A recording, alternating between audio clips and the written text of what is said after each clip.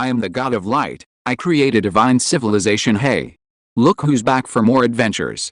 We love having you here to continue this story that keeps us all awake. Important note, all of this is pure fiction, so don't try any techniques you hear here in real life. Your neighbor might call the cops. This amazing novel and all its rights belong to the original author. We're just the ones giving it voice and drama. Are you enjoying the show? Prove it by subscribing to our YouTube channel and leaving that like that motivates us so much.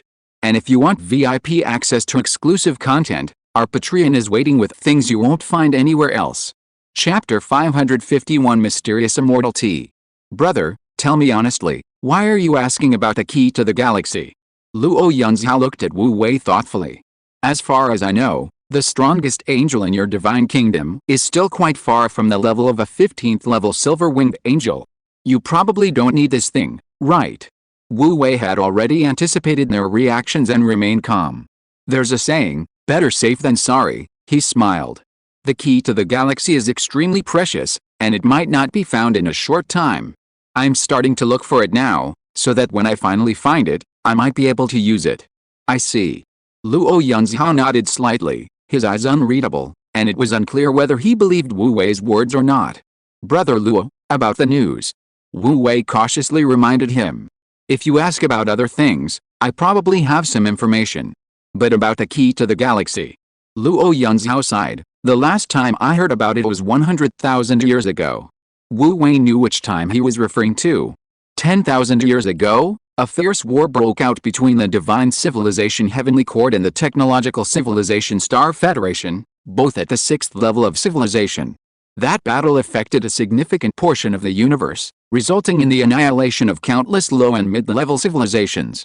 Following that war, the Heavenly Court collapsed, the Divine Path declined, and the Technological Civilization Star Federation rose to become one of the universe's dominant civilizations. From then on, Technological Civilization replaced Cultivation Civilization as the mainstream civilization in the universe. However, this was only the surface. The true cause of that war was actually the struggle for the key to the Star River. Wu Wei only learned of this through indirect channels after his divine kingdom advanced to the 5th level and entered the social circles of higher civilizations. This was also the main reason why Luo Yunzhao and Budaroi's expressions changed upon hearing the key to the Star River. I didn't expect even the Cosmic Bank to have no news, Wu Wei sighed, then looked at Budaroi with hopeful eyes. Brother Roy, do you have any news about the key to the galaxy? I'm sorry, Budaroi sighed, a hint of apology appearing on his usually gentle face. Never mind, Wu Wei sighed. There was a trace of melancholy on his face, but he couldn't say he was particularly disappointed. He casually waved his hand, removing the soundproofing barrier around them, and then continued chatting with Budaroi and Luo Yunzhao as if nothing had happened. The three of them tacitly avoided mentioning the key to the galaxy, as if their conversation had never occurred. As they spoke, a huge cake was pushed onto the plaza. The cake had 5 layers, each supported by a separate plate. The cake was decorated with figures in various patterns made of cream, each one exquisitely crafted and lifelike. The top layer of cake is the smallest, only half a meter in diameter, with a statue of a god of light as thick as an arm standing in the center, radiating holy light and appearing extremely sacred and majestic. The second layer is slightly larger than the first, with 10 16-winged angels of light standing on it, the third layer with 14 winged angels of light, and so on. By the 5th layer, the cake is as large as 10 people could hug, and the angels on it have become 10 winged angels.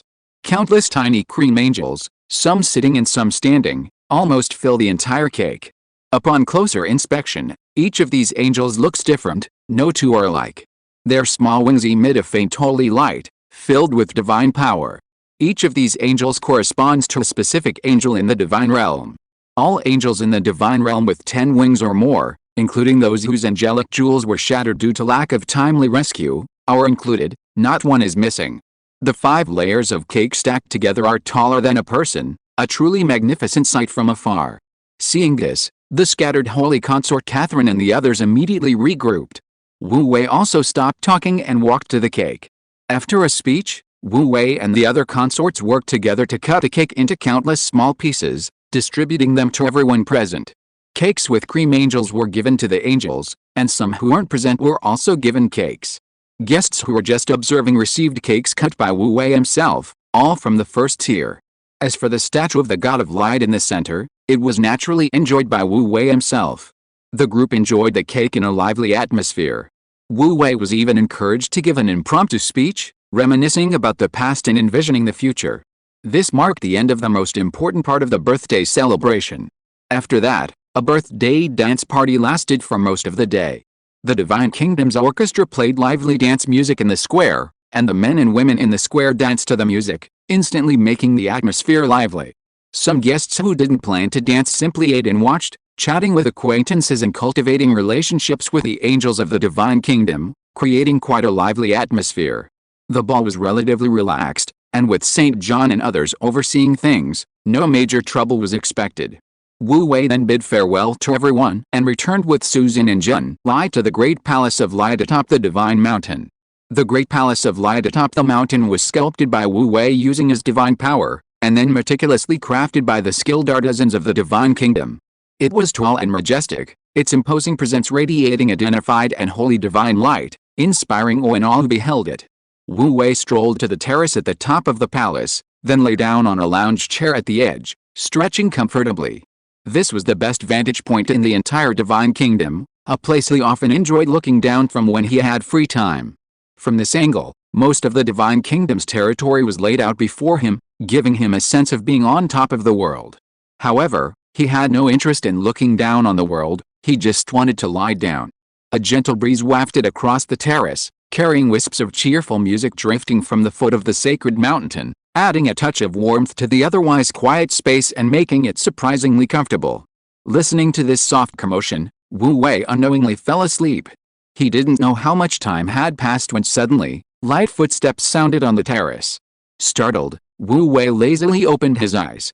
"What is it?" "Your Majesty, Buddha Roy has come to visit."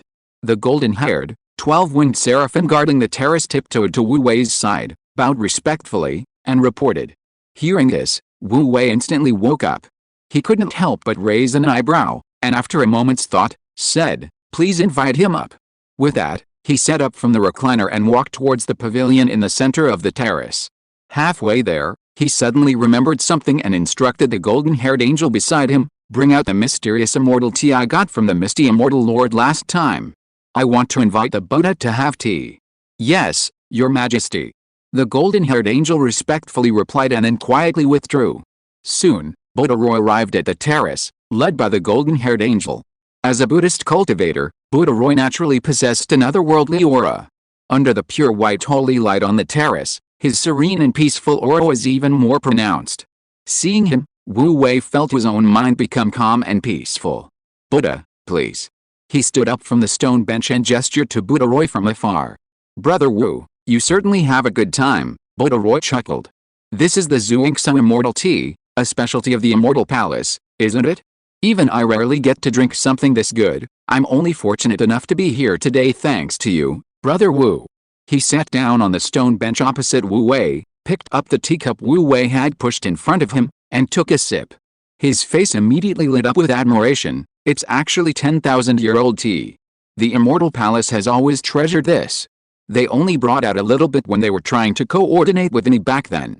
I haven't had any for thousands of years." Even before reaching the pavilion, he had smelled the rich aroma of the tea. Now, he immediately recognized it.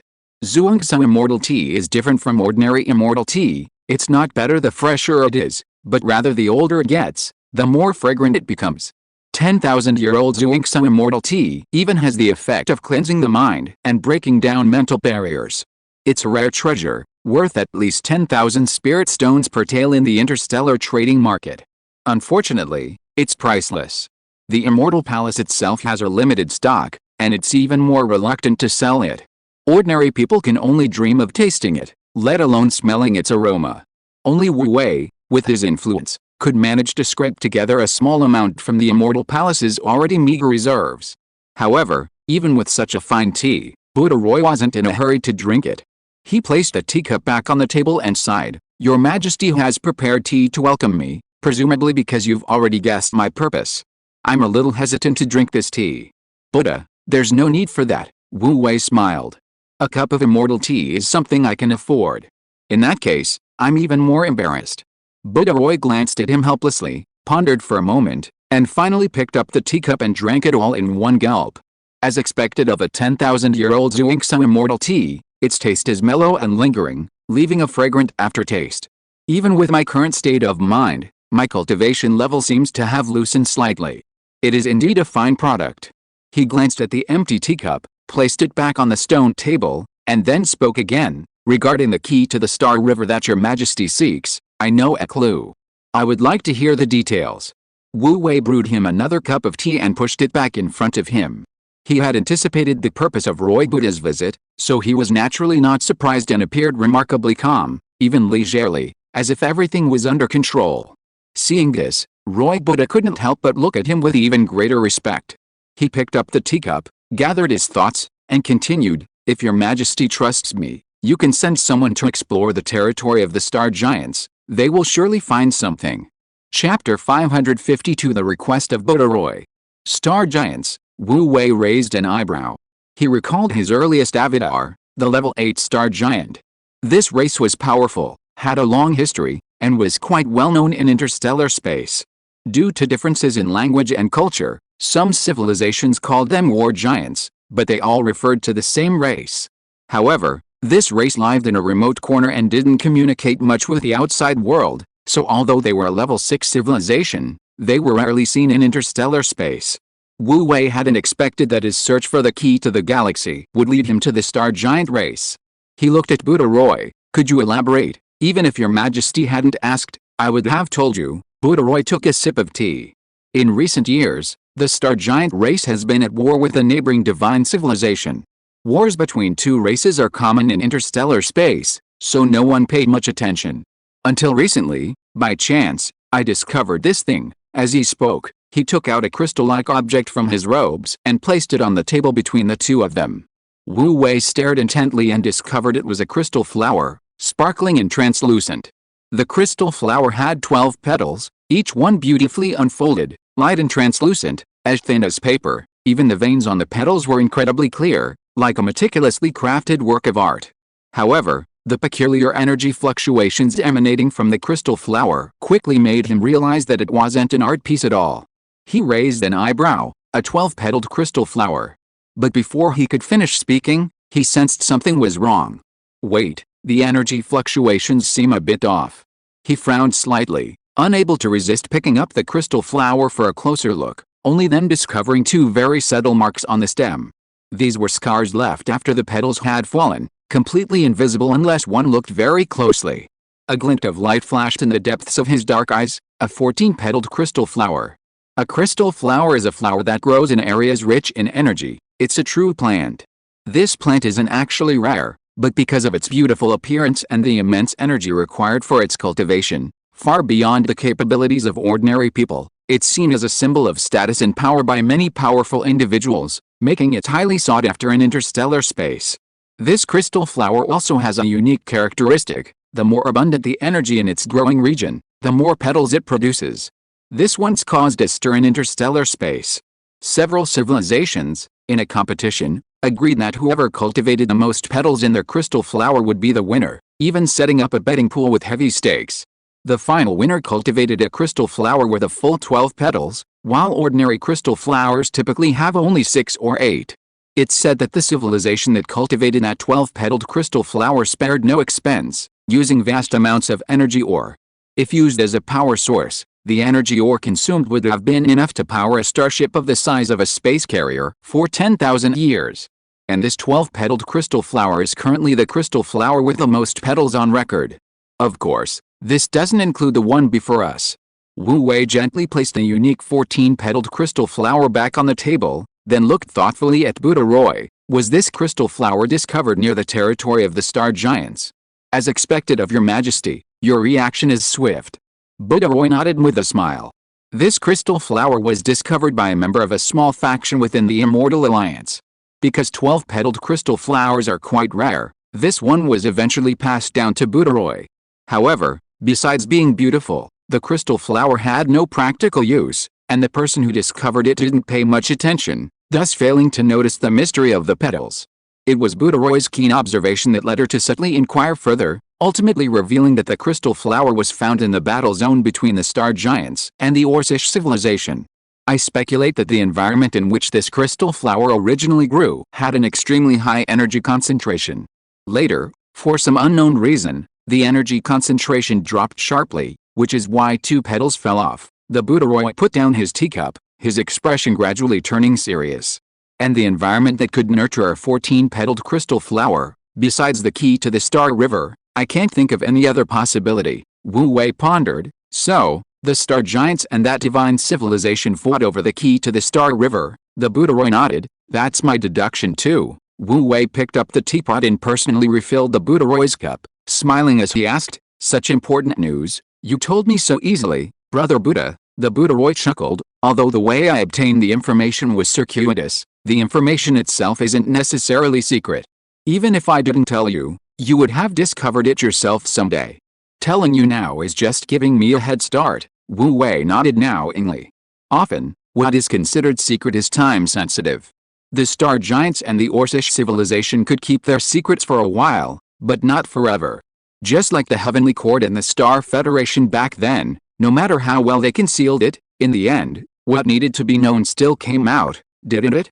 However, the fact that Budoroi chose to tell him the news at this time was undoubtedly a huge favor. He looked at Budoroi and said jokingly, "Such a huge favor, I'm afraid I'll have to work like a slave to repay it. Besides, Brother Buddha, you actually have the ability to explore it yourself, right? Why did you tell me the news?" "To be honest, I'm ashamed to say. It's because I have a request to make of your majesty." He sighed and began to explain. It turned out that when Budoroi received the ancient Buddha's inheritance, a wisp of remnant soul remained in the inheritance's secret realm. However, at that time, the remnant soul's consciousness was already clouded, mostly dormant, only occasionally waking up for a short while.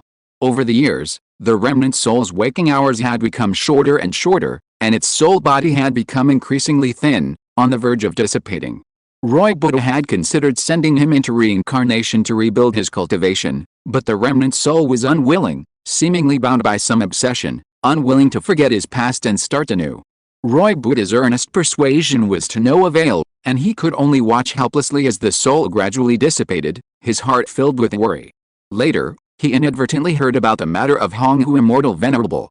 I think if the Immortal Palace had a method for reshaping the physical body, then Dongsu, an immortal lord, wouldn't have failed in his reincarnation and is still reincarnating in the mortal realm. Roy Buddha looked at Wu Wei, his usually calm eyes filled with hope. Therefore, I think that Honghu Immortal Venerable's successful reshaping of his physical body must be related to the Divine Kingdom. Indeed. Wu Wei nodded, confirming his speculation. The Divine Kingdom was now powerful enough, and he no longer needed to be as timid as before. Although he wouldn't say it publicly himself, since Roy Buddha had guessed it, he wouldn't deny it. Roy Buddha breathed a sigh of relief and immediately stood up from the stone bench, bowing deeply to Wu Wei. "Roy humbly begs your majesty to repair my master's soul and reshape his physical body. Roy can provide for all needs, your majesty only needs to tell me what materials are required." "Brother Buddha, there's no need for that." Seeing his solemnity, Wu Wei was somewhat moved and quickly got up to help him up. "I agree to this matter. Please rise." Roy Buddha, who had initially been reluctant to rise, got up with Wu Wei's help after hearing his agreement, smiling easily. "Thank you, your majesty. Thanks to your majesty, I have the opportunity to resolve this long-standing knot in my heart." "Brother Buddha, there's no need for such formality," Wu Wei said, his expression complex. "Since you generously shared the information about the key to the Star River with me, I wouldn't refuse, neither out of courtesy nor reason. Your majesty, please don't call me brother, just call me Roy." Roy Buddha smiled. "This matter is a knot in my heart, I only seek peace of mind. But if your majesty agrees, the Immortal Alliance will gain another powerful figure, and it will create many troubles. After all, what I provided was only a clue, and it hasn't been fully verified yet. This might not be worthwhile for your majesty." Wu Wei also smiled. "Since you allow me to call you Roy, calling you your majesty would be too formal. Just call me Wu Wei." The matter of the ancient Buddha was a deep-seated concern for Roy, of paramount importance to him.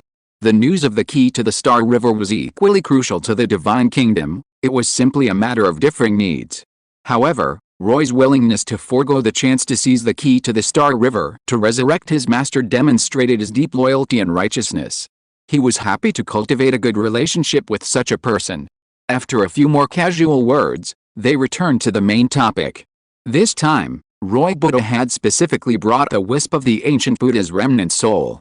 He carefully retrieved the jade pendant from which the remnant soul slumbered and solemnly entrusted it to Wu Wei.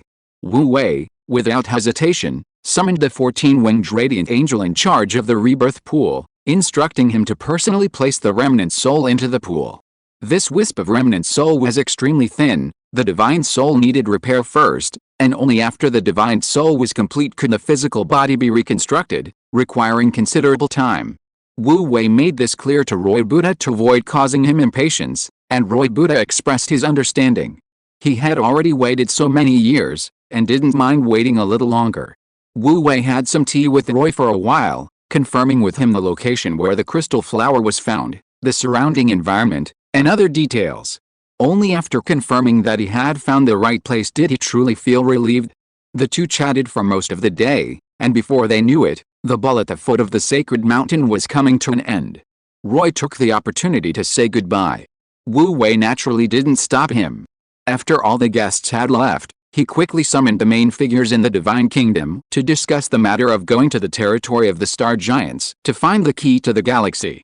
If you are listening to this novel on a channel other than Fanfic World, it means it was downloaded and re-uploaded without effort. We warmly invite you to visit our channel, Fanfic World. There you will find the original version of this story and many other novels of various genres. We look forward to seeing you dive into a world of incredible novels. Chapter 553 First Arrival of the Giant Clan in the Starry Sky. On the edge of the beautiful Lunsang Star Sea lies a galaxy named Jiva, the territory of the Star Giants. In their language, Jiva means starry sky. The Jiva galaxy is their mother, the place of their birth and development, and their stronghold. Even now, with vast territories and countless vassal civilizations, even their civilizations have been renamed the Star Giant Federation. The vast majority of Star Giants still live on the Jiva galaxy, without migrating elsewhere. Beyond the Jiva galaxy lies a giant planet called Shak Star. On this planet is a starport called Shak Starport. This starport is incredibly ancient, existing for at least tens of millions of years. Even the eldest elder of the Star Giants played in this starport as a child. Washed away by the river of time, every corner of this starport bears the marks of time.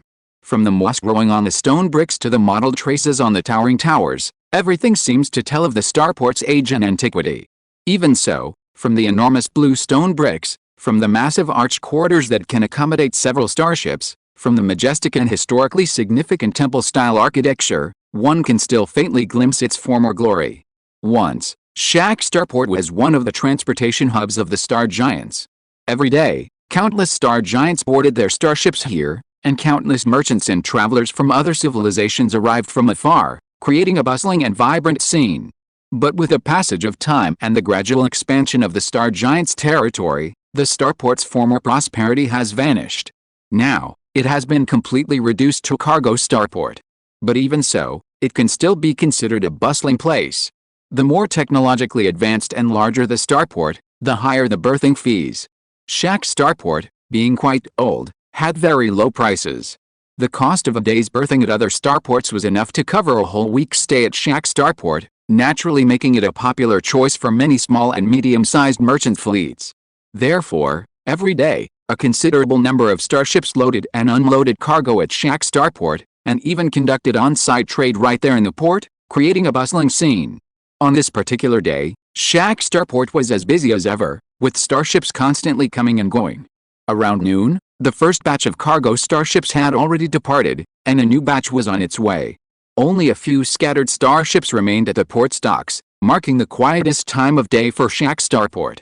At this moment, on the east side of the port, a starship resembling a giant black walnut slowly docked at the pier. This was a trading starship from the Blue Spirit Federation. Its owner frequently traveled between the Luofu and Lunsang Star Seas, taking advantage of the inconvenient transportation and difficulty in exchanging goods between the two star seas to engage in speculative trading. This was its first time entering the territory of the Star Giants, and it had flown cautiously and apprehensively the entire way. Now that it had finally arrived at port, everyone on board breathed a sigh of relief.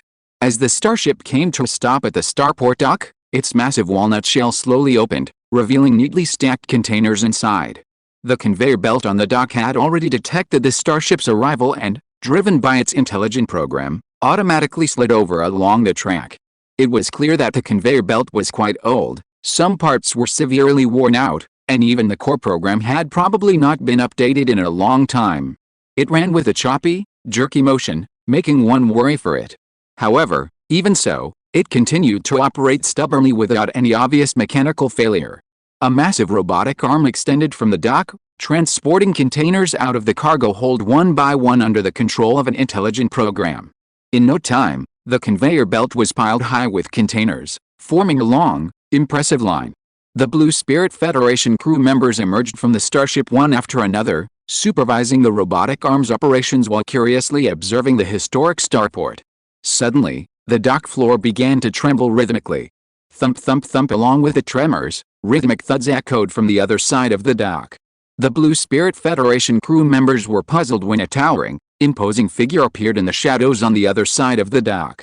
This figure was enormous, hundreds of meters tall, like a moving mountain. His muscles were exceptionally thick and bulging, each one appearing as hard as stone.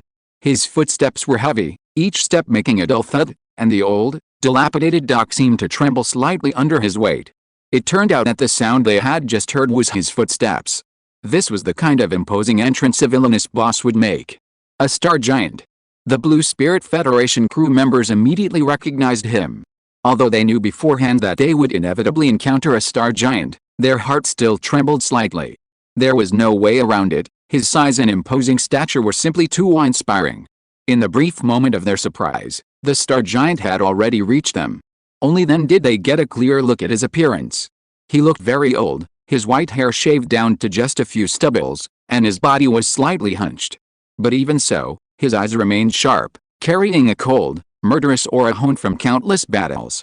The Blue Spirit Federation crew members were just ordinary people with some strength. Stared at by those eyes, they were immediately terrified and speechless. "I am Ego, the garrison commander of Shack Starport. Please show me your interstellar passes." Under the tense gaze of the crew, the star giant spoke in a deep voice. The crew members were almost dying of tension, and didn't react at all to his words. "Why, what did you say?" After several seconds, one crew member finally mustered the courage to ask. "Interstellar passes." The star giant Ego frowned slightly, a hint of suspicion flashing in his sharp eyes. "Starships without passes are not allowed to dock at starports. Don't you even know that?" He looked down at the group of ants who only reached his feet, and seeing their blank expressions, his gaze instantly turned cold. "Only space pirates wouldn't be able to produce interstellar passes. You dare to steal from the territory of my star giant race? You're asking for trouble." He sneered, kicking aside a giant mechanical arm that was working nearby, then grabbed the edge of the starship. With a sudden burst of strength, he lifted the starship, which was 10 times his height, from the port dock and tossed it onto the pier. A loud crash echoed across the dock, the ground trembled, and the massive starship overturned, its giant containers scattering everywhere. The Blue Spirit Federation crew were stunned. This was a medium-sized trading starship, over 10,000 meters long and several thousand meters high. This star giant had lifted it with his bare hands. Were they dreaming? Too shocked to even realize that the starship the star giant had lifted was their own, they just stood there, eyes wide and mouths agape. The star giant Ego had always hated space pirates, and now that he mistook them for them, he didn't care what they were thinking. He casually grabbed the heavy walnut shell of the starship and yanked it off, the thick hatch ripping open. The connection between the hatch and the hull was deformed from the force. Just as he reached out again, preparing to completely dismantle the starship and haul out all the space pirates, a deep, resonant male voice suddenly came from inside. "Wait a minute." Hearing this voice, the star giant Ego froze. A star giant. He peered into the starship and discovered a young-looking star giant in the cargo hold. The starship's cargo hold was actually quite large, over 1,000 meters long and wide, and 600 or 700 meters high, but it was still somewhat cramped for the star giant's size, not to mention the surrounding containers, making movement even more difficult. Because of his fall, the once neatly stacked giant shipping containers in the starship's cargo hold were now a jumbled mess, burying the young space giant beneath them. At this moment, The young man was raising his hand to clear away the pile of containers that were pressing down on him, then carefully avoiding them as he walked out of the cargo hold. Although these were already giant containers, they were still only up to the space giant's calves, and he could easily crush them if he wasn't careful. While he was still in a daze, the young space giant had already emerged from the cargo hold and stood before him. Only then did the space giant, Ego, notice that the young man was actually taller than him. Under the bright lights of the starport, the young space giant stood tall and imposing, his features strong and defined, his aura as solid and weighty as a rock, yet his eyes shone with a spirited arrogance that easily won one's favor. His muscles were also beautifully defined, although not as bulging and thick as those of the middle-aged man. They were firm and solid, clearly showing that he hadn't slacked off in his training. This young cosmic giant is none other than Wu Wei's cosmic giant avatar. After years of self-cultivation and the infusion of divine power, this cosmic giant avatar, which was once only at level 8, is now at level 11, making it quite formidable even among the cosmic giant race. Chapter 554 Giant Technology. Upon seeing this, not only the star giant Ego, but even the crew of the Blue Spirit Federation were dumbfounded. When did a star giant appear in their cargo hold? Such a huge creature, and none of them had noticed it? This was outrageous. If Wu Wei could hear their thoughts, he probably wouldn't be able to resist complaining. He had directly opened the gates of heaven to get here. Of course, they couldn't have noticed. Many of his followers were on this starship, and as soon as the starship arrived, he could open the gates of heaven at any time using the statue of the God of Light enshrined inside and the surrounding followers. Young man, what's going on? Seeing that it was indeed one of his own people, the star giant Ego's expression relaxed considerably, but he didn't completely let his guard down. He looked at Wu Wei with suspicion, not understanding what was going on, and why this young man was speaking up for the space pirates. The elders are responsible for guarding the satellite port, checking passing starships, and requiring them to show their passes. It's their duty. However, these people haven't seen much of the world. They were probably terrified when they saw the elders and didn't explain themselves clearly. Wu Wei smiled at him, revealing a set of white teeth. This starship has a pass. Yes, we have a pass. Hearing Wu Wei's words, someone inside the starship immediately echoed. As the voice rang out again, a short, stocky middle-aged man with dark blue skin scrambled out of the starship. He was probably quite startled. His face was a little pale, but he didn't dare slow down at all. While scrambling out, he didn't forget to take out his interstellar pass from his storage device, making himself quite flustered. Here you go. This is our interstellar pass. As soon as he stepped out of the cargo hold, the middle-aged man immediately and eagerly handed the interstellar pass to the star giant Ego. Interstellar travel permits are made from energy crystals and jointly issued by multiple level 6 civilizations in the universe to prove the legal status of starships. Only starships with permits are qualified to trade within the territory of a level 6 civilization, otherwise, they will be expelled or, worse, arrested as space pirates, with severe consequences. The permits retain information using special methods, including the starship's model, origin, owner's identity, whether it's military or civilian, and whether it has ever crossed borders. It's quite detailed. It's very difficult to forge. However, compared to the size of the star giant, this interstellar travel permit is rather small. The star giant, Ego, carefully picked up the permit with his fingernail, squinted at it for a while before confirming its contents. After seeing it clearly, his expression completely relaxed. He returned the pass to the middle-aged man, unable to resist complaining. Why didn't you show me the pass sooner? Yes, it's all my crew's fault for being so inexperienced. Don't worry, this will never happen again. The middle-aged man wiped the cold sweat from his forehead. He hadn't expected that being only a little late would almost have his starship dismantled by this cosmic giant. Dismantling a starship with bare hands was terrifying.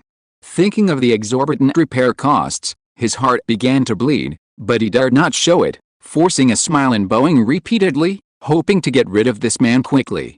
All right, since it was a misunderstanding, you can continue unloading. The cosmic giant, Ego, waved his hand, completely ignoring his reaction. He casually pulled something from his pocket and tossed it to the middle-aged man. For bringing my people back, this is for you. It was a dark gold card.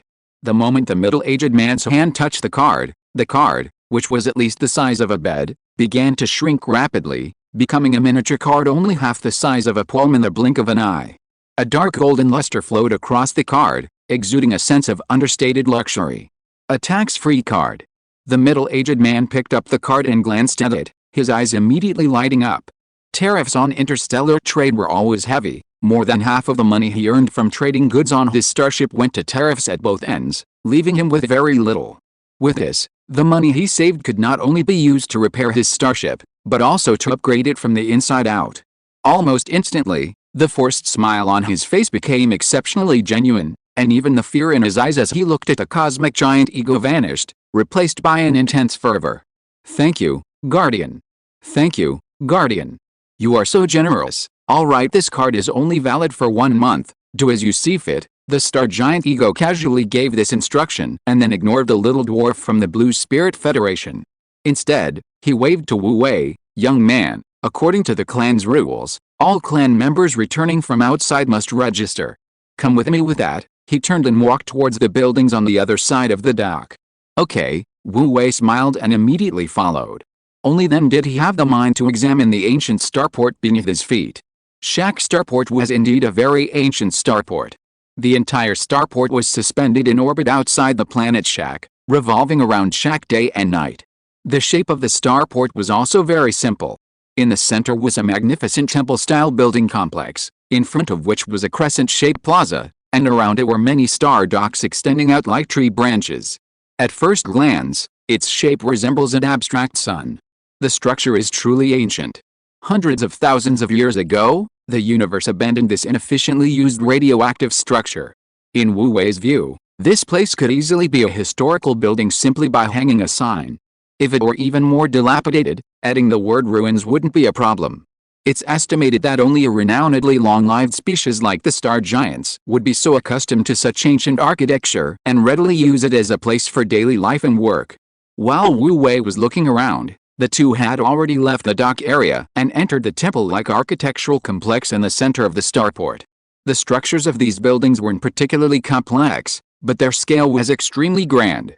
The domes were nearly 1,000 meters high, and even the internal pillars were at least 50 or 60 meters in diameter, with gaps of 500 or 600 meters between them, creating an extremely spacious appearance. From an Earthling's perspective, this architectural complex is desolate and ancient, imposing and full of historical charm, truly a miracle of architectural history. However, now that Wu Wei is disguised as a cosmic giant, his perception of the complex is completely different. The once majestic buildings now appear to him as normal-sized, even somewhat old. The once incredibly spacious halls now seem like ordinary halls, at best spacious, but not majestic at all. Clearly, this complex was built entirely according to the physique of a cosmic giant. Those things that seemed extraordinary from a human perspective become utterly ordinary and commonplace from the cosmic giant's viewpoint. Even the pillars, 50 or 60 meters thick, are only about the width of an arm's reach, nothing special. "We've arrived," came the deep, booming voice of the cosmic giant, Ego, just as Wu Wei was marveling at the sight. Wu Wei looked up and saw a very simple room in front of him. Besides the 4 stone walls, there was only a long, rectangular object covered with animal hide hanging in the center. It looked like a sandbag. Of course, this sandbag appeared to be of normal size from the perspective of the star giant, but it was actually probably over 400 meters long.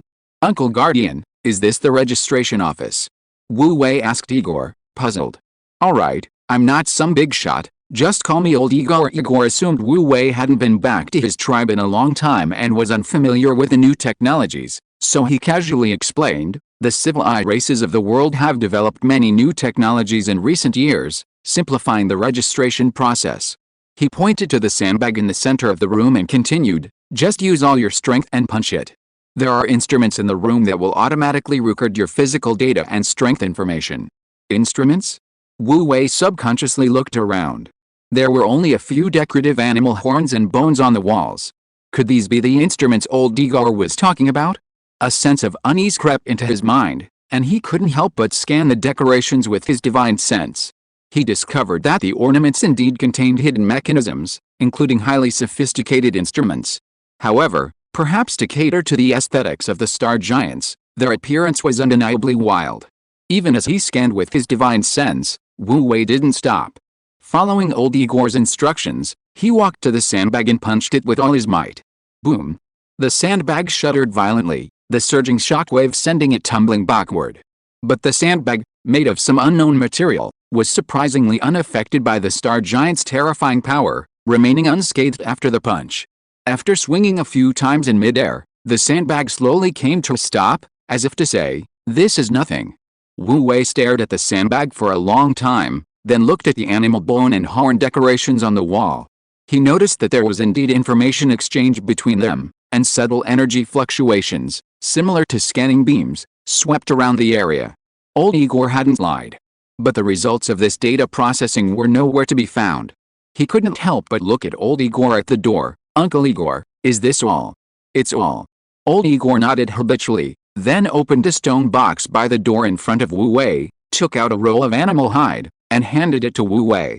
During this process, he inadvertently glanced at a line of words on the animal hide and was stunned. "You're only 13,000 years old." Chapter 555 The Giant Chariot. Huh? So what if he's 13,000 years old? Wu Wei hadn't even had a chance to read the contents of the animal parchment when he heard this, and he was taken aback. "Nothing much, just much younger than I expected." Old Igor looked at him with some emotion. The star giant race has a long lifespan. They are considered adults at 12,000 years old. 13,000 years old, that's only recently become an adult. He couldn't help but sigh. Most young people your age are still hovering around level 8 or 9, but judging from the power of your punch just now, you should be at level 11, right? "Yes." Wu Wei nodded, confirming his judgment. "Well done." Old Igor gave him an approving gesture. "I haven't seen such talent in at least tens of thousands of years. Cultivate well, and perhaps one day our star giant race will produce another warrior like Kunshuire." "Uncle Igor, please don't say that. How can I compare to a great hero like Kunshuire?" Wu Wei scratched his head honestly, looking embarrassed and ashamed. Fortunately, he had specifically looked up information about the star giant race before coming and knew that Kunshuire was a famous epic hero in the history of the star giant race, roughly equivalent to Hercules in Greek mythology. Otherwise, he really wouldn't know how to respond. After chatting with old Igor for a while, his attention fell on the parchment in his hand. The parchment contained a very large table recording the information of this body. However, most of the content in the table was already filled in. Wu Wei glanced at it casually and saw that it was written in the script of the star giant race: name, Qa age, 13,000 years old, height, 562 meters, weight, 493,138 tons, level 11, punch weight. Following this was a bunch of other data, quite detailed. The body's identity information was also automatically filled in, from birth date to personal experience. Seeing this, Wu Wei couldn't help but laugh. It was really thanks to this form that he knew his name was Qa. At this moment, old Igor next to him suddenly remembered something and said, "The clan updated its identity certificates a few hundred years ago. Your original identity certificate is probably no longer valid. I have a blank one here, you can use it for now." As he spoke, he pulled out a beast tooth strung on a rope from somewhere and handed it to Wu Wei. Judging from this, the beast tooth was most likely the so-called identity certificate. "Thank you, Uncle Igor." Wu Wei took it and couldn't help but want to complain. Its appearance truly lived up to the style of a cosmic giant. The beast fangs only resembled beast fangs. Their structure was actually quite complex, with a unique code left inside using special energy, presumably for identification. "How do I use this?" Wu Wei fiddled with it for a moment without understanding, then asked old Igor beside him. "You put the identification document on the animal skin, then input the energy into the paper," old Igor explained. Wu Wei did as instructed. Soon, a pale blue halo rose from the animal skin in his hand. Under the halo, the originally smooth beast fangs suddenly developed mysterious patterns, looking even more enigmatic and textured. "All done," old Igor reminded him. "Thank you, Uncle Igor. If it weren't for you, I would have been completely overwhelmed." Wu Wei smiled as he hung the identification document around his neck and put the animal skin away. "It's nothing," old Igor waved his hand, not taking it to heart. It was rare to encounter a young man as talented as Qa, and he felt a sense of appreciation for talent, which is why he offered to help. It was all small stuff anyway, and he'd lend a hand if he could. The star giants were somewhat xenophobic, and outsiders couldn't find out much about their affairs. It was said that their internal transportation system was quite different from other parts of the interstellar space. Wu Wei chatted with old Igor for a bit, learning that to travel from Shak Starport to other planets within the race, one had to wait for the giant wagon to arrive once a day. So he simply started chatting with old Igor. Old Igor usually stayed at this starport with no one to talk to, and now that a young man from the race had come and wasn't bothered by his rambling, he was in a very good mood. He pulled Wu Wei to sit on the steps by the door and began chatting with him enthusiastically. As they talked, old Igor suddenly remembered something. By the way, Qiwa, you're so young, why did you decide to explore the outer realms? To be honest, it wasn't my idea, Wu Wei smiled. I was seriously injured on the battlefield and accidentally got caught in a spatial turbulence. When I woke up, I was already in the outer realms. He made up a few things on the spot, portraying himself as a poor soul who had narrowly escaped death but was temporarily unable to return to the Star Giants clan due to getting lost, and could only wander outside. Old Igor sighed. I didn't expect you to suffer so much along the way, it was really tough for you. It's good that you're back in the clan now. The two chatted idly, but Wu Wei's thoughts drifted away. Actually, he hadn't planned to come in person this time, but now that everything in the Divine Kingdom was on track, with each matter handled by a specialist, he, as the leader, had become the most relaxed one. The divine consorts were either busy with official duties or fighting in the middle of a war and didn't return to the Divine Kingdom at all. He wanted someone to keep him company, but couldn't find anyone. Of course, if he gave the order directly, the goddesses would definitely obey, and even if they had urgent matters to attend to, they would rush back to the Divine Kingdom. But their busy schedules were ultimately for his sake, and he simply couldn't bring himself to do such a thing. He was quite helpless. Finally, bored out of his mind, and seeing that there was no one to keep him company while he stayed in the Divine Kingdom, he decided to personally make a trip to the Star Giants. After all, the Star Giants were quite special among the 6th-level civilizations, and this trip would be a chance to broaden his horizons. If he was lucky, he might even be able to pick up a Star Giant girl and bring her back with him. Of course, he wouldn't really come alone. He brought his entire angel guard with him this time, and they were now scattered around the outskirts of the Star Giants' territory, secretly investigating and continuing to investigate along the Crystal Flower Clue to see if they could find any clues to the key of the galaxy.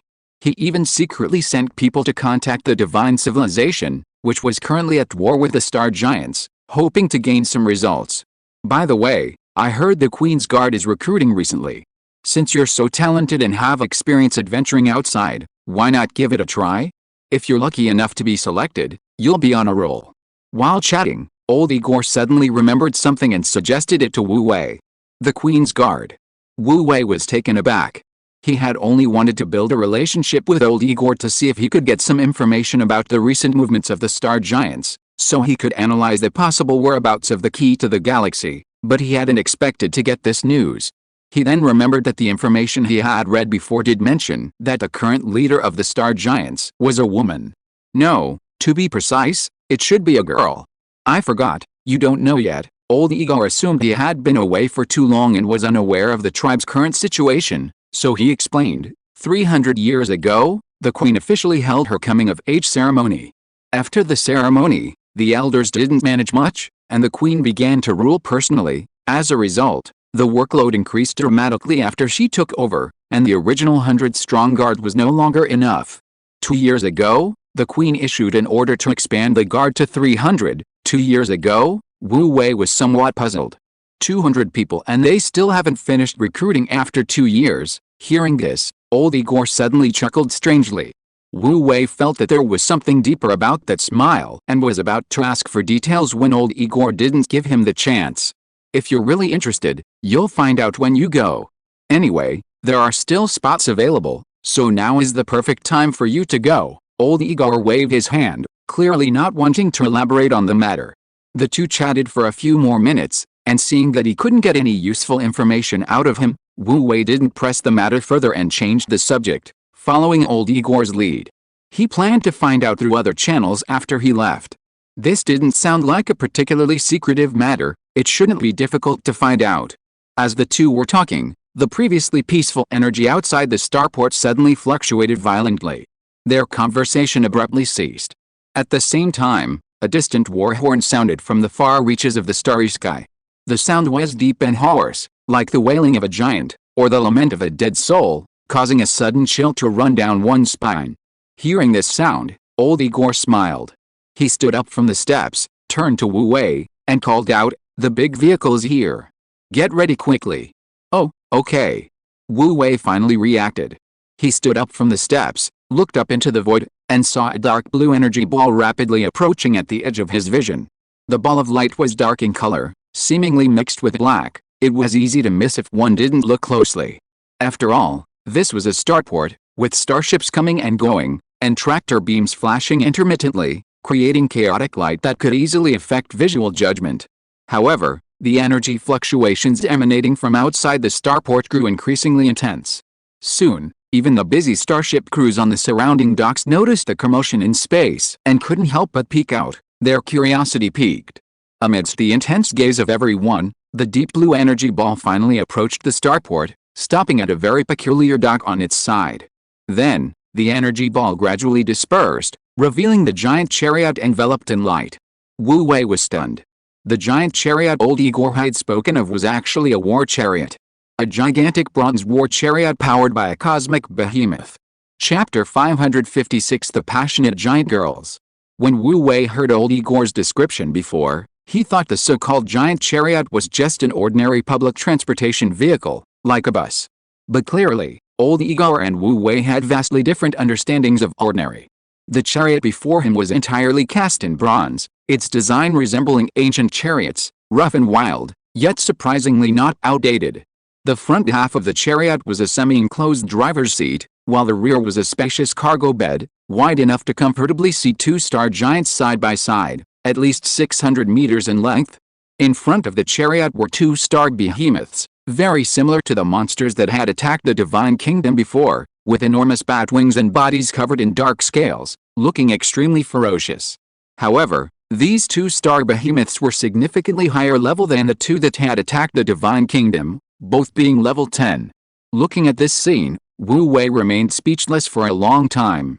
Actually, in terms of design alone, the chariot wasn't too strange. After all, he also had an Azure Phoenix chariot.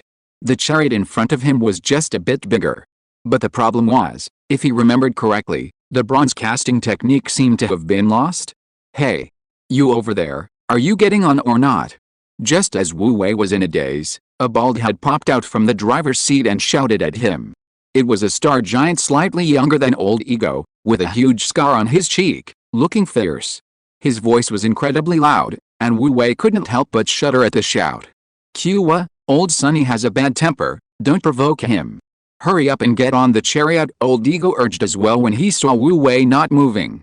The chariot only stopped for a short while, and if they missed it, they would have to wait another day. "Oh, okay." Wu Wei finally came to his senses, quickly walked over, and stepped onto the chariot using the footrest. The chariot was empty, with no other guests. Wu Wei stepped inside and discovered that the seemingly rugged chariot was surprisingly spacious inside. On the surface, there were only two seats, but inside were actually two separate spaces. These spaces had been expanded, their actual volume much larger than they appeared, roughly equivalent to a small private room. Of course, that's a small room relative to the size of the star giant. From the private room, one could see directly outside, and conversation was completely unimpeded. Conveniently located inside was a cabinet with a wild style. Opening it revealed small snacks like dried meat and drinks. Even the chair he was sitting on could be easily converted into a comfortable large bed. Small but perfectly formed. No, actually, it wasn't small at all.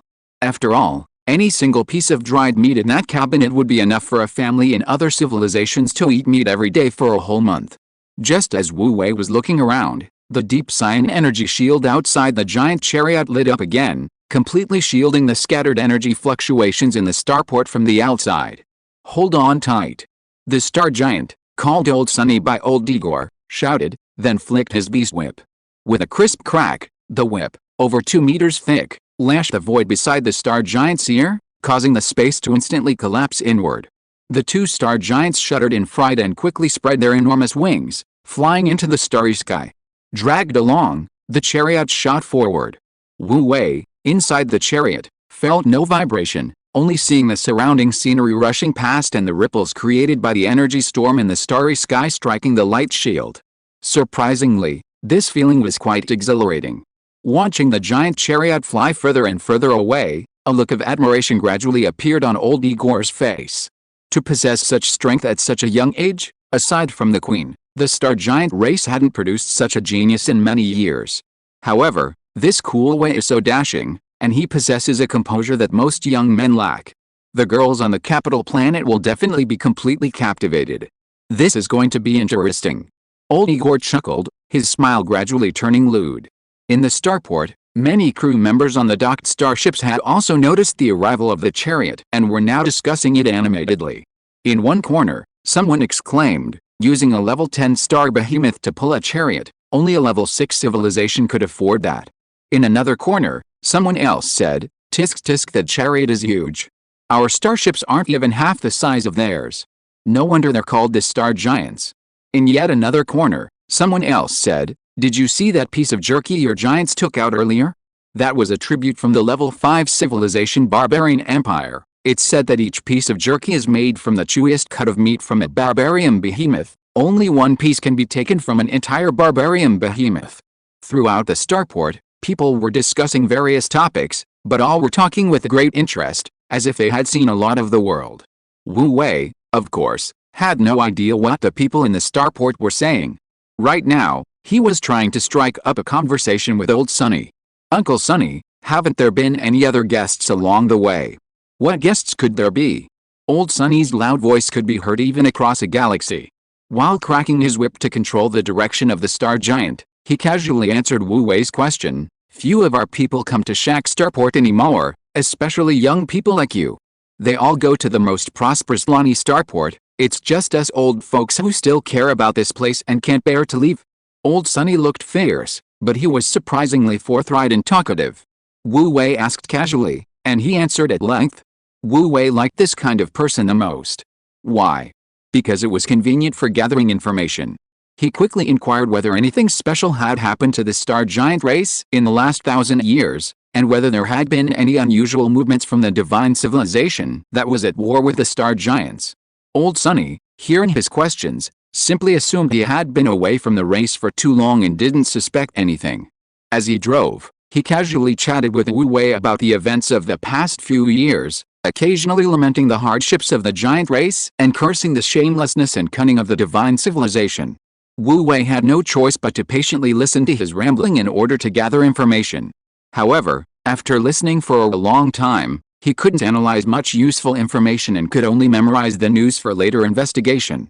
There was no other way. The star giants were quite xenophobic, and the information that he, as a member of the race, could easily find out was something that outsiders couldn't find even if they wanted to.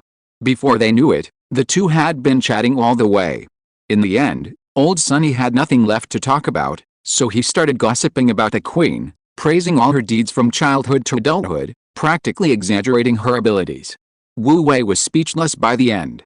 Old Sonny's demeanor was that of a true fanatic, and the kind of self-proclaimed elder father fan, constantly talking about her queen, almost on par with his fanatical followers in the Divine Kingdom. Finally, just as they were about to get off the train, Wu Wei remembered something and asked, Uncle Sonny, do you know where to go for the Queen's Guard selection?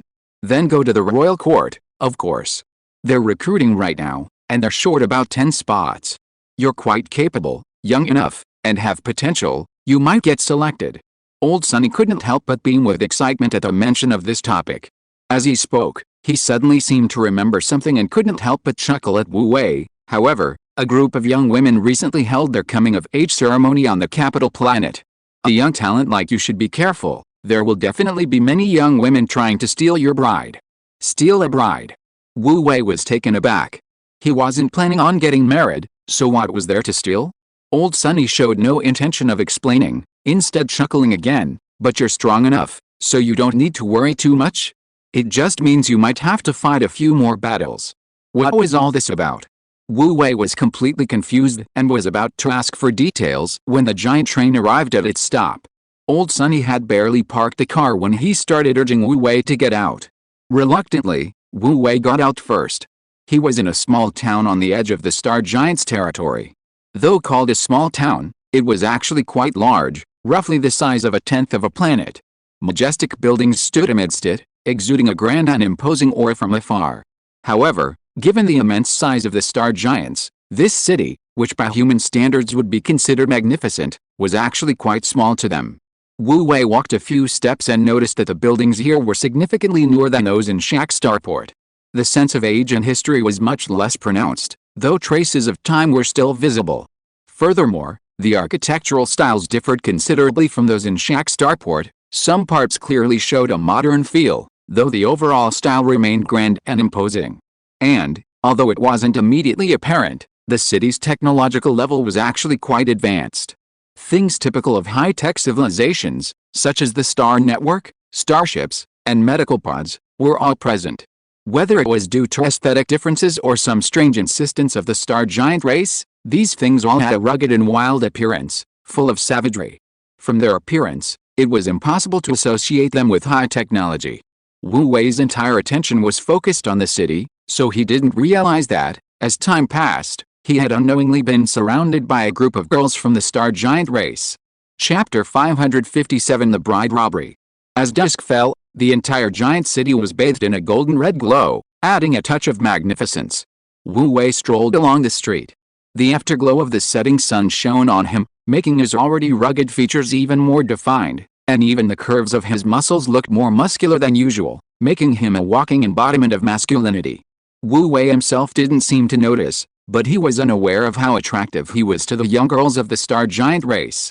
It seemed that, without anyone noticing, many young girls from the star giant race had appeared on the surrounding streets.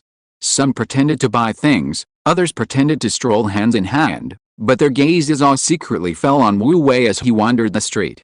He's so cool. Wow, look at his sharply defined profile, that powerful physique full of masculine charm. I think I could have him, too bad I'm not strong enough, otherwise I really wanted to take him home. Several girls whispered amongst themselves, their cheeks flushing. While the star giant race values strength and muscularity, the young girls of the race are also curvaceous, their figures rivaling those of other races. Their waists, in particular, are exceptionally strong, with almost everyone possessing six-pack abs or more. Aside from the significant difference in physique, they don't look much different from girls of other races. Moreover, perhaps due to their exceptionally high levels of exercise, these girls appear healthy and full of energy, radiating a vitality rarely seen in other races, making them hard to dislike. Young people, so energetic, the middle-aged and elderly giants passing by couldn't help but smile knowingly at this sight. The younger giants, however, felt a pang of envy, wishing they could replace Wu Wei as the center of attention. Perhaps numbers do indeed embolden, for as more and more girls followed Wu Wei, those who had initially been quietly observing gradually became restless, and some of the stronger giant girls began to stir. Suddenly, a giant girl with a light yellow ponytail mustered her courage and rushed up to Wu Wei. I want to challenge you," she practically shouted. Before she even finished speaking, her face was already flushed crimson. It was as if she wasn't challenging Wu Wei, but rather confessing her love to him. Wu Wei hadn't expected to be stopped by a girl while just strolling around. He was stunned for a moment, then his expression turned strange. "A challenge is a challenge, why are you blushing?" He opened his mouth, about to say something, when a young male giant with brown hair suddenly rushed out from the crowd. "Eva, you can't do this." The young man grabbed the ponytail girl's arm, accusing her angrily. "We agreed that when you come of age, I'll officially challenge you, and if I win, I'll marry you." He then turned and glared fiercely at Wu Wei. His gaze was as if Wu Wei had cheated on him. Wu Wei was speechless. He felt like he and these giants were on completely different wavelengths. One of the giants who recognized the young giant couldn't help but advise, "Zaku, the rule of bride kidnapping is that you have to accept the loss. You've already lost twice, why aren't you giving up? The tribe has a rule that you can't challenge the same giant to a bride kidnapping more than 3 times, another giant chimed in. "Besides, you're not engaged to the girl, so you have no right to stop them from kidnapping you. Just accept your fate." Hearing these sarcastic remarks, the young giant's expression turned extremely ugly, a mixture of anger, grievance, and a hint of dejection. Frankly, it was a bit of an eyesore to see a burly man 500 or 600 meters tall making such an expression. Wu Wei couldn't bear to look and turned his head away, but he roughly understood. No wonder old Sonny had that expression when he left, so this was what bride kidnapping was all about. And no wonder the giant girl blushed so much. It wasn't a confession, but a more direct proposal. This was the first time in all Wu Wei's years that someone had blocked his way to propose in the street. The girls of the Star Giants were truly too direct and too enthusiastic. Unfortunately, he could only apologize to these lovely girls. Ahem, Wu Wei coughed. The giants around him were immediately drawn to him. Wu Wei then asked slowly, what if I refuse? Hearing this, Eva, who had just been acting like a grumpy little girl, immediately forgot about Izaku. She looked at Wu Wei, her eyes red, her face showing a look of disdain. Do you really hate me that much? You won't even give me a chance to challenge you. Well, Wu Wei coughed again, his expression awkward, unsure how to explain. Seeing his expression, Eva understood immediately. She burst into tears. You dislike me. You actually dislike me. She cried pitifully, demanding, do you think my waist isn't thin enough or my breasts aren't big enough? Tell me, I can train. Eva looked like she had just come of age, her face still bearing some traces of childishness. Her crying immediately touched the hearts of the other giants around her. Brother, the girl's been so proactive, why don't you fight her? Even if you win, you can reject her, and she won't be so heartbroken, an older giant couldn't help but advise. The younger giants also looked at Wu Wei with disdain. Although their Star Giant race didn't subscribe to male chauvinism, making a girl cry was not something a man should do. Wu Wei was speechless at their stares. Damn it, the customs of the Star Giant race were truly bizarre. Did they really have to force him to beat up a girl to be happy? Alright, stop crying, I'll fight you, Wu Wei said helplessly. Hearing this, Eva immediately stopped crying and smiled. Really? More real than real gold. Great. Eva quickly wiped away her tears and happily began taking things out of her storage space. First came shoulder armor, then a breastplate, followed by a skirt armor for the lower body, and finally boots and gauntlets. In the blink of an eye, she was fully armed. The thick bronze armor gleamed with a bluish gold light in the sunlight, making her waist appear slender and her legs long, giving her an exceptionally heroic and dashing look. If one ignored the cold, sharp barbs on the armor. Wu Wei, girl, are you really that serious? Here I come. Eva clenched her fists, and without hesitation, launched a lunge punch at Wu Wei. Although she looked delicate, this punch was incredibly powerful and fierce, fully demonstrating the domineering power of the Star Giant race. Wherever the punch landed, space instantly distorted as if it couldn't withstand the force. The terrifying power swept outwards, causing the surrounding energy to surge instantly. However, her punch completely missed Wu Wei. Just as her fist was about to strike him, Wu Wei easily dodged it with a sidestep. Not bad. He nodded approvingly at Eva. Star Giants typically reach level 8 upon reaching adulthood, but this girl displayed level 9 strength, making her quite talented among ordinary giants. No wonder that Zaku couldn't beat her. However, it was impossible for her to defeat him with this level of strength. Now it's my turn. Watch out. Wu Wei's lips curled into a smile, and he threw a powerful punch at Eva. Although he didn't know much about the customs of the Star Giants, he knew they revered strength and respected the strong. Only by overwhelming her with absolute power could he truly make her give up. Since he had accepted the challenge, he would go all out. He held nothing back with his punch. The enormous fist, without gloves, swept through the air, unleashing a powerful burst of energy. Boom! The space trembled violently. Under the crushing force, the space instantly caved in, and the space shattered inch by inch where the fist's wind passed. In an instant, countless spatial cracks spread outwards from Wu Wei's fist, radiating a terrifying and chilling aura. So strong. Eva's expression changed drastically. She dared not take the blow head-on and hurriedly tried to dodge to the side. However, giants are not known for their speed, and she had already lost the initiative. How could she possibly dodge? Her leg had only taken half a step when Wu Wei's fist slammed heavily into her left chest. Bang! With a loud bang, Eva's whole body jolted, feeling her internal organs churning. Even her thick breastplate could not completely withstand Wu Wei's power, and it was directly dented. Under the terrifying force, she was sent flying backwards. A terrifying shockwave instantly spread outwards from the two of them, and the giants watching the spectacle were thrown about. Damn it! Hiss! We miscalculated. They had actually consciously given the two of them space to fight, but they had underestimated Wu Wei's strength and were caught off guard by the spreading shockwave. Chapter 558 Irresistible Enthusiasm. Many of the giants standing nearby had their clothes torn, and their faces and arms were scratched and bleeding. Only a few stronger giants managed to dodge in time and maintain their dignity. Fortunately, giants are naturally thick-skinned, so they only suffered minor scratches and did not suffer more serious injuries. All the giants immediately retreated a large distance, fearing that they would be caught in the blast. The houses on both sides of the street, however, were surprisingly still standing under the violent energy impact, without even shaking. Even the other facilities on the street were unaffected, remaining exactly as they were before.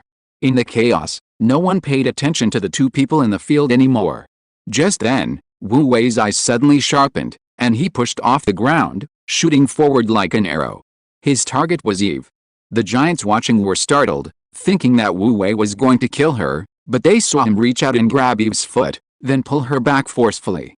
Eva, suspended in midair, her body out of control, was pulled back by Wu Wei, immediately halting her backward flight and turning to plummet downwards. Wu Wei had anticipated this. He reached out and caught her waist, abruptly stopping her fall. Keep in mind, Eva was a cosmic giant, her body density hundreds of times that of a human, her weight astonishing. Wu Wei had managed to support her with just one hand. His arm strength was truly remarkable. The onlookers, still shaken, then noticed a bronze sculpture of a one-horned rhinoceros behind Eva. The rhinoceros was crouching, its single horn gleaming coldly, pointing directly at Eva. If Wu Wei hadn't reached out, Eva would have fallen along her original trajectory and been struck by the rhinoceros horn. That was bronze, considered one of the strongest alloys in the universe. Even Eva's thick bronze armor couldn't withstand such a powerful blow. Even if Eva was a level 9 powerhouse, she might have ended up in the intensive care unit. After realizing what had happened, the giants watching couldn't help but cheer. Good. Well done. The boys of my star giant race are all truly outstanding. Eva also came to her senses at this moment. She struggled to the ground, her cheeks flushed as she looked at Wu Wei with admiration and fervent eyes. Wu Wei felt a little awkward under her gaze and couldn't help but cough lightly, asking, "So, are you still going to fight?" "No, I give up." Eva shook her head. Wu Wei immediately breathed a sigh of relief. He was really afraid that this girl wouldn't give up. Since she had given up herself, then the matter was considered resolved. He bowed to Eva according to the battle etiquette of the Star Giant race, said goodbye to her, and turned to walk in the other direction. Watching his back, Eva felt a deep sense of regret. Don't be fooled by her decisive surrender, it was because she had no other choice. If the gap wasn't so large, even if there was only a sliver of a chance, she would definitely have continued to challenge. Ah, such a handsome and brave man, if only he would challenge her. She would definitely lose decisively. Too bad, he doesn't even fancy her. Just as Eva was feeling regretful, and Wu Wei thought the matter was resolved, he had only taken a few steps when he was stopped by two girls. One was tall and slender, the other pure and lovely, both with flushed cheeks looking at Wu Wei with burning eyes. Were these two here to steal the bride again? Wu Wei's heart skipped a beat. Just as he hesitated whether to slip away, the two girls spoke in unison, "I formally challenge you." Sure enough, Wu Wei felt helpless, but afraid that if he refused, they would cry in front of him, so he could only fight them 2 more times. Naturally, he won again. The two girls didn't linger. After a few rounds, seeing that they couldn't win, they simply admitted defeat. Wu Wei was able to escape smoothly. However, there were simply too many girls on the street, and quite a few wanted to challenge him. This time, the girls didn't even wait for him to turn away before rushing out to challenge him. They knew perfectly well that Wu Wei was incredibly strong and difficult to defeat. But that didn't stop them from showing their enthusiasm. What if Wu Wei saw their strengths during the fight and decided to challenge them in return? This wasn't unheard of. Wu Wei fought 5 or 6 matches in a row. After the 6th match, he finally couldn't take it anymore. He quickly bowed to the girls who had challenged him and immediately dashed out of the encirclement at top speed. The girls were just too enthusiastic. If he didn't leave now, he suspected he might not be able to leave today. Hey? Why did he run away? Chase him. Don't let him get away. Seeing Wu Wei trying to escape, the girls immediately gave chase. The giants watched this scene with amusement, not only not stopping him but also cheering him on from behind. Exhausted, Wu Wei could only grit his teeth and accelerate again. For a time, Wu Wei and the girls ran ahead, with a group of people chasing behind, creating a rather dramatic scene. A full quarter of an hour later, this farcical chase finally came to an end. The giants who had gathered to watch the spectacle gradually dispersed. The sun set. In a secluded alley, a furtive figure crept stealthily out from the shadows of a corner. A gray cloth covered his head, completely obscuring his face, leaving only his eyes visible, making him look quite eerie. This figure was none other than Wu Wei. After discreetly scanning his surroundings with his divine sense, confirming that there were no giant girls within a radius of several dozen kilometers, and that no other giants had noticed him, Wu Wei finally breathed a sigh of relief and pulled the cloth off his head. He had no choice, the giant girls were simply too enthusiastic, and he couldn't escape without covering his face. He had even used special techniques to escape, but still couldn't shake them off. There was no way around it. Most of the giants in the city knew each other, and they had no shortage of communication tools. Once he appeared somewhere, those girls would catch up in no time. Their obsessive persistence was exactly like those fanatical starstruck fans on Earth in his past life. Luckily, he had raised this avatar's strength to level 11, otherwise, fighting like this, he might have made a mistake. Wu Wei was still shaken. In other races, being too eye-catching in appearance and talent might at most attract attention, but here, it meant being ganged up and beaten. If he accidentally lost, he might even be forced into marriage. Terrifying, too terrifying. This couldn't go on. If he was constantly being chased and intercepted, his purpose of secretly infiltrating the Star Giant race to gather information might not be achieved. As Wu Wei pondered what to do next, he suddenly felt a faith channel tremble. A thought flashed through his mind, and he immediately connected to the faith channel, only to learn that the angel team sent to find the original habitat of the 14-petal crystal flower had made a discovery. In the rugged mountains, several blue-skinned angels with pure white wings stood quietly in a leeward crevice. The leading angel, with phoenix eyes and a delicate nose, possessed a striking and radiant appearance, and 14 pure white wings fluttered in the wind. She was Lan Futi, from the Blue Spirit Federation. Although both were Wu Wei's wives, Lan Futi's potential was clearly inferior to that of Holy Consort Katarina and Flame Consort Liliana. Even with the nourishment of Chaos Elixir and the Spirit Cleansing Tower, her advancement speed lagged far behind theirs. Realizing this, she voluntarily resigned her position as a divine consort and joined Wu Wei's Angelic Guard, becoming one of the 2 deputy commanders of the Angelic Guard, and had always enjoyed Wu Wei's deep trust. This mission to investigate the whereabouts of the Key of the Galaxy was entrusted to her by Wu Wei. Vice Commander, do you think His Majesty will come? A blue-skinned angel behind Lan Futi asked curiously. Shut up. How dare you or I interfere with His Majesty's decisions? Lan Futi glanced at him, her gaze sharp and carrying a clear warning. The blue-skinned angel shrank back, immediately falling silent.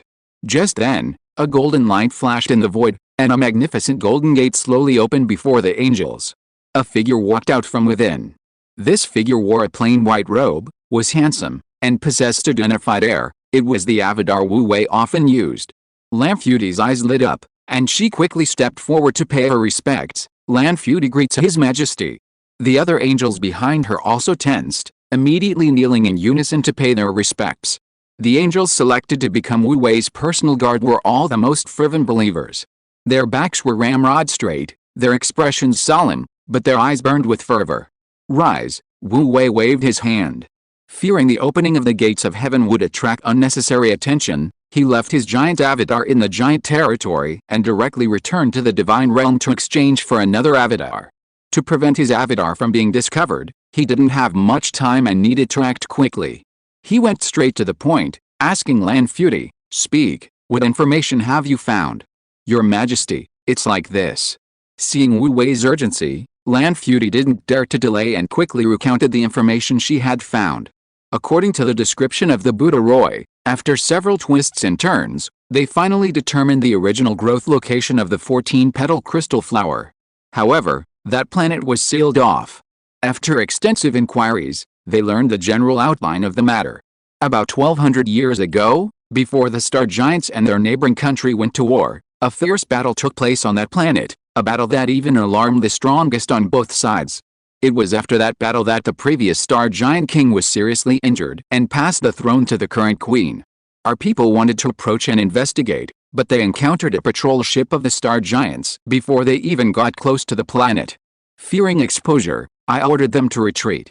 However, we didn't leave empty-handed, Lanfeudi continued. Through remote energy detection, we determined the general situation of the planet and discovered that the entire planet was enveloped in a massive seal. The seal's energy composition is extremely complex. Our initial estimate is that it might be a joint seal set up by the star giants and the divine civilization.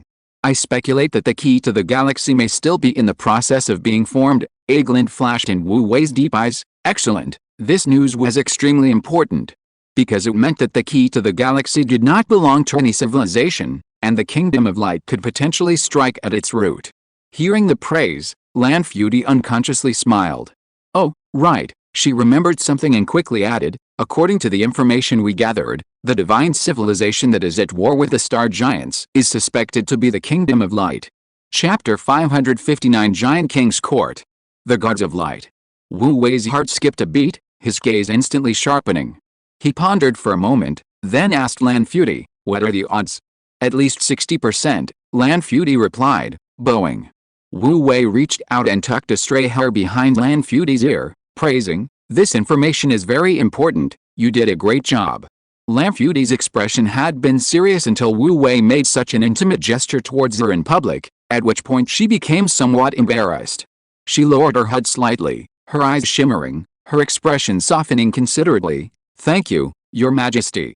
This is what feudi should do. There's no such thing as should or shouldn't, since you've done your part, you should be rewarded. Wu Wei smiled, raising his hand and sending a beam of pure white light upon Lanfeudi. Lanfeudi's aura visibly increased slightly. She was now a level 13, 14-winged radiant angel. Even a tiny increase in strength was extremely valuable.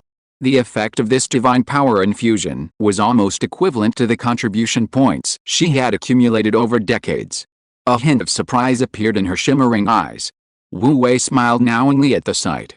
He didn't give Lanfeudi much time to be surprised, pausing slightly before continuing to ask, tell me, what's the specific situation? Yes. Hearing Wu Wei's words, Lanfeudi's expression immediately became serious, and she began to explain to Wu Wei. Actually, discovering the true identity of this divine civilization wasn't difficult. After all, the characteristics of the Light God clan were quite obvious. They had secretly inquired among the low to mid-level civilizations in the nearby star field, and after hearing that the divine civilization was skilled in healing and had pure white wings, they began to suspect it. After verifying from multiple sources, they quickly reached a 60–70% certainty. The remaining 30% uncertainty was because they hadn't personally seen the members of the Light God clan, and all the information they had gathered so far came from hearsay. After listening to Lanfeudi's explanation, Wu Wei immediately understood.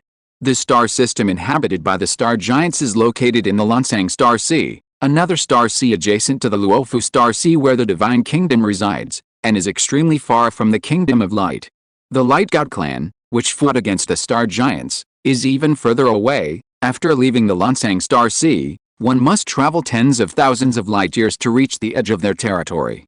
The term adjacent refers to their shared territory as sixth-level civilizations, not their geographical proximity. Otherwise, the information Roy Buddha had gathered wouldn't have been so vague, leading him to completely overlook the fact that this divine civilization was actually a branch of the Light God clan. While the planet where the crystal flower was discovered is close to the border, it remains within the star giants' territory, and there is no trace of the Light God clan. To confirm, they would likely have to wait for the angels sent to investigate to report back. He wondered if they had even arrived yet. Wu Wei's thoughts drifted away. However, he quickly pulled his wandering thoughts back and instructed Lanfeudi, we need to continue investigating the key of the Star River. I need more concrete information, not vague deductions. If necessary, we can try to develop followers among the star giants. Yes, Lanfeudi replied. Also, after things are settled here, go and meet up with Landon. Try to make contact with that Light God clan and see what their attitude is, Wu Wei instructed again. Landon was another deputy commander of his guard. Like Holy Consort Katarina, he was one of his earliest followers and had served him since ascending to the Divine Kingdom. He was very efficient. However, Landon was used to following orders and wasn't very quick-witted. He had no problem dealing with ordinary divine civilizations, but he needed to be more cautious with the Light God clan. It would be best to have Lanfeudi go with him so they could adapt to any situation. Lanfeudi frowned slightly upon hearing this. "Your Majesty, what will happen to you if I leave? Who will do your work?" Wu Wei waved his hand. "I don't have anything important to do here for now. You can go without worry, just report back immediately if there's any news." Seeing Wu Wei's resolute attitude, Lanfeudi had no choice but to agree, secretly thinking that she must complete the mission quickly and return to await orders. Seeing that there was nothing else to do, Wu Wei returned to the Divine Kingdom, then switched avatars, projecting his consciousness back into the Star Giant avatar. By this time, the giant girls who had been chasing Wu Wei had long since dispersed after failing to find him. Upon realizing this, Wu Wei breathed a sigh of relief. The giant girls were too enthusiastic, he really couldn't handle them. However, he still didn't dare to go out like that, so he simply smeared some charcoal ash on his face and deliberately tore his clothes a little, making himself look very disheveled, before daring to swagger out of the alley. Back on the street, he deliberately strolled around in front of the girls, and only breathed a sigh of relief when he saw that they were no longer paying attention to him. Although he received a few strange looks for this, it was negligible compared to the terrifying experience of being surrounded and chased by the girls. As it turned out, Wu Wei's worries were entirely correct. The girls had not given up easily. Although they no longer appeared to be wandering the streets, they were still constantly watching Wu Wei's whereabouts. Whenever Wu Wei appeared, they would still gather around him. Although the Star Giant's revered strength, as a level 6 civilization, many of its subordinate races focused on technological development, and its overall technological level was quite high, with network platforms and real-time communication platforms. When the girls had nothing to do, they would watch TV dramas, movies, variety shows, etc., but even the Star Giant's reality shows mainly focused on physical combat, and other themes simply didn't get high ratings. A young talent like Wu Wei, who was both extremely handsome and strong, naturally had a huge attraction for them. It was similar to the feeling of encountering a big star on the street. In this situation, if Wu Wei appeared in his true form, the photo would spread throughout the city in the blink of an eye, making it almost impossible to hide it from them. It was only thanks to his disguise that Wu Wei escaped being surrounded and pursued again. While the girls were still gathering information, Wu Wei had already quietly arrived at the port on the other side of the city and boarded the giant carriage bound for the Giant's court. Although the key to the galaxy had most likely been stolen by the Light God clan, there were still many things to investigate. Wu Wei decided to first scout out the Giant's court and then decide on his next move based on the situation with the Light God clan. 1 month later. The Giant's court. The Giant's court was nestled among the mountains, yet it was even more majestic than the mountains themselves. The towering temple-style architecture was rugged and grand. Although it lacked the complexity and splendor of the Light God's palace, it possessed a natural, imposing, and awe-inspiring grandeur, making one's mind seem to expand when looking up at it. At the main entrance of the royal court stood a long and wide staircase. Each step was 50 or 60 meters high, totaling over 100 steps, stretching for thousands of meters across the vast plain. Above the staircase lay the majestic and imposing giant palace. All members of the giant race who wished to enter the palace had to traverse these steps. Suddenly, a group of royal guards emerged from the palace, carrying a young giant with a bruised and swollen face, and dumped him on the open ground at the entrance. The young giant's injuries were already severe, and the guards had shown no mercy in throwing him. He immediately cried out in pain. "Ouch! Ouch! Ouch! Ouch! Ouch! Ouch! My lord, be gentle. Be gentle." Upon seeing this, the royal guard sneered, their expressions showing not only no pity but also a hint of hostility. One of the youngest royal guards couldn't help but spit at him. "You deserve it. Daring to try and steal Her Majesty the Queen's hand in marriage, don't you even take a piss and see what kind of person you are? All right, enough of that." Seeing that the young guard was getting more and more outrageous, the guard next to him quickly stopped him and pulled him aside. "Why are you wasting your breath on a fool who has already failed? I just feel annoyed." The young guard toned down a bit upon hearing this, but he was still somewhat indignant. Her Majesty the Queen is someone these guys are not worthy of, and they all dare to challenge her. These days, anyone can have designs on Her Majesty the Queen. As he spoke, he kicked the young giant without any mercy, and the young giant immediately tumbled down the steps. A shrill scream immediately echoed throughout half of the giant royal court. Amidst the screams, the young giant tumbled down the steps all the way to the bottom of the mountain before finally stopping. At this point, he was barely breathing, his face deathly pale as if he might die at any moment. At the foot of the mountain, vendors selling medicinal wine and ointments were already waiting. Seeing the young giant tumble down, they swarmed forward to sell their wares. The young giant was badly injured and didn't have enough medicine, but he didn't refuse. He forced himself to buy a few things he needed and sat down at the entrance of the royal court to heal. It took a good hour or two before he barely regained some mobility and limped away from the royal court. How many is this today? It must be the third, right? After seeing off their benefactor, the vendors excitedly discussed among themselves. They were itinerant vendors who regularly camped out at the giant's royal court, supporting their families every day just by selling medicine to young men who lost challenges. Their greatest pleasure each day was undoubtedly watching these young giants who attempted to challenge the queen, seeing how they were thrown out and how miserable they looked. Amidst the lively conversation of the group, a giant wagon slowly came to a stop at the dock outside the royal court. A young giant, dressed in tattered clothes and with streaks of black ash on his face, stepped down from the wagon. This young man was none other than Wu Wei, who had come specifically to the giant royal court to investigate. If you are listening to this novel on a channel other than Fanfic World, it means it was downloaded and re-uploaded without effort. We warmly invite you to visit our channel, Fanfic World. There you will find the original version of this story and many other novels of various genres. We look forward to seeing you dive into a world of incredible novels. Chapter 560. I'm really not here to challenge the queen. Noticing someone approaching, the vendors immediately stopped their conversation and turned to look. This time, the young giant was tall and muscular, clearly someone who trained diligently. However, for some reason, his clothes were tattered, and his face was smeared with soot, making him look like a refugee. But that didn't matter. To them, any young giant appearing at the gates of the giant king's court was a potential customer, their cash cow. Of course, they were also their daily source of amusement. The vendors exchanged glances, their eyes simultaneously revealing a knowing smile.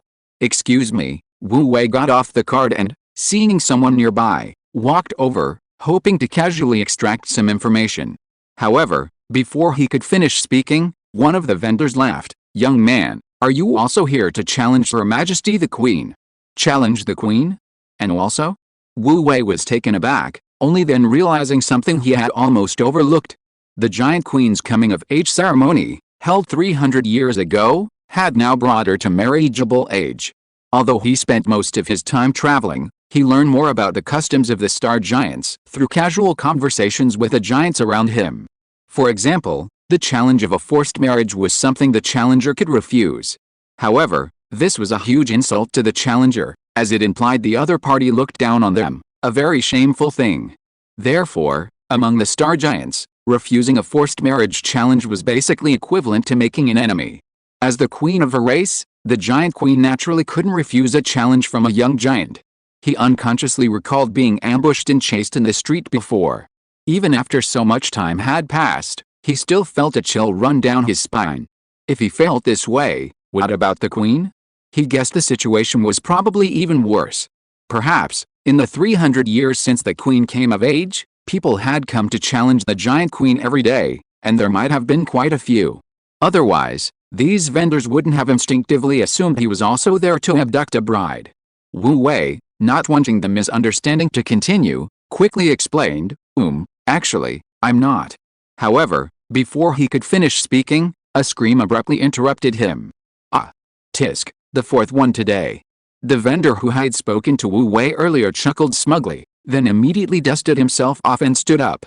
"I'm not going to talk to you anymore, I'm going to make some money." With that, he sprinted towards the figure who had landed. Wu Wei watched as he frantically pushed his way through the other vendors, frantically hawking his various bottles and jars. His frantic salesmanship was strikingly similar to that of vendors on Earth. Wu Wei was speechless for a moment, then quickly accepted it. The star giants were human too, humans had to live, and in some ways, they weren't that different from other races. He'd get used to it. While Wu Wei was lost in thought, the young giant had recovered and chosen the potion he wanted to buy. The vendors who had swarmed forward gradually dispersed. "Young man, Would you like to buy some in advance? The vendor, seeing Wu Wei standing there, enthusiastically shoved bottles and jars into his hands. These are top-quality wound medicines, very effective. Let me see. Although Wu Wei didn't intend to challenge the giant queen, he didn't refuse. He was still somewhat curious about the giant's potion-making skills. Taking a few jars of medicine from the vendor, Wu Wei looked down and his expression became somewhat indescribable. The potions of the star giants truly lived up to the giant's consistent style. The earthenware jars containing the medicine were very rough, and the medicine inside was in clumps, looking like cheaply made plasters. However, the medicinal fragrance emanating from the medicine was unmistakable, the ingredients used were of high quality, and the quantity was substantial. The smallest of these bottles and jars was over 10 meters in diameter, and the ointment inside was probably enough for other races to use for decades or even centuries. Apart from the rough appearance, these medicines really had no flaws. How about it? Good stuff, right? The vendor raised his eyebrows smugly. To be honest, all my potions come from Master Silas's Academy of Potions. They're the best formulas, you might not be able to buy them anywhere else. Alright, I'll buy 2 cans then. Wu Wei nodded and casually took out the giant coins he had exchanged earlier to buy 2 cans. The vendor's words might not be true, but the items were indeed good. Even if he didn't need them himself, he could use them to build relationships with other giants later, which was better than just giving money directly. Great. The vendor rarely encountered such a generous customer. Without saying a word, he stuffed 2 cans of healing potions into Wu Wei's arms and also slipped a tiny jar, no bigger than a giant's finger, into his hand. Since you're so agreeable, consider this a free gift. He glanced cautiously around to make sure no one was paying attention before leaning close to Wu Wei's ear and whispering mysteriously, "This is a good thing, you'll know once you use it." He winked at Wu Wei, giving him a knowing look. "Wu Wei, uncle, I really didn't come here to challenge the queen." Hearing this, the vendor chuckled, giving him a knowing look. "Don't worry, I've been there, I won't laugh at you. Just go for it. Good luck. I support you." He even gave Wu Wei a thumbs up. Wu Wei sighed inwardly, feeling helpless. Why did no one believe him when he told the truth? Ever since arriving in the territory of the Star Giants, he had often felt powerless. The overly straightforward and enthusiastic nature of the Star Giants always made him feel like an outsider. Spending too much time with the Star Giants, he worried he'd eventually be assimilated. "Oh well, I'll just have to see how it goes." He shook his head, too lazy to explain his purpose anymore. No one would believe him anyway. After putting the 3 vials of potions into his storage equipment and confirming that going to the Giant King's court was simply a matter of going straight up without any formalities, Wu Wei turned and decisively climbed the steps. "Hey, guess how long this one can last under the queen?" Seeing Wu Wei walk away, several vendors couldn't help but gossip. "Probably just a few minutes last time. The Duke's kid only lasted 7 minutes before being thrown down." One vendor analyzed, shaking his head like a seasoned veteran. Other vendors guessed 10 minutes, 5 minutes, but none were optimistic about Wu Wei's chances. The vendor who had sold Wu Wei the plaster earlier had a different opinion. "I took the opportunity to test him out just now, and this kid's strength is pretty good. I reckon he can last a while. I guess more than 15 minutes. Hey old Yuko, you're probably just blindly bragging because that kid bought 2 bottles of your plaster. That kid's muscles aren't even as solid as mine, how could he possibly last 15 minutes? The other vendors immediately objected, shouting their rebuttals. The vendor didn't explain, just chuckled and asked them if they wanted to make a bet. The other vendors weren't going to back down, and a betting game was quickly organized, with giant coins piling up in the betting area. Hearing the vendors' shouts, the young black-clad giant, who had been healing, couldn't help but open his eyes. Someone else is going up to challenge him.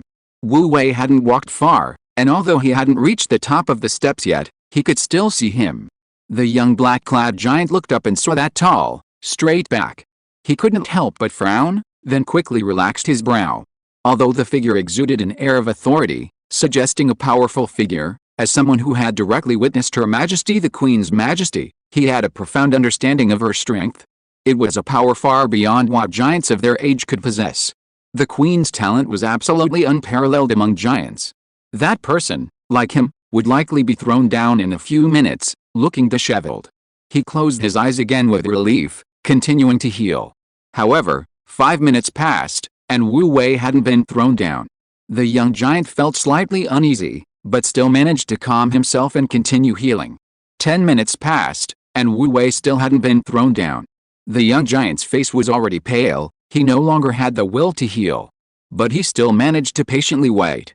He reassured himself, wait a little longer, perhaps in a few more minutes, that person will be thrown down. However, 15 minutes passed, and Wu Wei still hadn't been thrown down.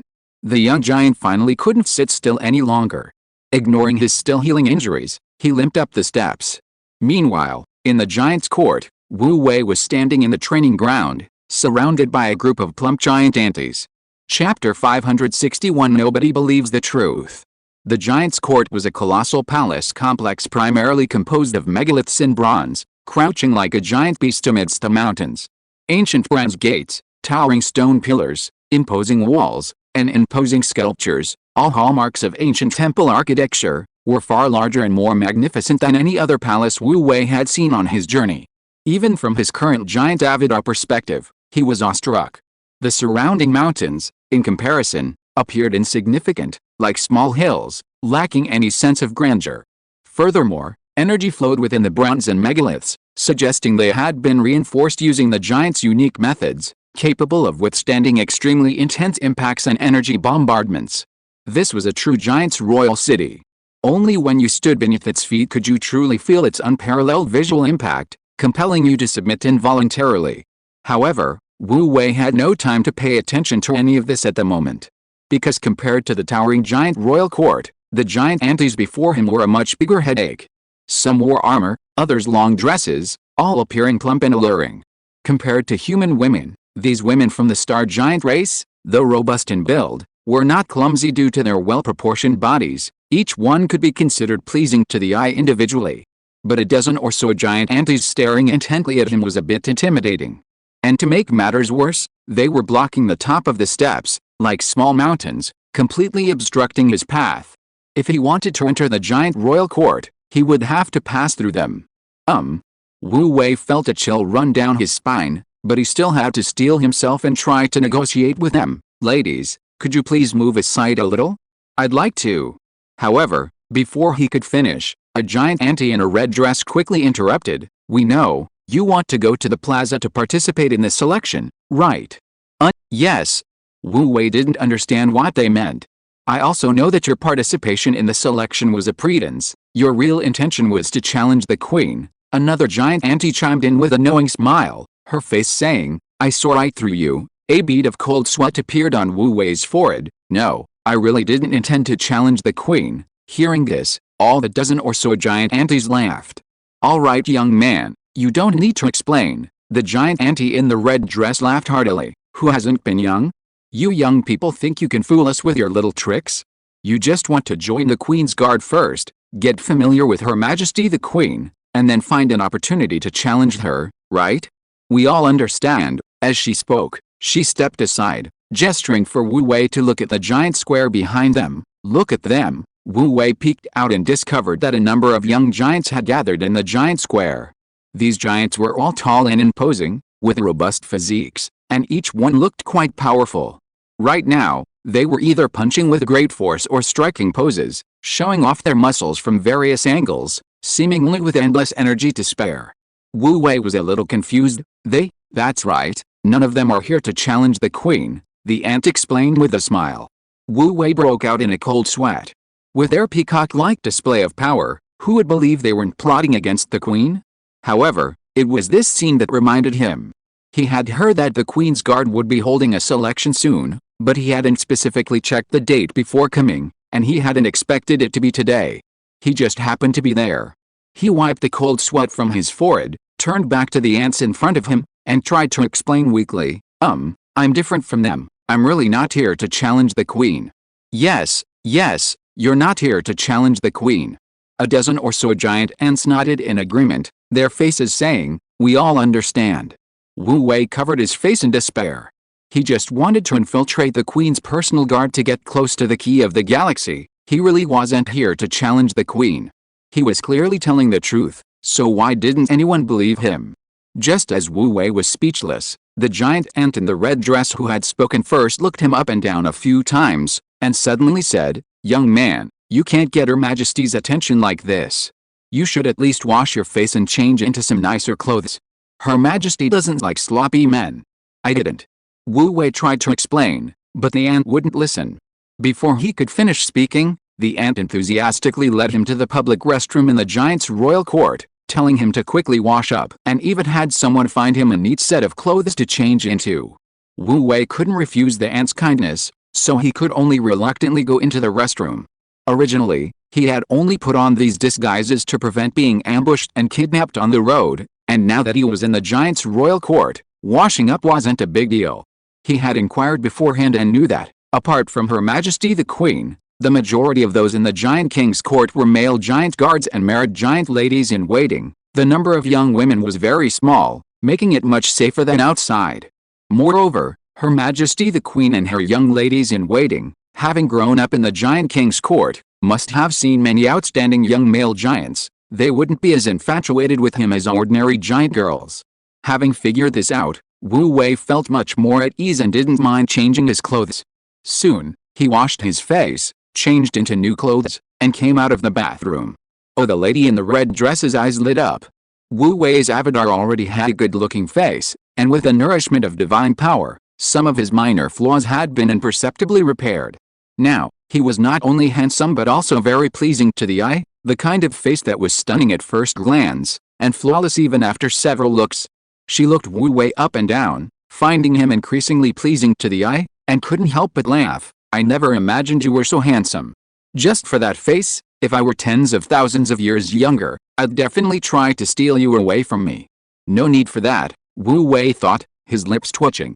He considered himself incredibly thick-skinned, but this giant ant's praise was so direct that he still felt overwhelmed.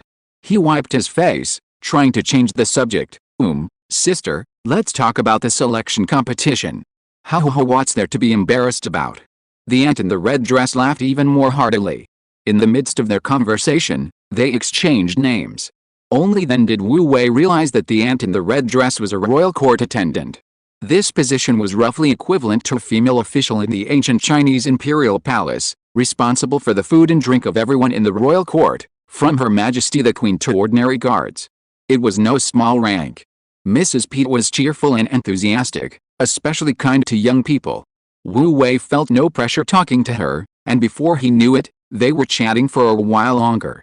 Mrs. Pete rarely encountered such a shy young man, and given Wu Wei's good looks, she naturally found him more and more pleasing to the eye, and couldn't help but want to take extra care of him, treating him with exceptional kindness.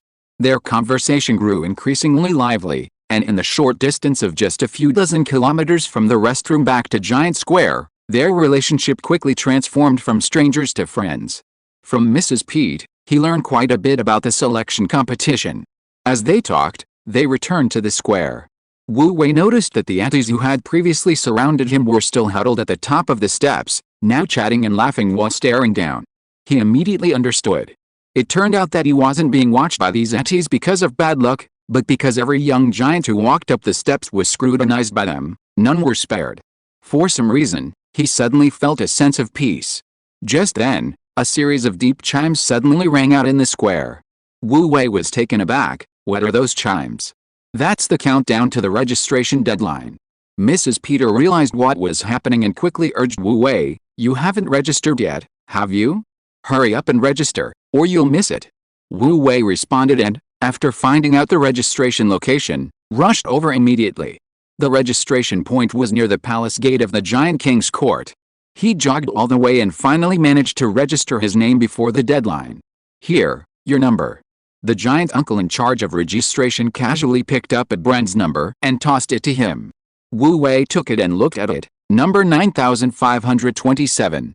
Wu Wei, he didn't know where to begin his, tu xiao, a Chinese internet slang term for sarcastic or critical comments. "Hey, take your number and hurry up, don't block the people behind you." Seeing Wu Wei standing still, the giant uncle in charge of registration reminded him somewhat impatiently. Wu Wei came back to his senses and realized that this was not the place to be dazed.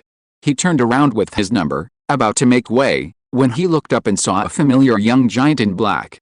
The giant's clothes were tattered, and his face was bruised and swollen. He looked quite disheveled, and Wu Wei couldn't help but glance at him a few more times. "What are you looking at?"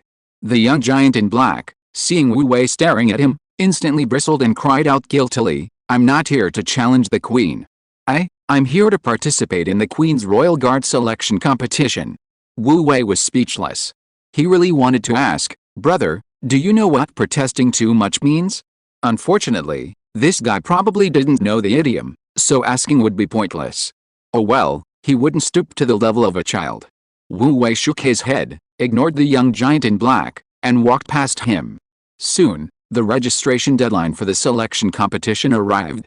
A red sign announcing the registration deadline was hung at the registration point.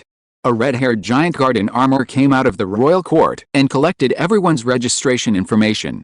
A little while later, the red-haired giant guard emerged from the royal court again and affixed a huge piece of animal skin to the wall. The rules and schedule for the upcoming selection tournament were written on the skin. Upon seeing this, the previously noisy plaza immediately fell silent. Chapter 562. I want to keep a low profile. The selection rules and schedule are closely related to the subsequent competition results, and are currently the most pressing concerns for the young giants participating in the competition. Upon seeing the rules posted, the young giants in the plaza immediately crowded around. However, there were at least tens of thousands of giants in the plaza, the vast majority of whom were young and full of youthful vigor. With so many people, chaos was almost inevitable. Quick! Look at the competition rules. Did the person in front see this? How do we compete? A large group of young giants jostled and shouted in front of the wall with the animal skin paper posted. Giants behind kept pushing forward, while those in front were unable to concentrate on reading the rules, creating a chaotic scene. Wu Wei stood behind the crowd, unable to help but frown slightly. Normally, he could simply scan the animal skin paper with his divine sense to know what was written there, but this was the giant royal court. There were level 15 giant elders presiding over the royal court. Furthermore, the star giants are currently at war with the light gods, so they are definitely very sensitive to the power of the light faction and the fluctuations of the light god's divine sense. If he dares to release his divine sense, he might accidentally expose his identity. But he really doesn't want to squeeze in with the giants like that. Oh well, I'll go check it out after everyone disperses. Wu Wei sighed and was about to find a place to wait when he heard a familiar voice. What, aren't you going to check the rules? Wu Wei's eyes flashed, and he recognized the voice as that of Mrs. Pete, the woman who had given him the clothes earlier.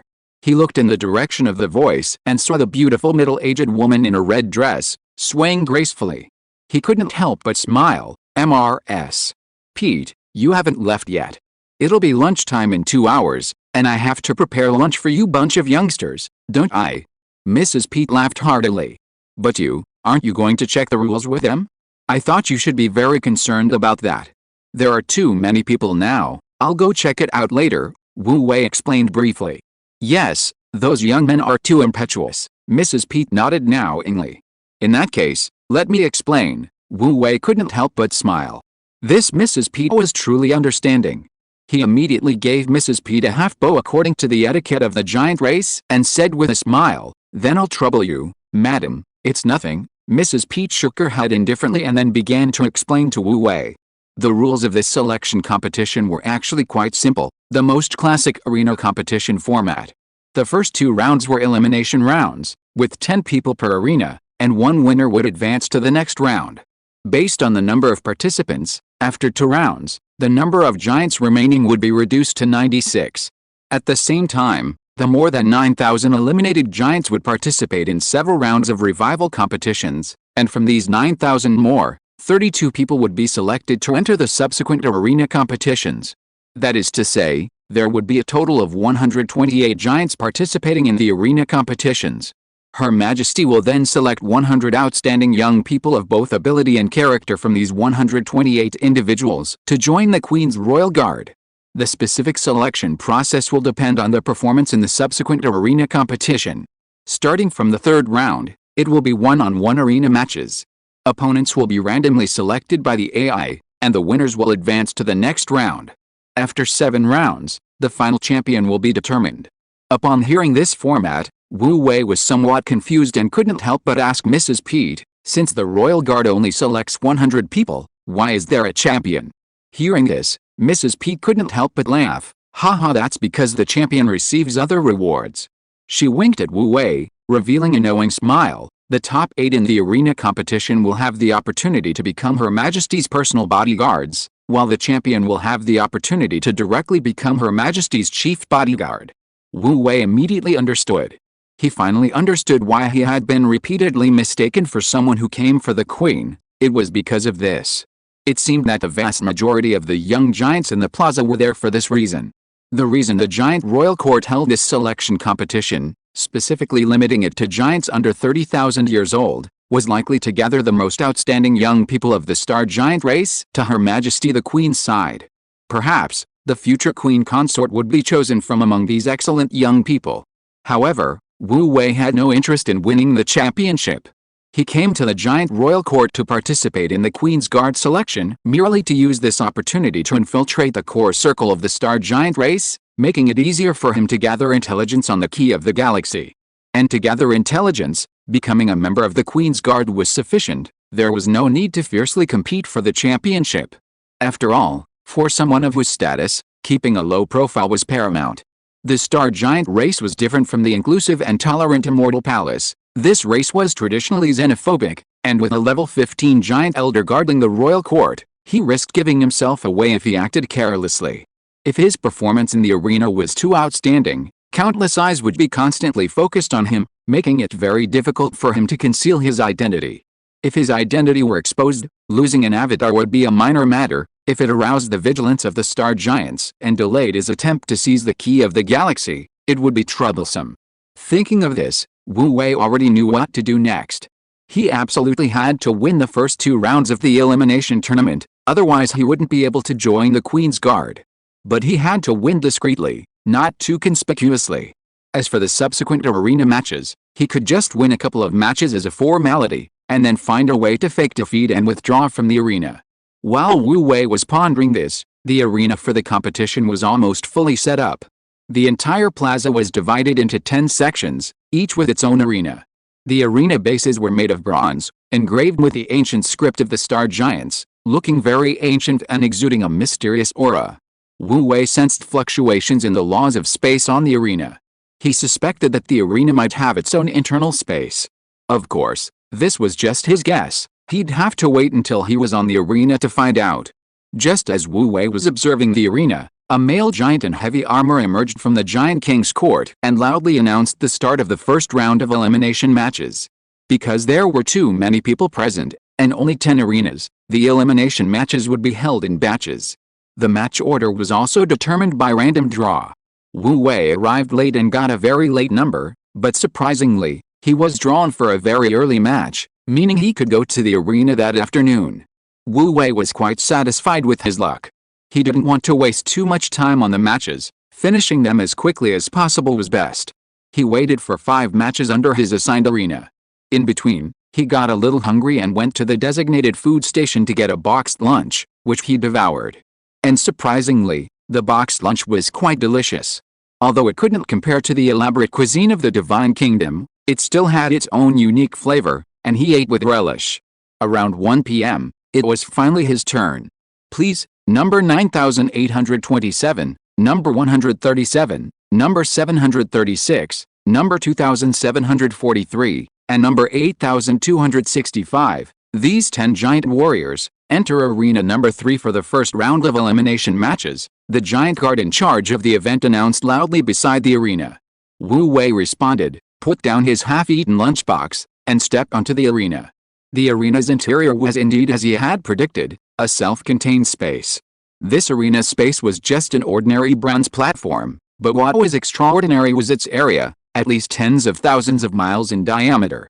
10 star giants of varying appearances were scattered in different corners of the bronze platform, each at least several thousand miles apart. Without using his divine sense to scan, Wu Wei couldn't immediately determine the level of these star giants with just his naked eye. He secretly made up his mind. He planned to stay quiet and avoid trouble, neither provoking nor attacking. If someone dared to challenge him, he would go easy on them, focusing solely on winning the match and avoiding any attention. However, as it turned out, plans never go as expected. Sometimes, He couldn't simply choose to be low-key. Just as Wu Wei was observing his surroundings, the nearest cosmic giant began to approach him. It was a towering behemoth, with dark skin, at least half a head taller than the average giant, and an exceptionally robust physique. The muscles in his arms and thighs were particularly thick and strong, making him look like a human tank, exuding an intimidating aura. As he approached, a powerful and heavy pressure gradually filled the air, like towering mountains pressing down on him. Even the air seemed to freeze. Seeing this, Wu Wei raised an eyebrow slightly but didn't move. At the same time, the young giants waiting in line outside the arena also witnessed this scene and couldn't help but discuss it amongst themselves. Is that Hawthorne? Yes, it's definitely him. Hawthorne is quite a well-known powerhouse in the Silverfist Starfield. He's already at the peak of level 9 at such a young age. That pretty boy he's eyeing looks so skinny, he's probably in trouble. Some giants noticed Wu Wei standing still and wondered, why is that pretty boy standing there so motionless? Is he scared out of his wits? Maybe this time, registration only has an age limit, not a strength limit. That pretty boy looks young, he might be some young master from a wealthy family. He's never suffered hardship, he's never seen anything like this before. Amidst the discussions, the towering giant named Hawthorne had already reached within a kilometer of Wu Wei. For a star giant of his size and strength, a kilometer was only 2 or 3 steps away, which was already very close. Hawthorne didn't approach any closer but instead started warming up by stretching his arms, legs, and neck. Kid, looking at your skinny arms and legs, you're probably no match for me. He glanced at Wu Wei and then casually looked away, saying nonchalantly, I just glance around, and I'm the strongest in this ring. I'll definitely be the winner. If you're worried about losing badly, you can back out now. Wu Wei's lips twitched, but he didn't say anything. Fine, I gave you your chance. Since you insist on fighting, don't blame me. Seeing that Wu Wei didn't answer, Hawthorne assumed he was just being stubborn and unwilling to admit defeat, so he didn't care and casually put on his boxing gloves before charging forward. Halfway there, he swung his right arm and threw a punch. The terrifying force of the punch swept out like a storm, instantly engulfing Wu Wei, as if it would blast him into mincemeat at any moment. However, just when the young giants watching thought that Wu Wei would definitely be sent flying and seriously injured by Hawthorne's punch, the scene they imagined did not happen. Hawthorne's fist landed on Wu Wei's chest. Wu Wei remained completely still. He didn't even sway his body. The young giants watching immediately erupted in an uproar. Chapter 563 New Friend, Garfield. How is this possible? Hawthorne is one of the top young experts in the Silverfist Starfield. His honed strength is so formidable that even ordinary level 10 experts wouldn't dare to directly confront it. How could this kid have caught it so easily? No way. Hawthorne is a top contender in the Queen's Guard selection. Someone even used big data to calculate that his chances of passing the selection are over 70%. With his strength, he couldn't even break through that pretty boy's defense. This is too outrageous. The giants watching couldn't believe their eyes. They were all dumbfounded and stood there, stunned. However, compared to them, Hawthorne was the most incredulous. Liar. This is impossible. Hawthorne stared at his fist in disbelief, his eyes bulging and his expression ferocious, as if he wanted to bulge his eyeballs out of their sockets. Even if he hadn't used his full strength due to underestimating his opponent, the power of this punch was enough to split mountains and shatter the earth, causing the space itself to tremble. Even a level 10 expert couldn't withstand that punch so easily. This kid's cheating, isn't he? Wu Wei looked at his incredulous expression, his own feelings complicated. He genuinely hadn't intended to be high profile, but plans often go awry. Seeing Hosang's aggressive demeanor, he assumed the opponent was strong and prepared to fight back. But the moment Hosang made his move, he realized something was wrong. He hadn't expected Hosang to be only level 9. It was also his own fault. The divine sense of the light god lineage was multifaceted and always effective. He was used to observing everything with his divine sense. Now, suddenly facing a situation where he couldn't use it, he was inevitably a little unaccustomed to it. Unfortunately, the star giants cultivated pure power, their energy fluctuations subtle, making it impossible to accurately judge an opponent's strength solely from their aura. The consequence of misjudging strength was that he had to withdraw the power he had just gathered, and without time to launch a new attack, he could only take the punch head-on. Level 9 power against level 11 physique, of course, could break through the defense. He sighed, looking helplessly at Hawthorne, How about you throw another punch? Are you trying to humiliate me? Hawthorne instantly flew into rage upon hearing this. He glared fiercely at Wu Wei, his eyes blazing, while I, Hawthorne, am not some bloodline prodigy. I still have my pride. I'm not a sore loser. I'll get off the stage myself. With that, he angrily withdrew his fist and turned to leave the stage. Hey, wait! Wu Wei quickly reached out and grabbed him. What else do you want to do? Hawthorne shook off his hand, turning his head to glare at him with red eyes. His gaze, besides anger, also held a hint of grievance, as if saying, I've already lost so much face, how much more do you want to humiliate me? Seeing this, even the giants below the stage couldn't bear to watch any longer. That pretty boy is going too far. Hawthorne is a well-known young expert. Even if he lost, we should at least save him some face. Yeah, let him go down on his own. At least we can save some face. Forcing him off the stage is just too much. Wu Wei was also a little embarrassed by Hawthorne's glare. Judging from his posture just now, no one could tell he was deliberately showing off. But he really didn't mean it. He coughed lightly, trying to salvage his persona. I just wanted to explain. Don't be fooled by the fact that I don't seem to be wearing armor. I'm actually wearing a divine level inner armor. Divine level inner armor. Hawthorne's angry and aggrieved expression froze slightly. Yes, divine level inner armor. Wu Wei nodded. He pulled down his collar a little to show Hawthorne the white t-shirt underneath. He explained sincerely, this is a treasure I stumbled upon while wandering in outer space. Its defensive capabilities are extremely strong, able to withstand the bombardment of a level 10 energy cannon, but its energy fluctuations are very subtle. You can't detect it without specialized monitoring equipment. I see. Hearing Wu Wei's explanation, the anger on Hawthorne's face vanished instantly. He clasped his hands in a fist salute to Wu Wei and solemnly thanked him. Brother, this divine level inner armor must be your trump card. You could have kept it a secret.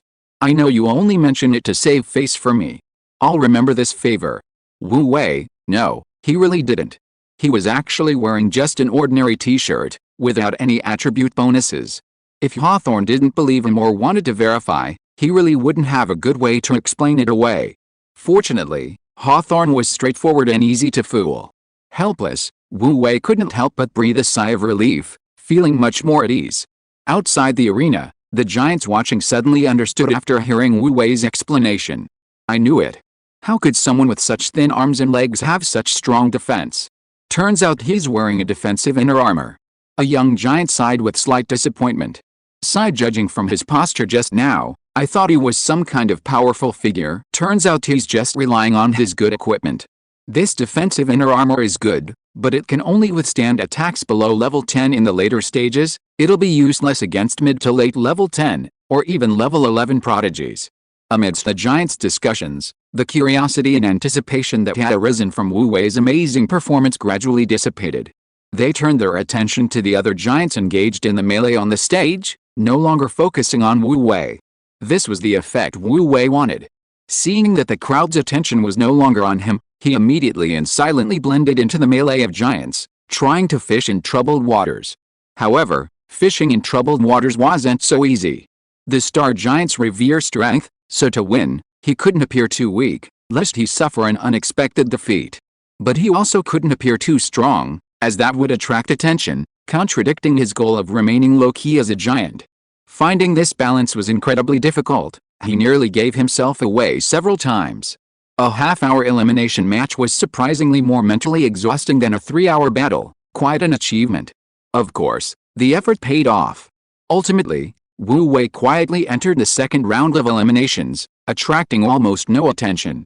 Even if some young giants remembered him, their impression was merely a young man with a god-level defensive inner armor, which wouldn't affect Wu Wei's plans. In the second round, he repeated the same strategy.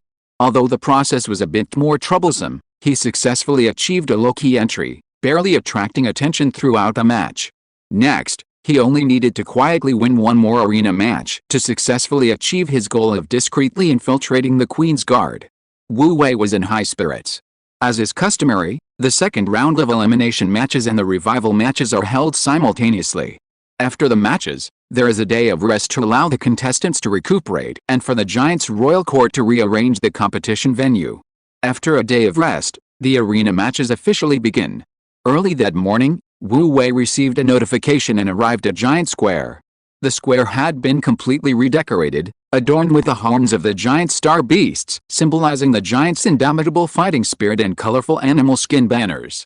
Under these decorations, the entire giant square felt like a festival, exceptionally lively and festive. The number of giants in the square exceeded his expectations. Not only were all the young giants who had participated in the selection matches with him present, but there were also many giant girls and quite a few older giants. Wu Wei even spotted the landlady of the inn where he was staying in the crowd. He casually asked a star giant and learned that the selection for the Queen's Guard was open to all star giants, and any interested star giant could come and watch. The previous elimination rounds had also attracted spectators, but because they weren't particularly exciting, the number of star giants watching was relatively small, and he hadn't noticed. Today, however, with only a little over 100 participants remaining, those who stayed were now relatively well-known and powerful young individuals with numerous followers, naturally drawing a larger crowd of star giants. For the same reason, the arena competition was significantly more formal than the elimination rounds. Beside the arena, the previously simple lottery box had been replaced by statues of ferocious beasts. These were random lottery machines commonly used by the star giant race, called bellied beasts. The bellies of these beasts were hollow, containing many identical colored spheres, each containing the number plates of all the participants. The spaces within these beasts were interconnected, meaning that regardless of the arena, the number plates were drawn from a central lottery pool, preventing prearrangement. These colored spheres were made of special energy minerals, capable of isolating energy detection and interference, ensuring the fairness of the lottery. After understanding the situation, Wu Wei found a random spot to wait. The match was about to begin, and giants would frequently dash past him like the wind, shouting things like, "Hurry, hurry, my idol is here." Surrounded by this, Wu Wei felt a strange sense of excitement, almost like watching a ball game on Earth. The same excitement, the same adrenaline rush. "Hey Qiwa, long time no see." Just as Wu Wei was lost in thought, a warm and cheerful female voice rang out nearby. Turning his head, Wu Wei saw a familiar, mature, beautiful woman walking through the crowd. He immediately stood up and greeted her with a smile. "Mrs. Pete." After greeting her, he noticed that Mrs. Pete was accompanied by a tall, imposing young giant, robust and well-defined, exuding energy and vitality. Wu Wei couldn't help but raise an eyebrow. "This is my nephew, Garfield. He'll be participating in the ring match later, just like you." Mrs. Pete noticed Wu Wei's expression and introduced him with a smile. "Garfield?" A question mark slowly appeared above Wu Wei's head. Chapter 564. I really didn't mean to be high profile. "Hello brother, I'm Garfield." The tall, muscular young giant greeted Wu Wei warmly. "My aunt has been talking about you, and it's great to finally meet you today." Garfield really is a name. Wu Wei's lips twitched. Who was so talented as to give such a cute name as Garfield to a muscular man? However, as the ruler of a divine kingdom who had weathered countless storms, he didn't show his inner grumbling and politely exchanged pleasantries with the other man. After some conversation, he finally understood the origin of the name Garfield. The language of the star giants differed greatly from the languages commonly found in interstellar space, and the pronunciation was also quite different. In the language of the star giants, Garfield meant tall and imposing. In the ancient legends of the star giants, there was a Garfield tree, said to be hundreds of thousands of meters tall. However, even though he rationally understood, Wu Wei still found the name Garfield unbearable to look at. Fortunately, this didn't hinder communication. Garfield's personality was somewhat similar to Mrs. Pete's. Both were cheerful and outgoing. Wu Wei wasn't the reserved type either. The two chatted happily and quickly became acquainted. Seeing that the two young people got along well, Mrs. Pete felt relieved and left after standing there for a while. As soon as Mrs. Pete left, Garfield visibly relaxed considerably. "Are you afraid of Mrs. Pete?" Wu Wei teased, looking at him. "Of course I am." Garfield gave him a you-know-nothing look. "Don't be fooled by her gentle demeanor and easygoing nature, she's actually quite domineering.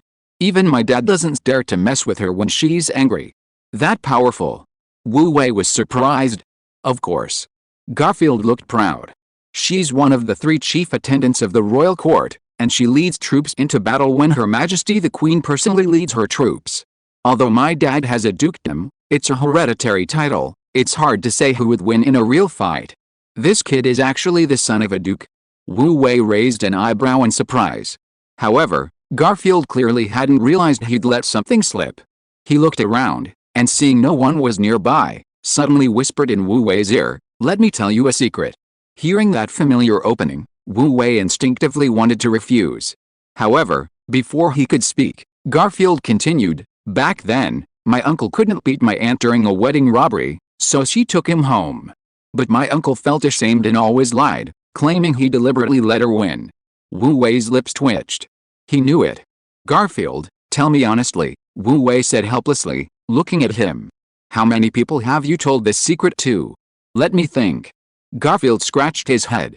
"I told my cousin, Uncle Hog next door, Her Majesty the Queen, Uncle Ryan's sister, and Aunt Tease's cousin."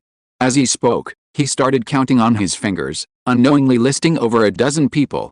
Wu Wei quickly interrupted him, "All right, I understand. I get it. You don't need to say anymore." If he kept counting like that, he suspected Garfield could count every single noble family in the entire Star Giant clan. In that instant, he suddenly felt incredibly sorry for Garfield's uncle. His uncle probably didn't even know that his embarrassing story was already widely known. However, this also reminded him that he absolutely couldn't let Garfield discover any secrets in the future. Otherwise, it wouldn't be long before his story spread throughout the entire Star Giant clan. Just then, a deep bell rang out in the square, its echo lingering and resounding. The arena competition has begun. Wu Wei's attention was immediately drawn back. Garfield's relaxed expression also turned serious. The two of them looked towards the royal court at the same time, and saw a group of robust giants wearing heavy armor walking out with steady steps. Their faces were resolute, their demeanor calm, and their armor was mottled and worn, exuding a murderous aura. Especially the middle-aged giant at the head of the group, whose murderous aura was almost tangible, making everyone involuntarily tremble with fear. Wu Wei considered himself to have seen quite a few cosmic giants, but this was the first time he had encountered one with such a heavy killing intent. If ordinary cosmic giants were warriors, then the cosmic giant before him was definitely the elite of the elite, undoubtedly battle-hardened. No, battle-hardened soldiers. They're actually the inner court guards. Garfield exclaimed in surprise. "I didn't expect that even they would be mobilized for this selection competition. Is there a problem?" Wu Wei looked at him with astonishment. "The royal court is divided into the inner court and the outer court," Garfield explained. "The inner court guards are responsible for protecting the royal territory and generally don't intervene unless there's a major incident. The outer court guards are the kind you've seen before. They're responsible for patrolling and guarding the royal court. They're all selected from the lowest ranks of soldiers and are all elites. But their combat strength is nowhere near that of the inner court guards." Perhaps feeling this wasn't clear enough, he gave an example. "At the same rank and with the same equipment, one inner court guard can easily defeat 3 outer court guards." Wu Wei understood. This was the difference between special forces and ordinary soldiers. And the inner court guard who's leading them, his name is Reg, one of the 3 vice captains of the inner court guards. Garfield lowered his voice, quietly complaining to Wu Wei, "He's really fierce. When I was a kid," he suddenly stopped mid-sentence, coughing awkwardly. "Anyway, remember, don't mess with this guy if you can avoid it." "Okay, I got it." Wu Wei nodded, unable to suppress a smile. Without even thinking, it was obvious this was one of Garfield's dark histories. However, he had no intention of digging deeper, so he didn't dwell on the matter. As they spoke, the inner court guards had already spread out to stand on the 10 arenas, 2 on each arena, like 2 gatekeepers standing at opposite ends, exuding an oppressive aura. Vice Captain Reg, however, didn't step onto arena. Instead, he stood on another high platform nearby, leaning on his sword and looking down at the arena, announcing in a deep voice, "The selection competition officially begins. Now, please begin drawing your contestants for the first round of the arena matches." His voice was deep and powerful, like muffled thunder booming across the square. As soon as he finished speaking, the entire square fell silent. All the giants' eyes unconsciously focused on the various arenas, their expressions a mixture of curiosity, excitement, exhilaration, and trepidation. The drawing process was completely random. Before the results were revealed, no one could guess who they would face. If they were unlucky enough to be matched against a seeded player, they could only accept their bad luck. Amidst the intense anticipation, an inner court guard from each of the 10 arenas approached the belly beast and pressed the activation button. The colorful spheres inside the belly beasts instantly churned like a whirlwind. Every giant's heart leaped into their throats. In less than 10 seconds, the churning colorful spheres slowed, and the belly beasts spat them out, releasing them like balloons into the air above the arenas. The spheres exploded, and name tags fell out, rapidly enlarging in mid-air to transform into strings of numbers clearly displayed before all the giants. Arena 1, first contestant, number 327, Doug. Arena 5, first contestant, number 9527, Kira. Arena 6, first contestant, number 7. The inner court guard in charge of the arena announced loudly the numbers and names of the first-round contestants. Wu Wei was stunned. What incredible luck! He'd been drawn in the very first round. Brother, you're really lucky, Garfield laughed. The first round is the easiest to make an impression. As long as you perform well, everyone will definitely remember you. If you're lucky, you might even get a name on Her Majesty the Queen's radar, and then your future will be much smoother. Hearing this, Wu Wei's expression stiffened even more. Heaven knows, he would rather not have this kind of luck. But he couldn't show it, and could only grit his teeth and accept this luck. Please come up to the stage, the selected contestants. At this moment, the deep, thunderous voice of the vice-captain rang out again. The giants who had been selected leaped onto the stage one after another. Wu Wei didn't dare to be negligent and follow them onto the stage, standing in the preparation area at the edge of the stage. It was not yet 10 o'clock, and the sunlight overhead was not yet dazzling, with a hint of red in the light golden sunlight. Wu Wei's giant avatar already possessed exceptionally striking features and a perfectly proportioned physique. Coupled with an aura of nobility unmatched by ordinary giants, he seemed to glow under the sunlight, drawing everyone's attention. Even though he had deliberately concealed his aura, none of the other young giants who had entered the arena could match his looks or bearing. The eyes of the giant girls in the plaza instantly lit up. Ah! Look, there's a handsome guy. He's so handsome. Did he just look at me? He must have looked at me. The girls' gazes were fixed on Wu Wei like searchlights, and even the other giants were drawn to his presence, glancing at him a few more times. However, Wu Wei, the center of everyone's attention, felt no joy. Instead, only one thought remained: it's over. I really didn't mean to be so high profile. Wu Wei was deeply frustrated, truly suffering in silence. If he had known he'd be chosen in the first round, he would have blackened his face before coming. Now, how can he keep a low profile? Too bad, hindsight is always 20/20. It's too late for him to regret it now. Chapter 565, that's it? Just as Wu Wei was feeling conflicted and frustrated, the second round of the draw began. This round determined their opponents, and once the draw was over, the two contestants for this round of the arena battle were decided. The giant's attention was immediately drawn to the belly beast, and even the murmurs in the arena subsided. Under the expectant gazes of the giants, the belly beast opened its massive maw and spat out a series of colorful balls. The balls exploded in midair, and numbered plates flew out, clearly displayed before everyone. Wu Wei, at this moment, had no time to pay attention to the other arenas, focusing only on his own. The inner court guard in charge of his arena, number 5, casually caught the falling numbered plate and announced in a deep voice, the second contestant on Arena 5, Silverfist Warrior Saide. As soon as the words fell, cheers erupted from the arena. Saide. Saide. Silverfist Warrior Saide. Saide is the strongest. The cheers were initially somewhat chaotic, but quickly became more unified. They chanted set in unison, their enthusiasm rivaling that of modern-day fanatical idol worshippers. Seeing this, Wu Wei felt a bad premonition. If his opponent was too strong, could he still maintain a low profile? Brothers, suddenly, a shout rang out from below the ring. Wu Wei looked down and saw Garfield had somehow squeezed his way to the bottom of the ring, his clothes crumpled and looking rather disheveled. Wu Wei was taken aback. What's wrong? Don't ask yet, listen to me. Garfield casually ran a hand through his messy short hair and spoke rapidly to Wu Wei. I just had someone check. This Saide is one of the top young powerhouses in the Silverfist Galaxy. 5 years ago, he won the championship at the Young Warrior tournament held in the Silverfist Galaxy and earned the title of Silverfist Warrior. The title of Silverfist Warrior is extremely prestigious. Almost every young person who receives this title goes on to achieve considerable success. However, Saide's stage presence isn't great. The contestants who have fought against him generally say that his fighting style is cunning and his methods are too underhanded. You must be careful when you go on stage later, and don't give him a chance to use dirty tricks. In principle, it is not recommended for the audience and contestants to have too much interaction in the arena, as it may affect the contestants' emotions. In the short time it took to say these few words, the inner court guards guarding the arena noticed Garfield, whispered a reprimand, and reminded him to leave immediately. Garfield didn't dare to confront the inner court guards, so he quickly took a few steps back. Before leaving, he waved to Wu Wei and shouted, "Brother, go for it. Even if you lose, it's okay, I'll protect you from now on." Wu Wei was both amused and touched. They had only known each other for a short time, yet Garfield had already researched his opponent's information.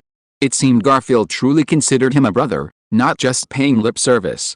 At this moment, another palace guard on the stage put away the number plates and announced, "Please, the selected contestants, come to the stage." As soon as he finished speaking, the crowd parted, and a tall, robust young giant stepped out and leaped onto the stage. His appearance was only moderately handsome, but his features were sharp, his demeanor cold and aloof. He wore a sleeveless outfit characteristic of the star giant race, revealing his thick muscles and brown skin. With broad shoulders and a narrow waist, he exuded a distinctly masculine charm. Compared to him, Wu Wei's already impressive muscles suddenly appeared as thin arms and legs, the contrast stark. "Your name is Kiwa." As soon as he stepped onto the stage, the silver-faced warrior, Saide, gave Wu Wei a once-over and spoke casually. Wu Wei raised an eyebrow. "Not bad. You must be quite popular with girls, right? These days, girls like your type of looks." Saide stretched his limbs, his gaze towards Wu Wei filled with disdain. "However, as a star giant, strength is the only true measure. Today, I'll show you what real strength is." Wu Wei remained silent. He really didn't know how to respond. Admitting defeat wasn't his style, and refuting it didn't fit his low-key persona. He was truly caught in a dilemma. Fortunately, Saide didn't need him to say anything. Seeing Wu Wei remain silent, Saide assumed he was chickening out and naturally continued, "Given our strength, if we really fought, some people might say I'm bullying you. How about this? I'll give you a chance." He took a step forward, stopping a short distance from Wu Wei, and pointed to his feet, saying, "I'll stand right here. If you can knock me back with one punch, I'll lose. Otherwise, you lose." Wu Wei was speechless. "Isn't that unnecessary?" "Hell, you're scared." Saide scoffed disdainfully. "You can refuse if you don't want to, just admit defeat." Wu Wei really didn't know how he came to the conclusion that he was scared, but he understood Saide's meaning. Clearly, he had no intention of giving him a chance to refuse. Wu Wei rubbed his temples, feeling a headache coming on. "Fine, since you insist, I'll agree." He also wanted to see what Saide was up to.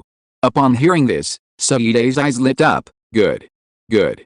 Now that you've agreed, there's no going back." Wu Wei raised an eyebrow. "Don't worry, I won't regret it." "Good. You said it." Saide laughed heartily and immediately assumed a horse stance. Instantly, an extreme icy aura erupted from him, and his bronze skin was covered with a layer of frost. The frost quickly thickened, and soon, his body was covered with a thick ice armor radiating extreme cold, protecting him like an indestructible barrier.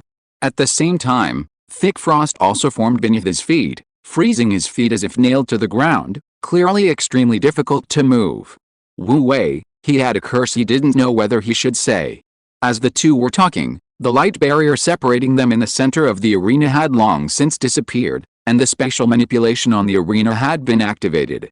Wu Wei and Saide were now standing on a vast bronze plaza. The cheers outside the ring seemed to be muffled by a veil of water, reaching the inside with a blurry sound.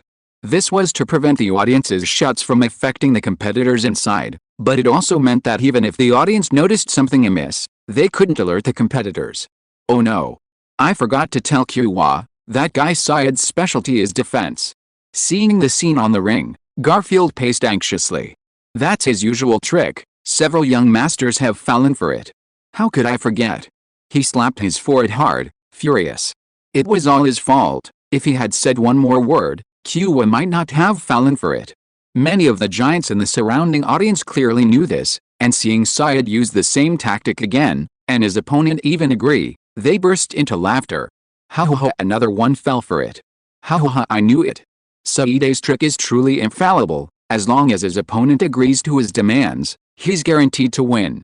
No one of equal strength can defeat him. Haha, dumbfounded. Saide has the bloodline of the frost giants. His defense is practically invincible among his peers. That pretty boy is doomed this time.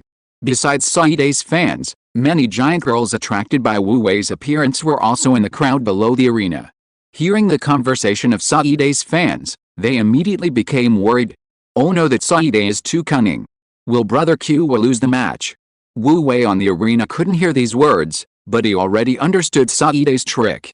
He was simply taking advantage of Wu Wei's lack of knowledge about Saide's defensive prowess, forcing him to fight according to Saide's rules. Quite cunning. This kind of personality is quite rare among the star giants. However, if he thought he could win this way, he was wrong. This was his first arena match. He absolutely couldn't lose. Otherwise, joining the Queen's Guard would be in danger. He assessed Saide's strength and felt that using 3/10 of his power might be a bit risky. To be on the safe side, he would use 5/10. This level should be just enough to win the fight without being too conspicuous. He stretched his limbs, clenched his fists, and prepared himself, suppressing his power to about 50%. After preparing, he looked at Saide one last time. Am I going to throw a punch? Hurry up and throw the punch. Stop with the nonsense. Saide was already getting impatient. He had used this trick to trick countless opponents, and he was already very skilled at how to provoke them and force them to agree to his demands. He had finally finished a foreplay, and now it was finally time to reap the rewards. How could he wait any longer? He couldn't wait to see Wu Wei's expression of collapse. Seeing this, Wu Wei no longer hesitated and suddenly threw a punch at him. Bang! The fist, with half its force suppressed, landed on Saide.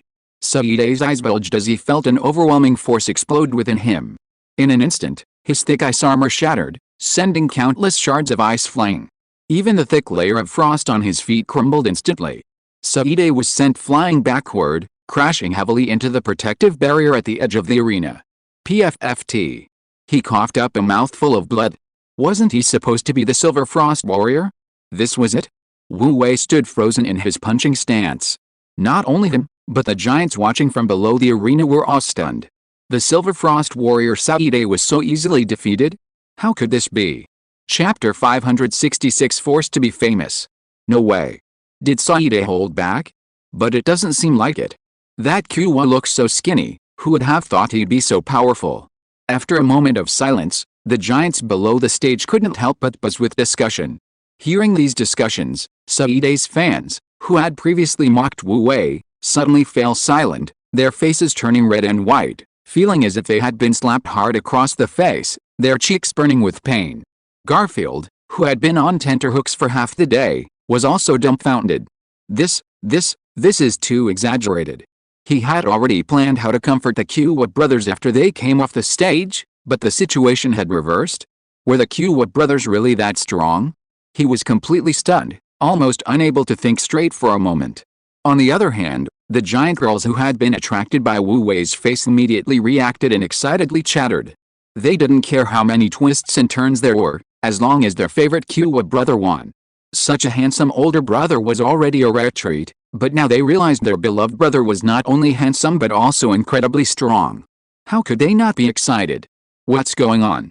Amidst the murmurs, a deep, authoritative voice suddenly rang out. It was Reg, the deputy captain of the inner court guards on the high platform, who noticed the commotion and looked down. His sharp gaze, like a drawn blade, slowly swept across the arena, seemingly examining what had gone wrong. The giants below the arena held their breath, and their murmurs instantly ceased. The two inner court guards stationed on the arena also tensed, quickly bowing respectfully and saying, reporting to the deputy captain, "It's just a normal match, nothing unusual." Reg nodded slightly. As the deputy captain of the inner court guards, his combat experience was vast, and his ability to read people was sharp. In just a few words from the guards, he understood what had happened. Another one who brought it upon themselves. It wasn't a big deal. His gaze lingered on Wu Wei for a brief moment before he looked away. Continue the match. The two inner court guards stationed at the arena breathed a sigh of relief, and the giants below also let out a long sigh before daring to murmur amongst themselves again. At this moment, on the arena, Set finally recovered from the mental blank caused by the excruciating pain. Cough cough cough. He struggled to get up from the ground, feeling as if a mountain had crushed the spot on his chest where the fist had struck him. It was suffocating and painful, even breathing was difficult, and the slightest exertion caused excruciating pain. He suspected that his ribs might be broken, and his heart and lungs might be damaged. You? Who are you? How can you be so strong? He clutched his chest, his gaze towards Wu Wei filled with shock, anger, and disbelief. Such a powerful punch was impossible for an ordinary star giant. This guy was definitely hiding his strength. Perhaps, he knew his fighting style and deliberately set a trap for him. He was too insidious and cunning. Wu Wei had seen it all. How could he not see through Cao Yi's lingering intentions? His face immediately turned cold. When did I say I was weak? He withdrew his fist, hands behind his back, looking at the disheveled figure. You were the one who wanted to make a one-punch deal, and you were the one who forced me to agree. From beginning to end, it was just you talking to yourself. If you have someone to blame, blame your own arrogance and overconfidence. Cao Yi's face turned red and then pale, his expression contorted. He wanted to refute, but he knew in his heart that what this kid said was true. He had never intended to agree to the one-punch deal in the first place. It was his own arrogance that led him to deliberately provoke Cao Yi and force him to agree. It was all his own doing. All in number 5, first round, first match, Starry Sky Giant Qiwa vs Silver Frost Warrior Cao Yi. Starry Sky Giant Qiwa wins. Seeing that the outcome on the arena was decided, the two inner court guards responsible for guarding the arena exchanged glances, and one of them immediately stepped forward and announced the result in a deep voice. Another inner court guard reached out and deactivated the special array on the arena. The ancient starry script inscribed on the arena flashed briefly before quickly dimming. As soon as the array disappeared, the commotion below the arena returned to Wu Wei's ears. He snapped out of his daze and immediately realized something was wrong. Although that punch wasn't his intention, it had definitely made him the center of attention, and now he couldn't keep a low profile even if he wanted to. He stumbled, intending to slip off the stage before anyone else could react. However, the more eager you are to do something, the more likely unexpected situations will arise.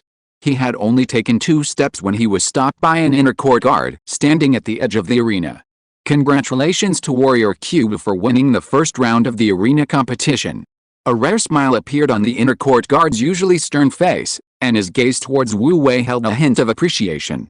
Your performance today was quite outstanding. Wu Wei reluctantly stopped in his tracks. After Garfield's explanation, he already knew that the inner court guards held an extremely special position within the Giant's royal court. Since he would inevitably have to deal with them after joining the Queen's Guard, he naturally wouldn't want to offend them at this time.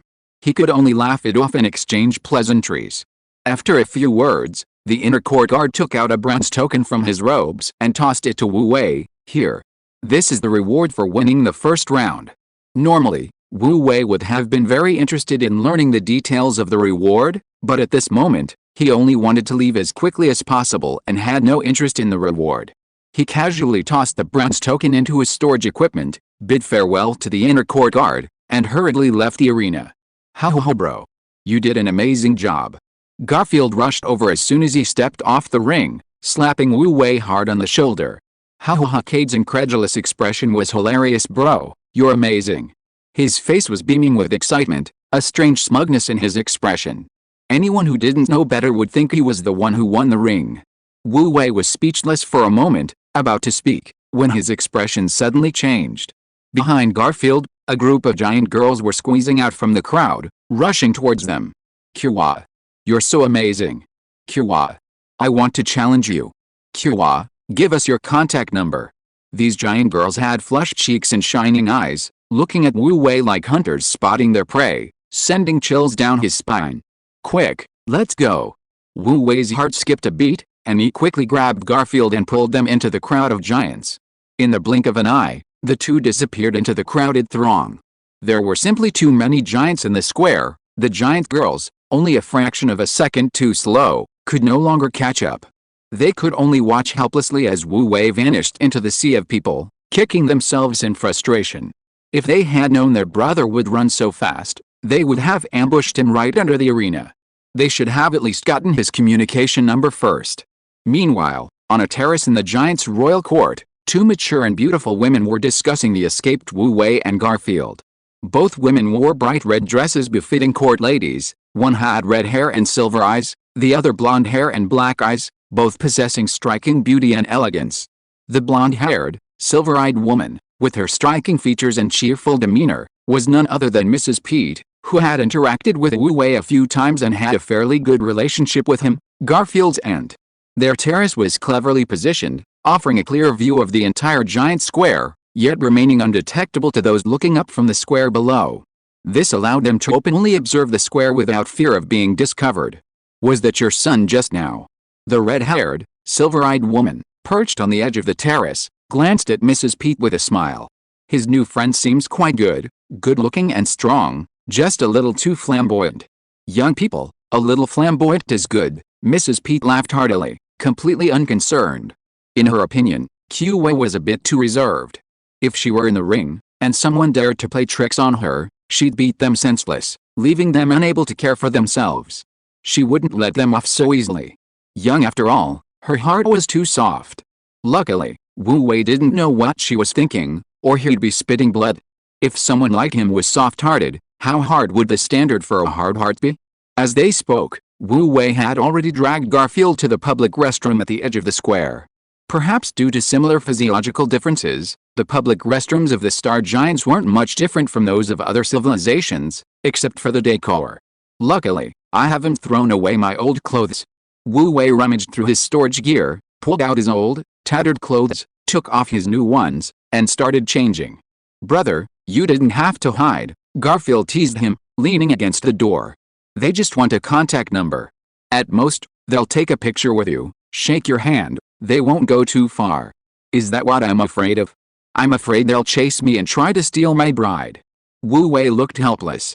The previous experience was too exhausting, he didn't want to relive it. Garfield's lips twitched, and she couldn't help but remind him, "Brother, you can say that to me, but don't say it outside. I'm afraid of getting ganged up on." Wu Wei, he was just telling the truth. Was that wrong? If you are listening to this novel on a channel other than Fanfic World, it means it was downloaded and re-uploaded without effort. We warmly invite you to visit our channel, Fanfic World. There you will find the original version of this story and many other novels of various genres. We look forward to seeing you dive into a world of incredible novels. Chapter 567, The Ancient Street with a Million-Year History. As they spoke, Wu Wei had already changed his clothes. He even smeared some soot on his face to conceal his appearance, making sure the girls wouldn't recognize him even if they saw him in person. "Let's go." The two returned to the square and quickly blended into the crowd.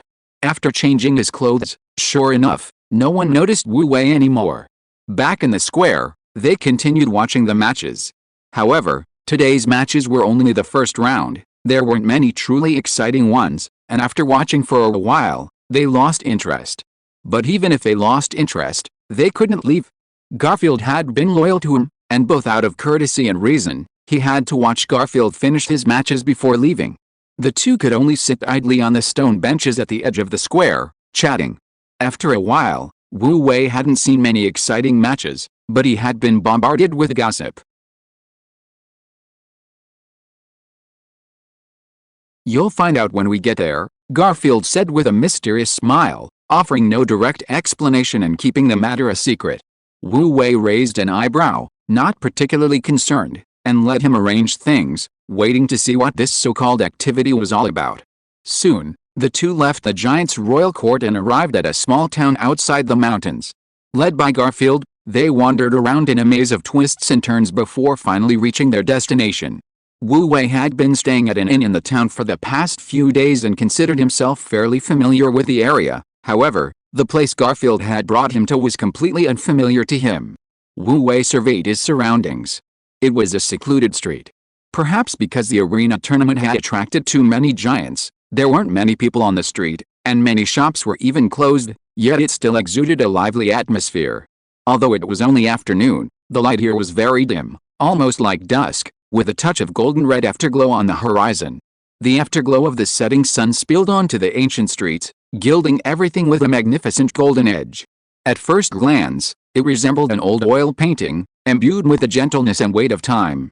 Seeing this, Wu Wei couldn't help but raise an eyebrow at Garfield, An independent space. That's right.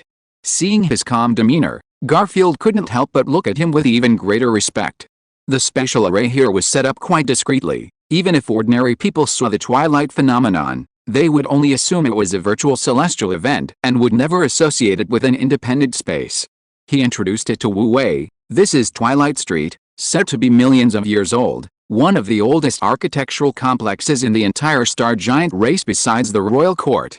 A long time ago, Elder Nuaya issued an order forbidding anyone from damaging any of the buildings here. Elder Nuaya. Wu Wei was surprised. She actually cares about these things. Of course, he knew who Elder Nuaya was. Elder Nuaya is the legendary level 15 powerhouse of the star giant race, said to be the sister of the 10th giant king. She is now millions of years old, making her the oldest and most senior member of the star giant race. This is unavoidable. While star giants are long-lived, even a level 14 star giant's lifespan is less than 1,000,000 years. When their lifespan ends, they will die. Only a level 15 powerhouse like Elder Nuaya can live so long.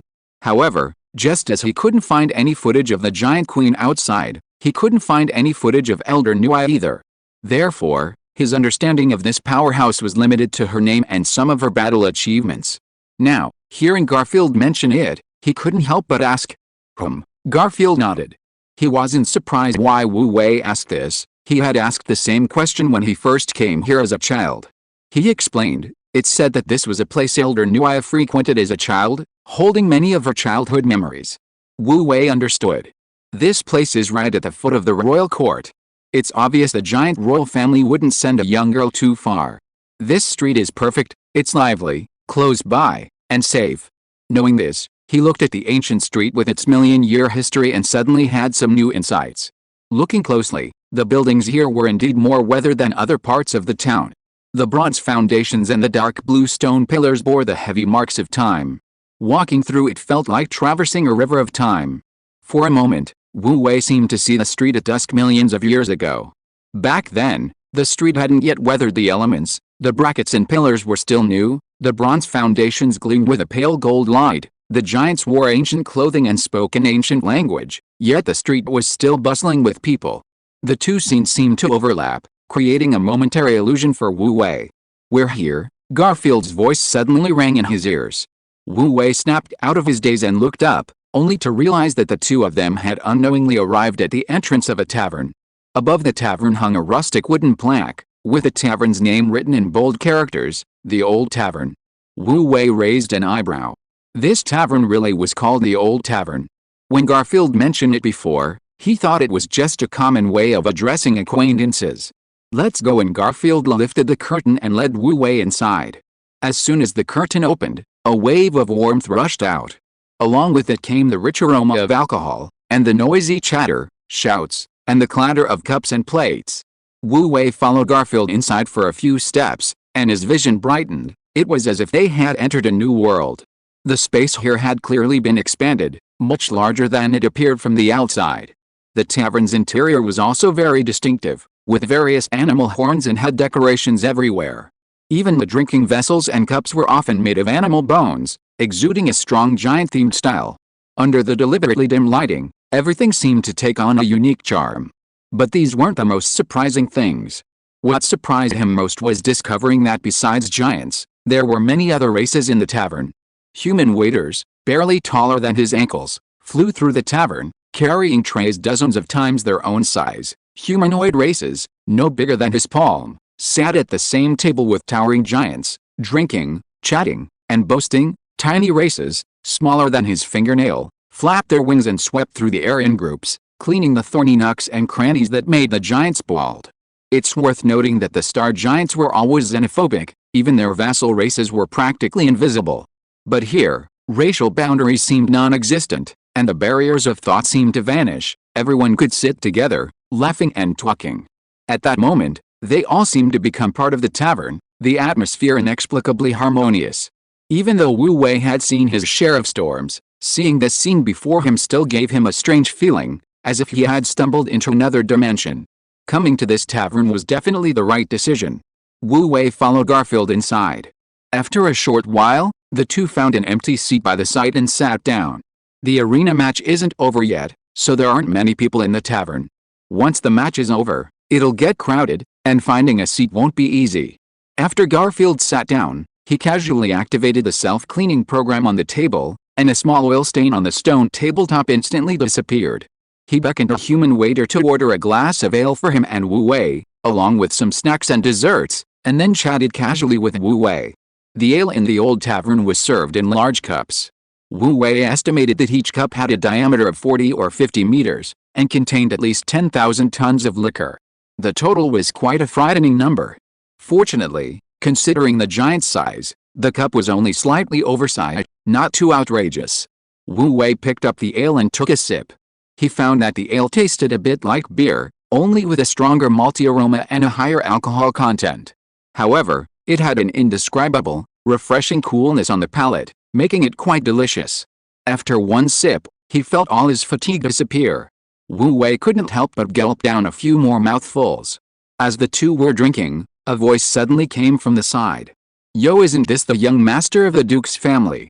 Wu Wei put down his cup and turned around, only to see a young giant with brown hair and silver eyes walking slowly from not far away. This young giant was tall and strong, his muscles as solid as stone, exuding power. Even his hair was shaved short, giving him a masculine aura. From his appearance, he was a very charming male giant. However, the look in his eyes as he looked at Garfield was full of ill intent. Chapter 568 Betting on Wine. "Who's this guy?" Wu Wei glanced at him and couldn't help but frown slightly. Anyone would be in a bad mood if they were suddenly interrupted while enjoying their drinks. Garfield's brows furrowed as well. "McCarlin, the second son of the Earl of Hog," he explained to Wu Wei in a low voice. "I've never gotten along with this kid, and he's a competitor again. He'll probably pick a fight with me again today. No matter what he says, you don't need to pay him any attention. I'll handle it." What he didn't say was that the reason McLean and he didn't get along was because McLean was a suitor of Her Majesty the Queen, but unfortunately, Her Majesty had no interest in him whatsoever. However, because of Mrs. Pete, Garfield had known Her Majesty the Queen since childhood and they had a good relationship, so McLean took his anger out on him. As they spoke, the brown-haired, silver-eyed young man had already strolled leisurely to their table. He was holding a glass of red, unidentified liquor, his steps were relaxed, and his attitude was casual, as if he were in his own home. What, not even getting up to greet an old friend? He glanced at Garfield with a smile, but the smile didn't reach his eyes. Without waiting for Garfield's reply, he casually sat down at one end of the empty table, holding his wineglass. Behind him were two slightly older giants. Seeing McLean sit down, the two stood on either side of him, like two gatekeepers. Garfield was used to McLean's mannerisms and didn't even glance at him. "What do you want now?" "Can I drink with an old friend if there's nothing wrong?" McLean casually toyed with his wineglass, his expression a half-smile. "We've known each other for over 20,000 years, we should have some camaraderie over a drink, right?" Seeing his expression, Garfield's brows furrowed even more deeply. Finally, he couldn't take it anymore. He slammed his fist on the table and yelled, "Can you stop imitating those imperial civilizations all the time? So sarcastic and affected, don't you find it pretentious? It's giving me goosebumps." Hearing this, Wu Wei couldn't help but burst out laughing. He'd been wondering why something about McCallum seemed off. Now, after Garfield's comment, it all made sense. The Star Giants were straightforward, and even nobles were never pretentious. McCallum, on the other hand, had this aristocratic air about him. No wonder he felt uncomfortable. Wasn't this just a poor imitation? HMPH first mocked by Garfield, then ridiculed by Wu Wei, McCallum's face darkened. He'd already prepared his lines, but these interruptions left him speechless. He slammed his glass down on the table, glanced at Wu Wei with a cold smile, then looked at Garfield beside him. "Think I'm pretentious? Fine. Then I'll do something less pretentious." With that, he suddenly turned and shouted towards the bar, "Boss. Hey, coming." As soon as he finished speaking, a small black shadow darted over from the bar. Wu Wei looked closely and saw that the shadow was actually a tiny green figure. The figure wore a long black cloak and appeared slightly larger than a human, but still no bigger than a palm compared to the giant's massive size. Its skin was green and wrinkled, like a little old man, and its head was covered by a black, shell-like exoskeleton, like a helmet. Wu Wei recognized this race. They were one of the vassal races of the Star Giants, called the Green-Skinned People. This race had highly developed brains but weak combat abilities. They were the intellectual backbone of the Star Giants' vassal races, and many of the technological products he saw in the giant city were their creations. However, perhaps not skilled in flying, the green-clad man was using a frisbee, similar to a skateboard, to propel himself up with incredible speed. In the blink of an eye, he traversed 2,000 or 3,000 meters, flying from the bar to the three of them.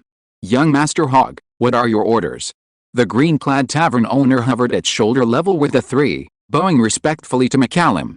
His attitude was respectful but not obsequious, with a faint smile on his face, clearly indicating he was used to being greeted and had powerful backers, so he wasn't too afraid of McCallum. McCallum didn't waste any words with him, saying directly, "Give me a case of Blade and Flame, put it on my tab." A case. The tavern owner was taken aback, and couldn't help but confirm again, "Are you sure you really want a case?" "Of course." McCallum's tone was decisive. Seeing this, Garfield seemed to guess something and couldn't help but sneer. "Blade Flame is the strongest liquor in the tavern, said to be able to knock out the best giant in terms of drinking capacity with just 3 bottles.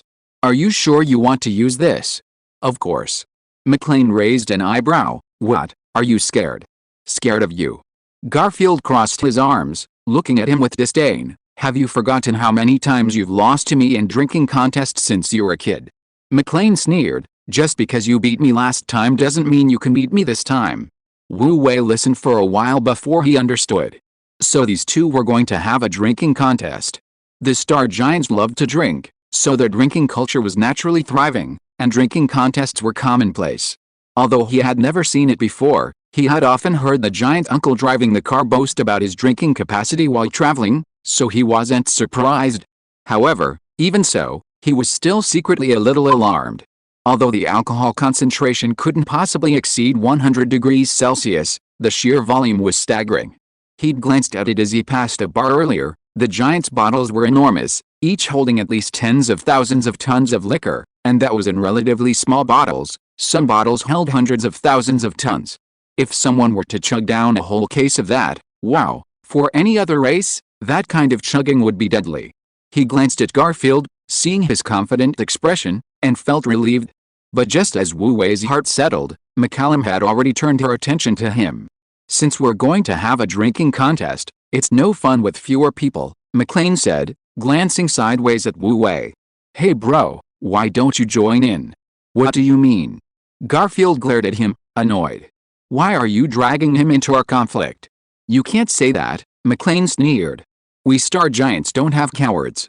It's just a drinking contest. Even if you lose, it's not a big deal. Even if you want to protect him, you don't need to interfere in this. Or perhaps." He then shifted his gaze to Wu Wei, his tone suggestive. "Are you scared?" "You." Garfield was so angry he glared at him, almost slamming his fist on the table and arguing with him. Wu Wei pulled him back, saying helplessly, "All right, it's just a drinking contest, I'll join." He hadn't expected this to involve him. However, he wasn't too bothered by such a small matter. He'd join anyway. How good. Great. Seeing Wu Wei agree, McCallum burst into laughter. He stood up and waved his hand generously to the green young man innkeeper beside him. "Boss, bring the drinks. It's all on me today." "All right." The green young man innkeeper also smiled. He bowed to McCallum, then turned and bowed to Garfield, saying with a smile, "Gentlemen, please drink as much as you like. The tavern has plenty of drinks, nothing else." As he spoke, he waved for a waiter to bring the drinks. Seeing this, Garfield was immediately furious. He knew McCallum's drinking capacity. Although he was slightly less than him, he was much stronger than the average giant. There were very few in the entire noble circle who could outdrink him. Although the Kiowa brothers had performed well today, they were only slightly stronger than the average giant warrior and had slightly better talent. Physically, they couldn't compare to the giant nobles like them, who had strong bloodlines and had received rigorous training since childhood. In a drinking contest, they probably couldn't beat him. This kid was probably worried about losing face if he lost, so he deliberately wanted to drag someone down with him. "Brother, it's all my fault, I dragged you into this." He felt guilty and lowered his voice to Wu Wei. "Don't worry, you just pretend later, I'll cover for you. It wouldn't be good if you really collapsed and it affected tomorrow's competition." Seeing him like this, Wu Wei was touched, but also a little amused. But he couldn't explain his situation to Garfield at the moment, so he could only nod and say, "Don't worry, I know what I'm doing." As he spoke, the human waiters in the tavern had already flown back carrying a giant wooden wine chest that was nearly 100 meters long and wide. The humans who could work as waiters in the old tavern were at least level 8 or 9 in strength, so flying was naturally no problem for them. Although carrying something weighing several million tons was a bit strenuous, the waiters worked together and flew steadily. Bang! With a muffled sound, the huge wine chest was placed steadily on the table. The owner of the Green Yuan bar called over several waiters who flew to the top of the crate and pried it open. Instantly, a pungent aroma of liquor wafted out, quickly filling the tavern. Blade flame.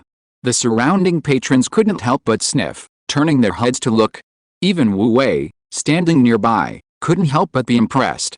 Just from the smell, he knew this liquor was definitely potent. Garfield was also tempted, reaching out to grab a bottle of blade flame to try it first.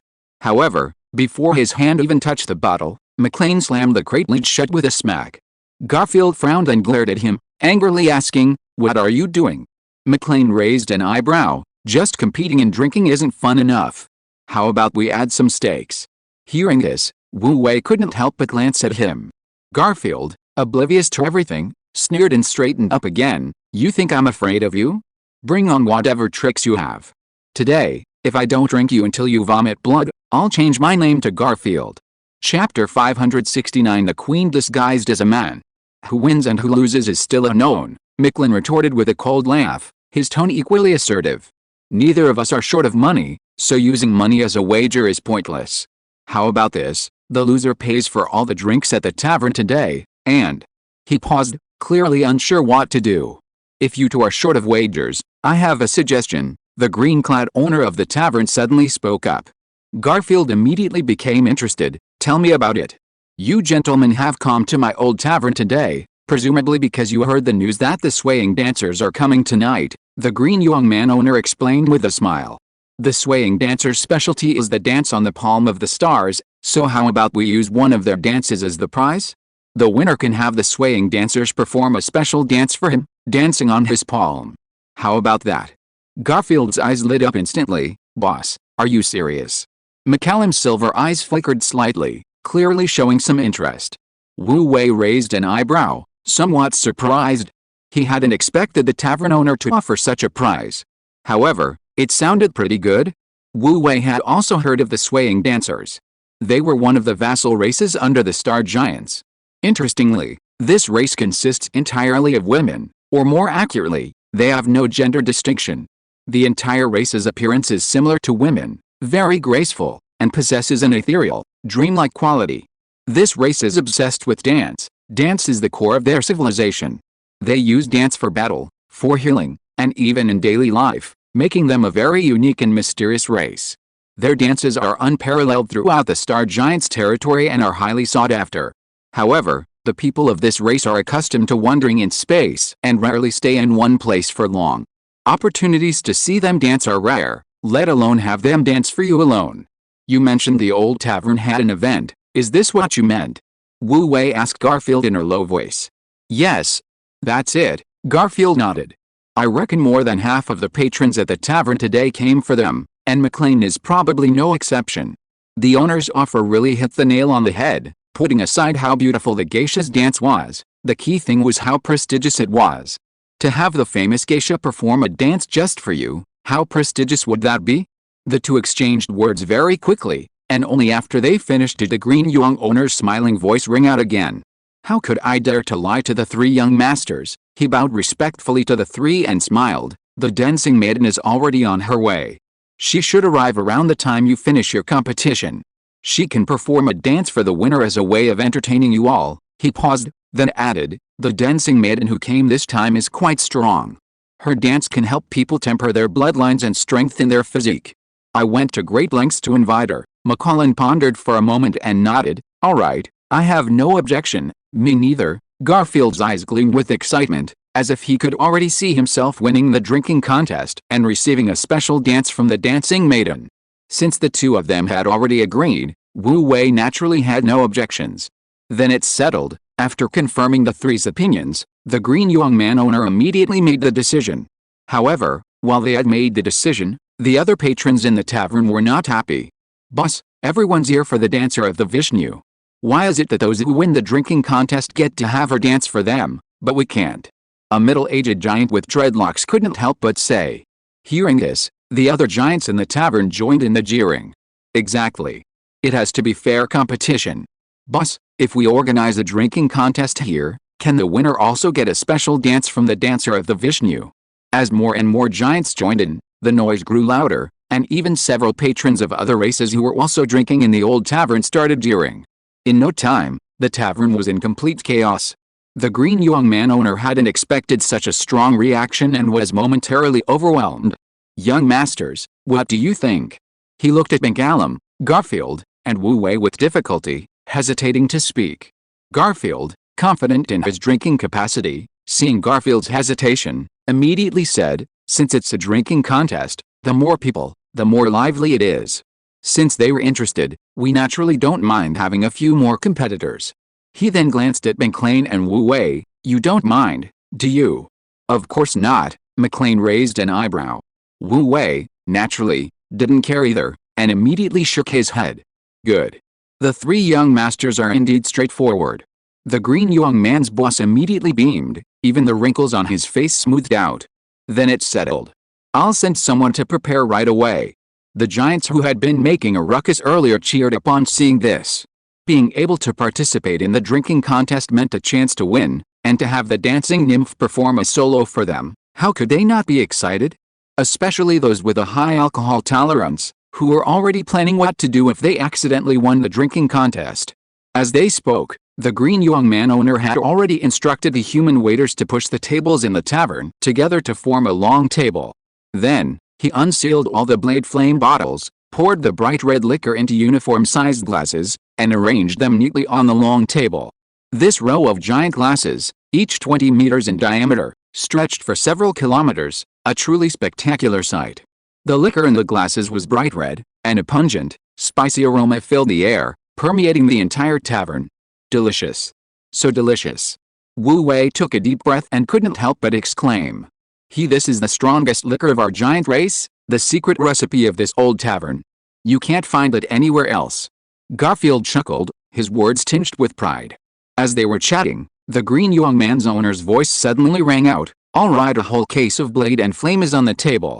Now, those who want to participate in the drinking contest, please come forward." Hearing this, Garfield immediately pulled Wu Wei over. Meanwhile, McLean also slowly walked to the table. The two faced each other across the long table, the atmosphere electric. At the same time, three more giants squeezed out from the crowd of onlookers and quickly walked to the table, each occupying a corner. These three giants had different appearances, but without exception, they were all burly, muscular men. Among them was the middle-aged giant with dreadlocks who had started the commotion. Seeing this, the green young man's owner knew that these were the giants who wanted to participate in the drinking contest. The drinking contest was a huge test of one's drinking capacity. Any giant who wasn't confident in their ability to hold their liquor wouldn't participate. He took a small red flag from the waiter and was about to announce the start of the drinking contest. Suddenly, a clear, youthful voice rang out from the crowd. "Wait a minute, I want to join the drinking contest too." Hearing this, everyone turned to look. Even McCallum, Garfield, and Wu Wei on either side of the long table couldn't help but look. From the direction the voice came, a young giant was squeezing through the crowd and walking towards the long table. This young giant had purple hair and black eyes, an ordinary face, and while his face lacked childishness, his figure was much thinner than that of ordinary young giants, and he was slightly shorter, appearing to be underage. Seeing this, the middle-aged giant with dreadlocks frowned instinctively and raised his hand to stop him. "Betting on alcohol is for adults. What are you doing, a little kid, getting involved?" Hearing this, the young giant immediately straightened his back and puffed out his chest, as if deliberately emphasizing, "I'm an adult." "Even if you're an adult, with your physique, how much can you drink?" The middle-aged giant with dreadlocks still frowned. "Don't be silly, betting on alcohol is no joke. Don't regret it later if you drink until you vomit blood." He meant well, but the young giant wasn't happy to accept it. Raising his head seriously, There's no rule that says newly adult giants can't participate in drinking games, is there? Besides, alcohol tolerance isn't directly related to physique. How do you know I can't drink? Seeing that things were about to escalate, the green-haired owner quickly smoothed things over. This guessed he was just trying to persuade you, not intentionally making things difficult. Since you insist on participating, naturally no one will stop you. Just one thing, you can't cheat if you pass out later. Of course. The young giant smiled, his demeanor composed, seemingly confident in his drinking capacity. Seeing this, the green-haired innkeeper said nothing more and beckoned him over. The middle-aged giant with dreadlocks couldn't continue to obstruct him and had no choice but to let him pass. The young giant smiled smugly and strode towards the long table. However, he had only taken 2 steps when a blonde young giant, who had hurriedly caught up, grabbed his sleeve from behind. "Your Majesty, perhaps it's best to skip the drinking contest," the blonde young giant said, frowning, secretly transmitting his voice. "It's one thing for you to sneak out to play, but to participate in a drinking contest is another. If Mrs. Jones and Mrs. Pete find out, they'll nag you for ages." It turned out that this young giant was actually Her Majesty the Queen, who had sneaked out of the royal court, disguised as a man to avoid being discovered. No one knew how she managed it. Aside from being a little thinner and shorter, she appeared entirely as a male giant, so much so that even Garfield, who was quite familiar with her, didn't recognize her. Chapter 570 The Queen's Private Visit. The blonde giant following behind Her Majesty the Queen was not a young male giant, but a royal court maid in disguise. Seeing her maid begin to grumble again, Her Majesty rubbed her temples in exasperation. "Lisa, shut up." The young maid called Lisa immediately fell silent, though her eyes still held a look of worry. Her Majesty breathed a sigh of relief and softened her tone, saying, "Don't worry, I'm just going to join in the fun. If you don't say anything, and I don't say anything, they won't know." With that, she pulled her hand away and strode to the long table in front of her, not waiting for the maid to say anything more. "Besides this young man, are there any others who want to participate in the drinking game?" The green young innkeeper, fearing a repeat of the situation, asked again to be on the safe side. "Boss, stop talking nonsense and get started." "That's right. If we wanted to participate, we would have come out long ago. Why are we waiting until now? Let's get started, we're waiting to see." The promised drinking contest had been delayed time and time again, and the giants present were already getting impatient. Seeing the green young man boss still dawdling, they couldn't hold back any longer and urged him on. All right. Let's start now, let's start now." Seeing this, the green young man boss didn't delay any longer.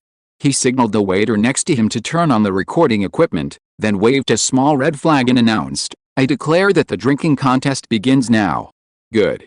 The giants watching immediately perked up, and all their bright eyes turned to the 7 people in the middle, waiting to see a wonderful drinking contest. "I'll go first."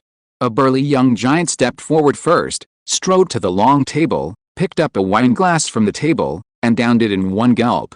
The glass containing Bloodifier was much smaller than a beer mug, yet each glass held nearly 10,000 tons of liquor, not to mention that this was a top-grade spirit like Bloodifier. An average drinking giant might have been knocked out after just one glass, but he downed it without even blinking. In the blink of an eye, nearly 10,000 tons of liquor was gone. He turned the glass upside down to show everyone, it was indeed completely empty, not a single drop remained. "Bravo!" A cheer erupted from the crowd. A smug look appeared on the young giant's face. He casually placed the empty glass on the long table, turned to scan the other giants, his eyes gleaming with fighting spirit. "Who's up?" "I'll go."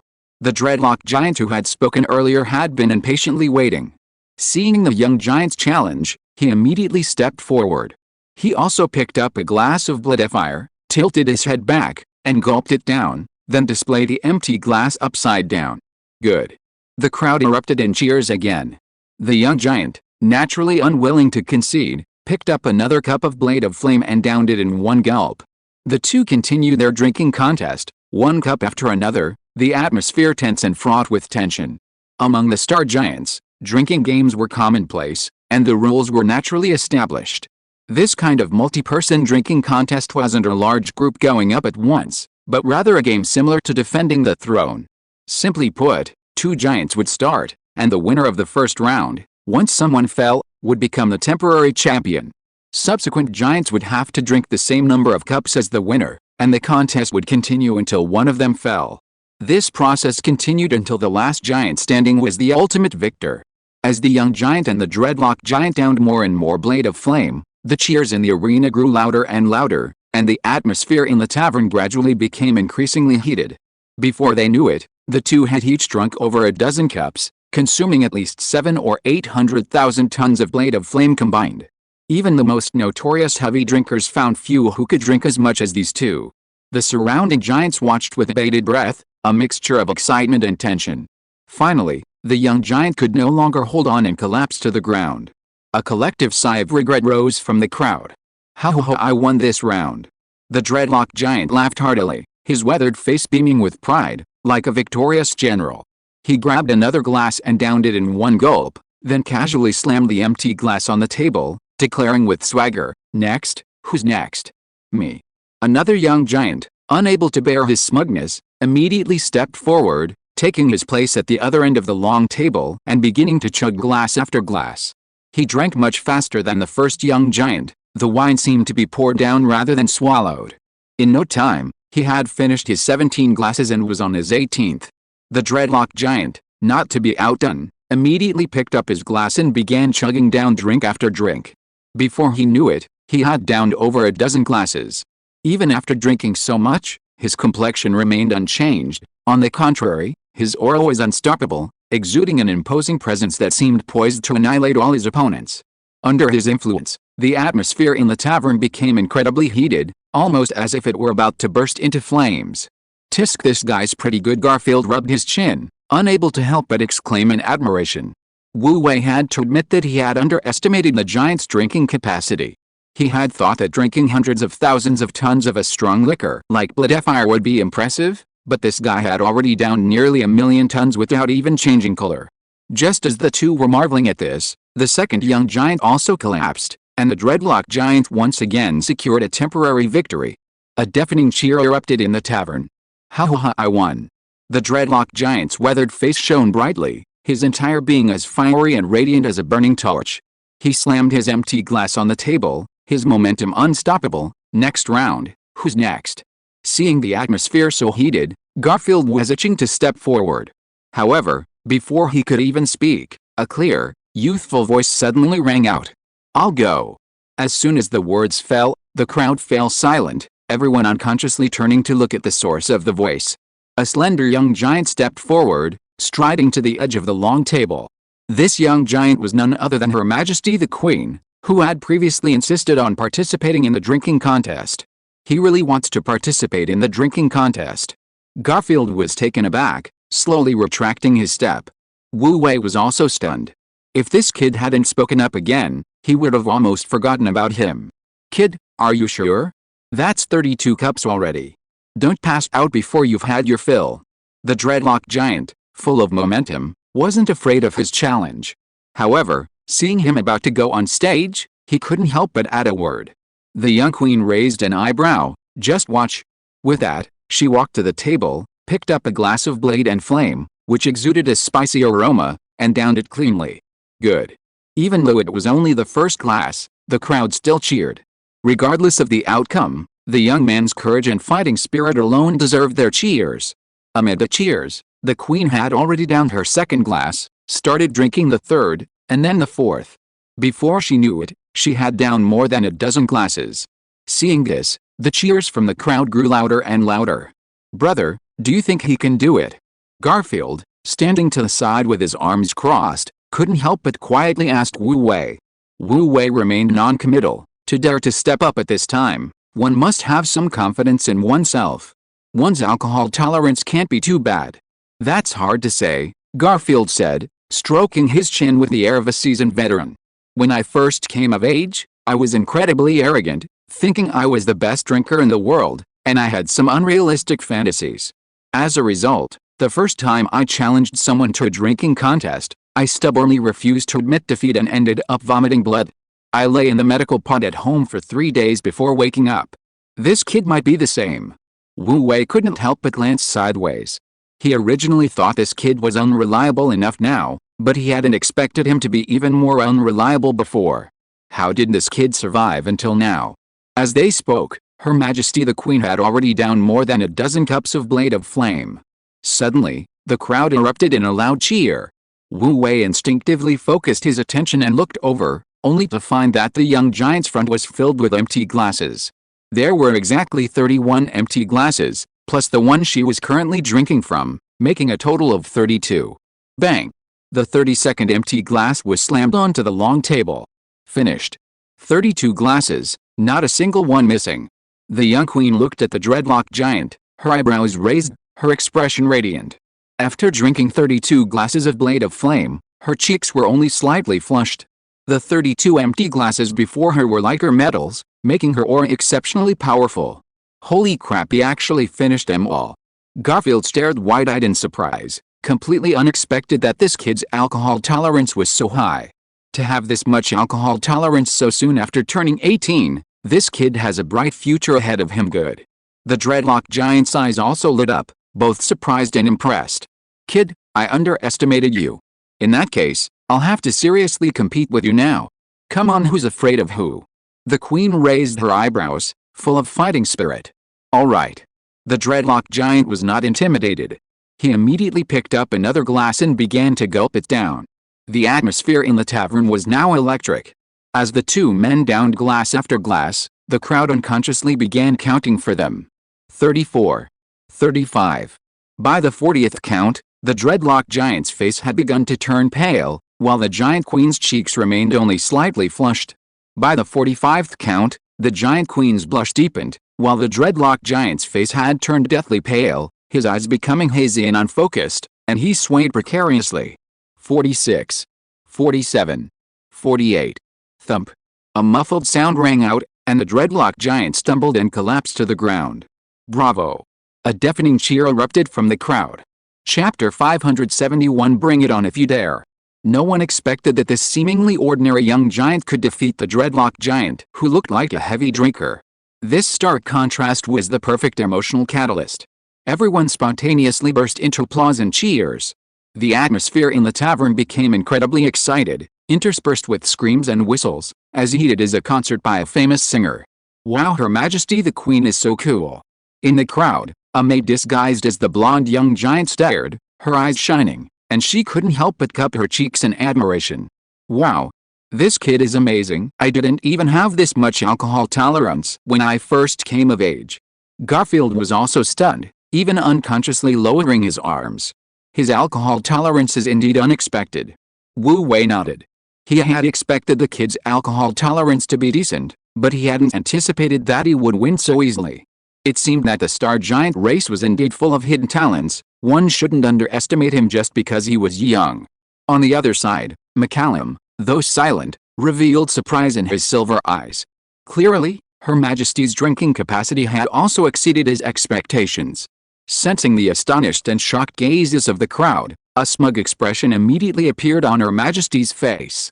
The alcohol was taking effect, her cheeks were flushed, and her otherwise ordinary face, disguised as it was, had become radiant, as if she were a completely different person. She was now fully enjoying herself, extremely excited.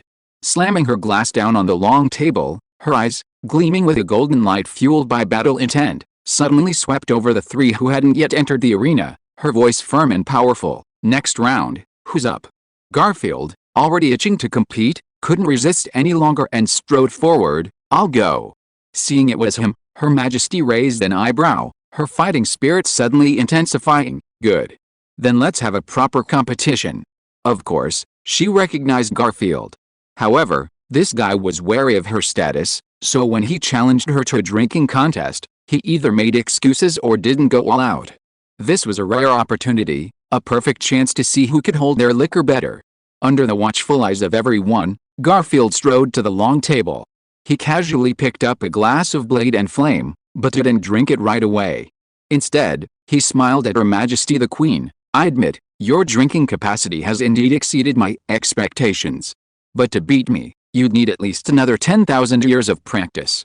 That's not necessarily true. Her Majesty raised an eyebrow, showing no fear. She stood to the side with her arms crossed, adopting a waiting for your challenge stance, looking very confident.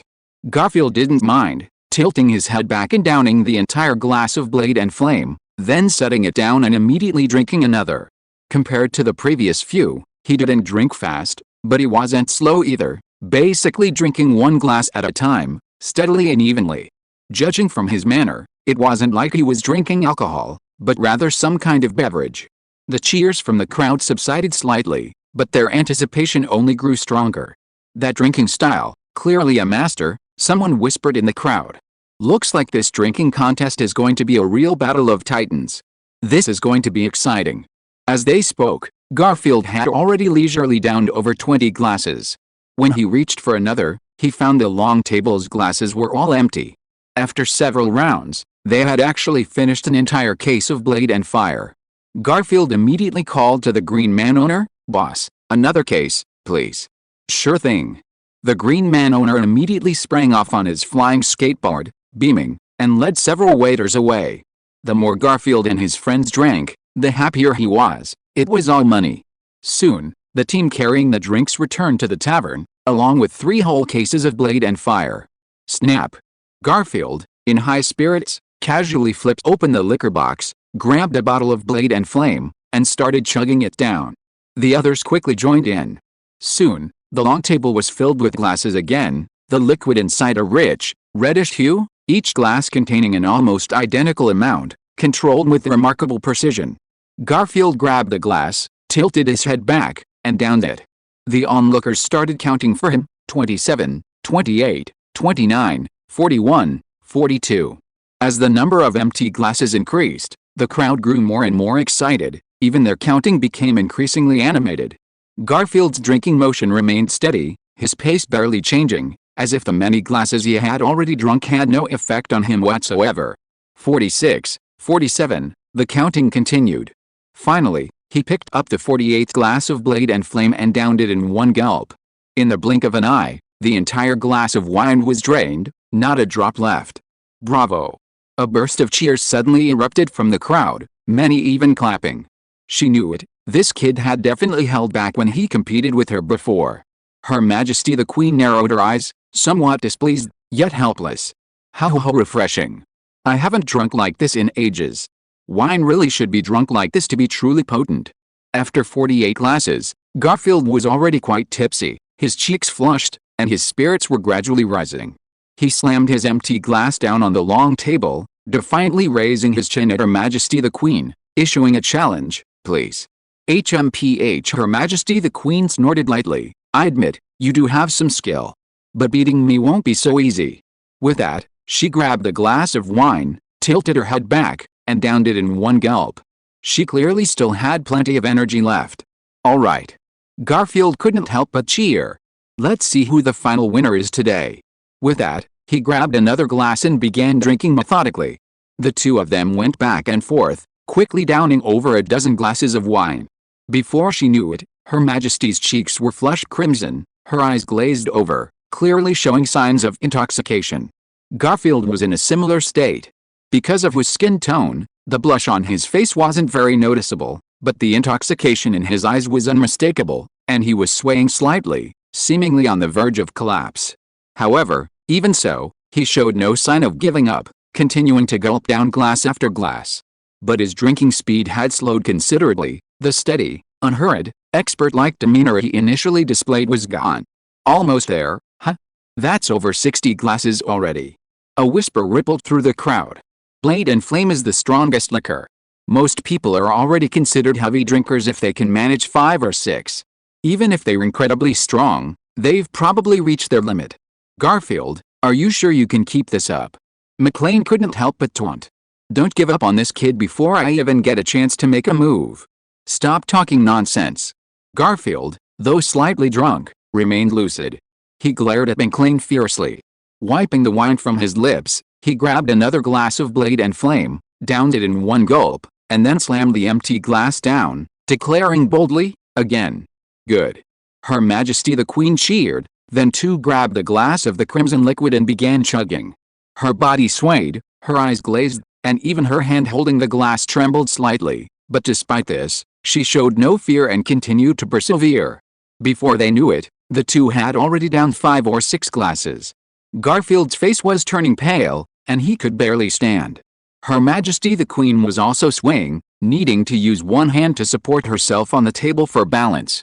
Neither was willing to admit defeat. The cheers from the crowd gradually subsided. Everyone's eyes were fixed on the two of them, their hearts pounding with tension. Even McCarran had to admit that Garfield and this kid were truly remarkable, managing to hold on like this. But that was it. Both were at their limit. It was simply a matter of who would collapse first. I haven't lost yet. Her Majesty the Queen struggled to stand up, reaching for another glass. She was practically slumped over the long table, finally managing to grab the glass after a long struggle, and began to drink it down in sips. Her condition was extremely poor. She no longer had the strength to gulp down large amounts of alcohol, and could only continue to persevere in this way. However, after only 2 drinks, her hand trembled violently, the glass slipping from her grasp and crashing to the floor with a dull thud. She swayed, then slid weakly down the edge of the table. At this, the crowd fell silent for a moment, then erupted in deafening cheers. Bravo! Ho ha ho ha! Garfield laughed heartily. Awesome! He had rarely drunk so freely. Even if he got drunk, it was worth it. He laughed so hard he almost slid off the table himself, but luckily caught himself at the last moment, avoiding a humiliating moment. Even so, being able to stand this far was something to be proud of. 70 drinks, and Blade and Flame at that, top-tier spirits, and he downed them all. This was definitely an exceptional performance today. HMPH. Seeing Garfield's smugness, McCallum couldn't help but sneer, "Don't be too happy yet, the competition isn't over yet." Garfield, intoxicated, became increasingly unrestrained in his words and actions. Hearing this, he turned to McCallum and made a provocative gesture, "Come at me if you dare." Chapter 572. Wu Wei's Fate. "Come on then, do you think I'm afraid of you?" McLean sneered, casually taking off his coat, leaving him in only a close-fitting vest and short jacket as he walked over. He was tall and burly, and the removal of his coat immediately revealed his muscular physique, especially his arms, which were bulging and as hard as rocks. In the dim light of the tavern, he looked like a seasoned veteran, clearly the type who could hold his liquor. The crowd's anticipation rose unconsciously. "Drinking glass by glass is too much trouble, bring me a bigger bucket." McLean glanced at the densely packed glasses on the table and casually beckoned a waiter, giving the order. The waiter immediately went to fetch a large glass for ale. McLean still thought it was too small. The waiter had no choice but to get him a glass bucket specifically for holding ice. It was roughly 100 meters in diameter and 100 meters in height, the kind that could hold at least 500,000 tons of liquor. McLean was finally satisfied. Bang! He casually placed the ice bucket on the table, then poured the Blade of Flame from his glasses into it, one glass after another. Finding it too slow, he casually called out, and the 2 burly giants behind him came over to help him pour. Soon, all 10 glasses were poured into the ice bucket with a whoosh, whoosh, whoosh sound. The spicy aroma of the liquor filled the air, becoming incredibly strong. Even a whiff was intoxicating. Seeing the ice bucket was almost full, McLean finally stopped pouring. Instead, he hugged the bucket, tilted his head back, and began to gulp it down. Everyone watched his movements intently. In just a dozen breaths, he had finished the entire ice bucket of Blade of Flame in one go, not a single drop left. Bravo! The crowd couldn't help but cheer again. No one without real skill would dare drink like that. "Looks like this guy is a pro," a murmur rippled through the crowd.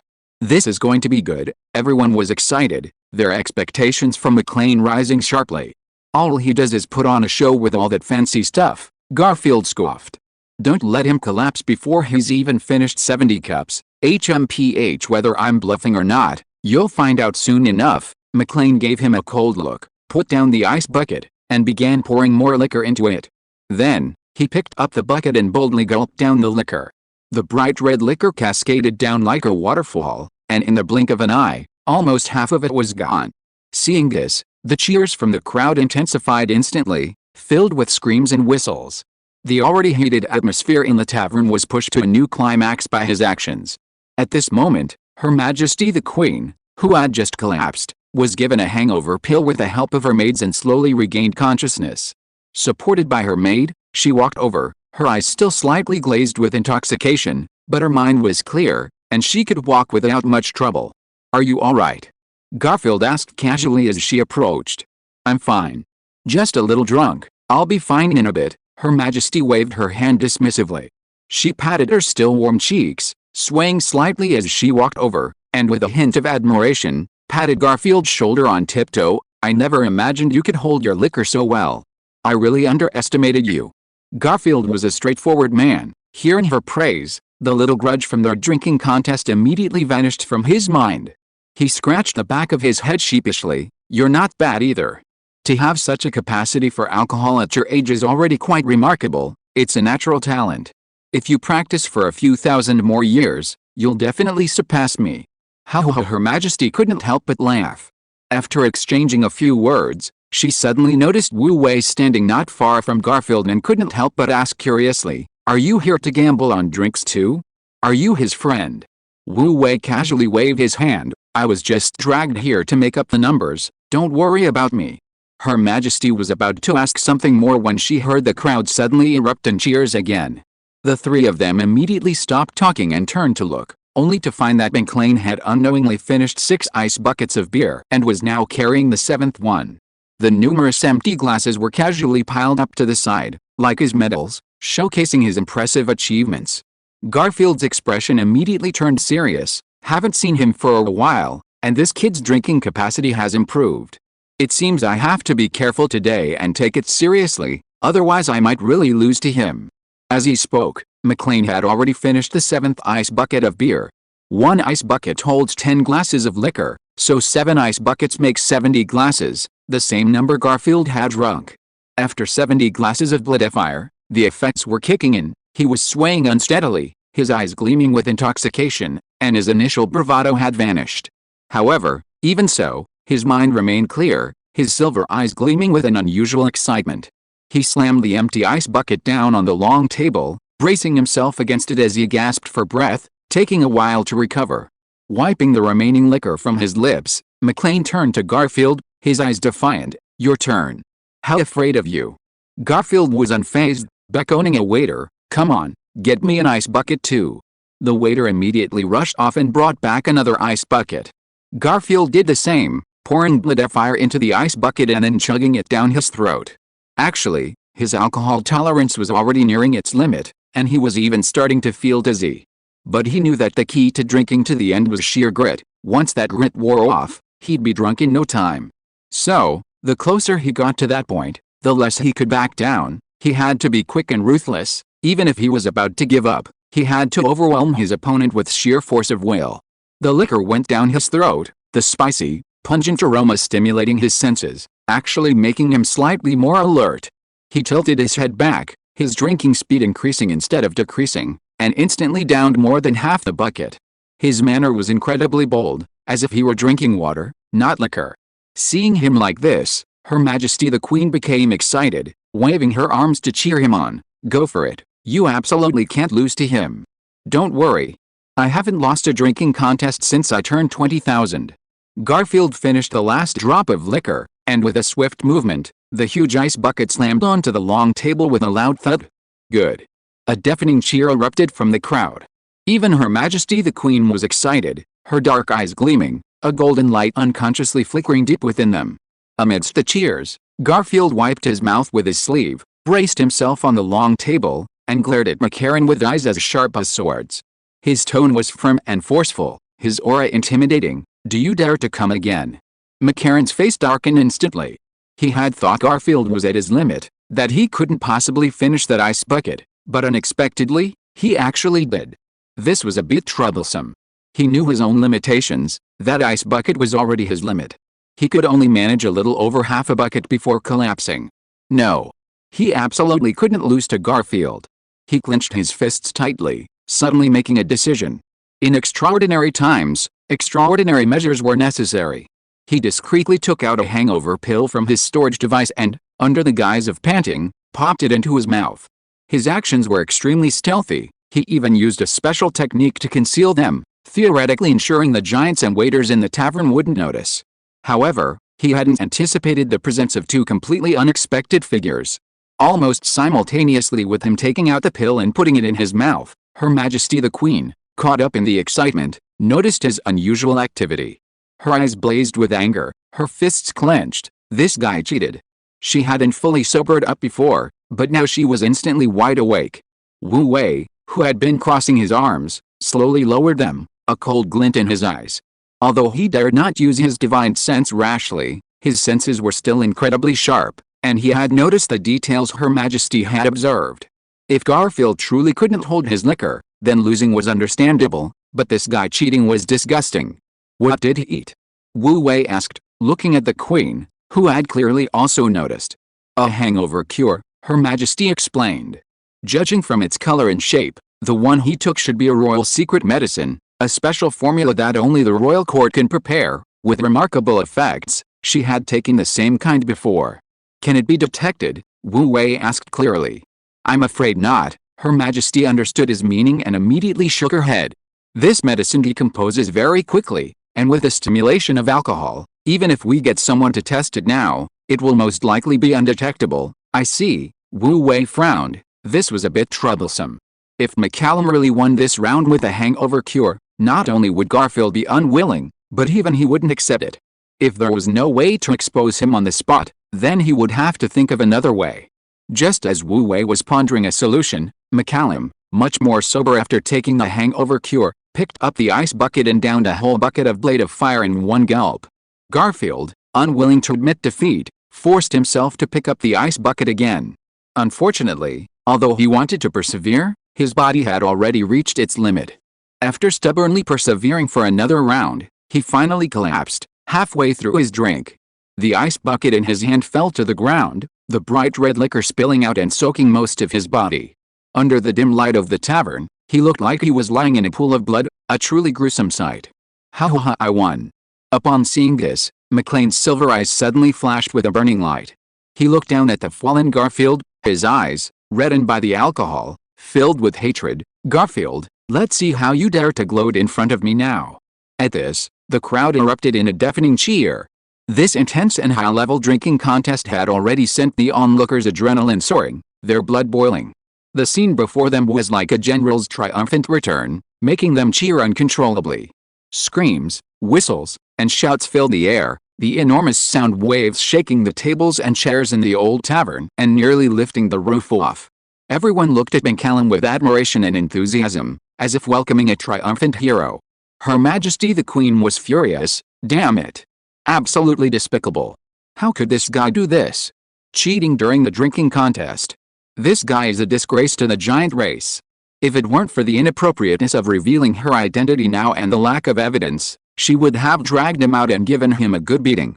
She wouldn't be illegal if she didn't beat him so badly he wouldn't be able to get out of bed for 6 months. However, just when everyone, including Her Majesty the Queen, thought McCallum had become the final winner of the drinking contest, a deep male voice suddenly rang out. McCarlin, have you forgotten that you have another opponent? The voice, though calm and unhurried, seemed to possess a magical power, piercing through the boisterous cheers and instantly resounding throughout the old tavern. The crowd fell silent. Chapter 573. Everyone instinctively looked in the direction of the sound and saw a young giant stepping out from the crowd, slowly walking towards the center of the arena. This young man was naturally Wu Wei. Seeing him, everyone finally realized who he was. There were 7 giants participating in this drinking contest, and only 6 had competed so far. The last one hadn't even entered the arena yet. However, this wasn't entirely their fault. The battle between Garfield and McCullen had been too intense and exciting, and both were incredibly strong, so they subconsciously treated it as the final showdown. Moreover, Wu Wei had been very low-key, almost unnoticed. Only now, as Wu Wei officially emerged from the crowd, did everyone notice his presence. His physique wasn't as robust as McCullen's, nor was his demeanor as sunny as Garfield's, but his aura was as firm and heavy as a rock. Under the dim lights of the tavern, this added to his somber and chilling presence. Perhaps McCullen's actions had truly angered him. At this moment, his dark eyes seemed to crackle with electricity, his gaze sweeping across with a chilling intensity. The crowd fell silent. Even the giant queen, Ogle, stared in shock. Under the watchful eyes of the crowd, Wu Wei didn't rush to confront McCallum. Instead, he first bent down to help Garfield, who had collapsed in the bar, and placed him on an empty chair nearby. He then instructed the green man owner to send several waiters to tend to him before returning to the center of the arena. While he did this, The crowd recovered from their earlier shock and began to whisper amongst themselves. Is this kid any good? He certainly has a lot of presence. A middle-aged giant, almost twice the width of an average giant, stared at Wu Wei's exceptionally handsome face with a hint of envy, his tone sour. But having a lot of presence isn't enough when it comes to drinking capacity, you have to practice.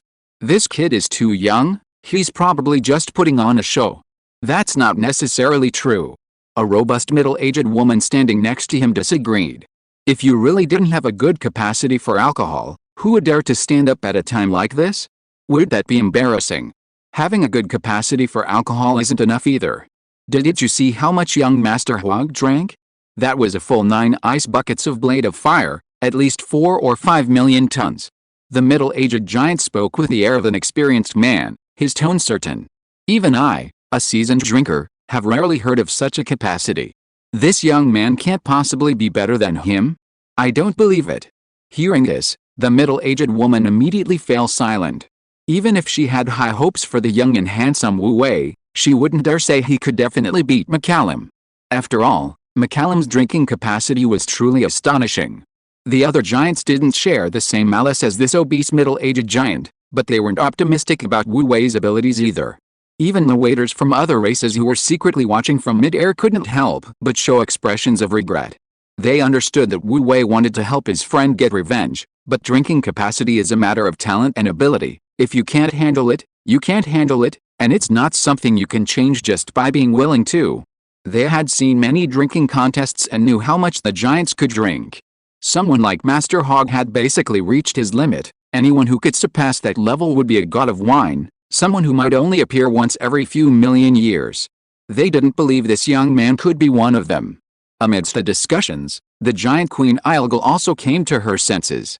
She grabbed Wu Wei, who was about to walk towards the long table, her eyes filled with shock and disbelief. Are you really confident? Don't worry. Wu Wei remained calm, speaking in a voice only the two of them could hear. When it comes to drinking capacity, I've never been afraid of anyone. While physical constitution plays a role in drinking capacity, the strength of one's spiritual soul is sometimes even more important.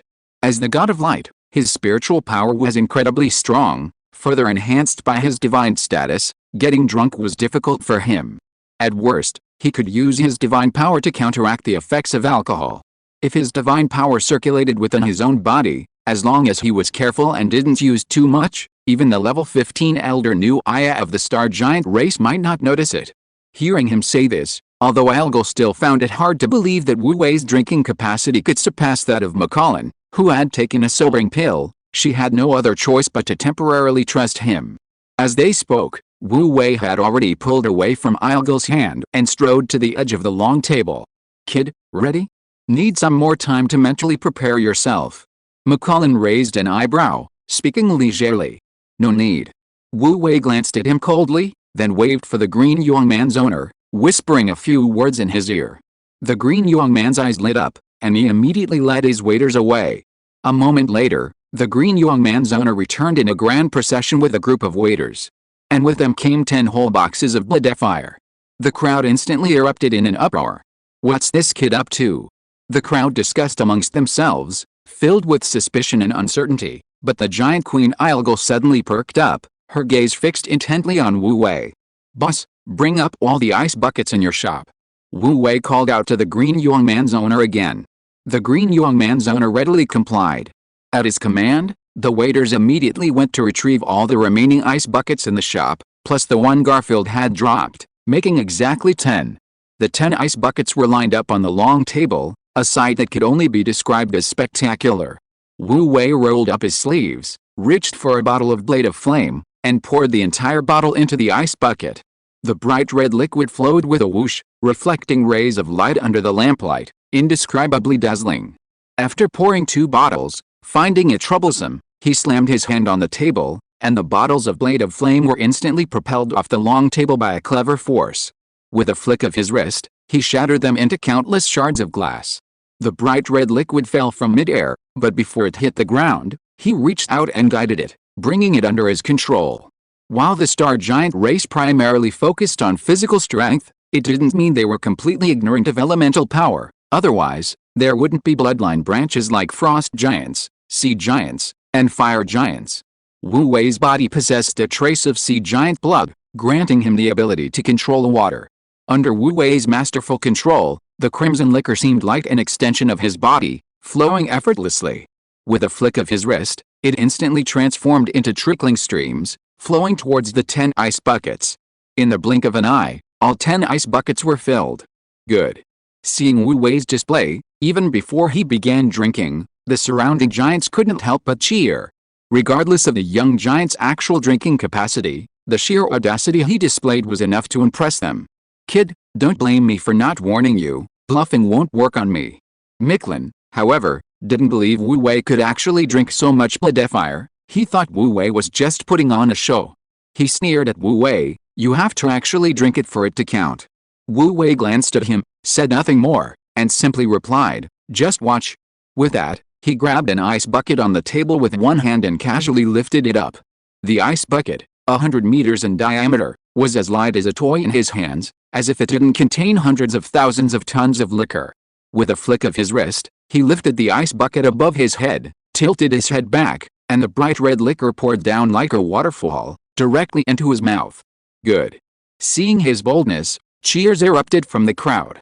The liquor entered his throat, and the spicy aroma instantly filled his nostrils. A burning sensation, like flames, burned from his throat all the way to his stomach, and Wu Wei felt a slight shiver.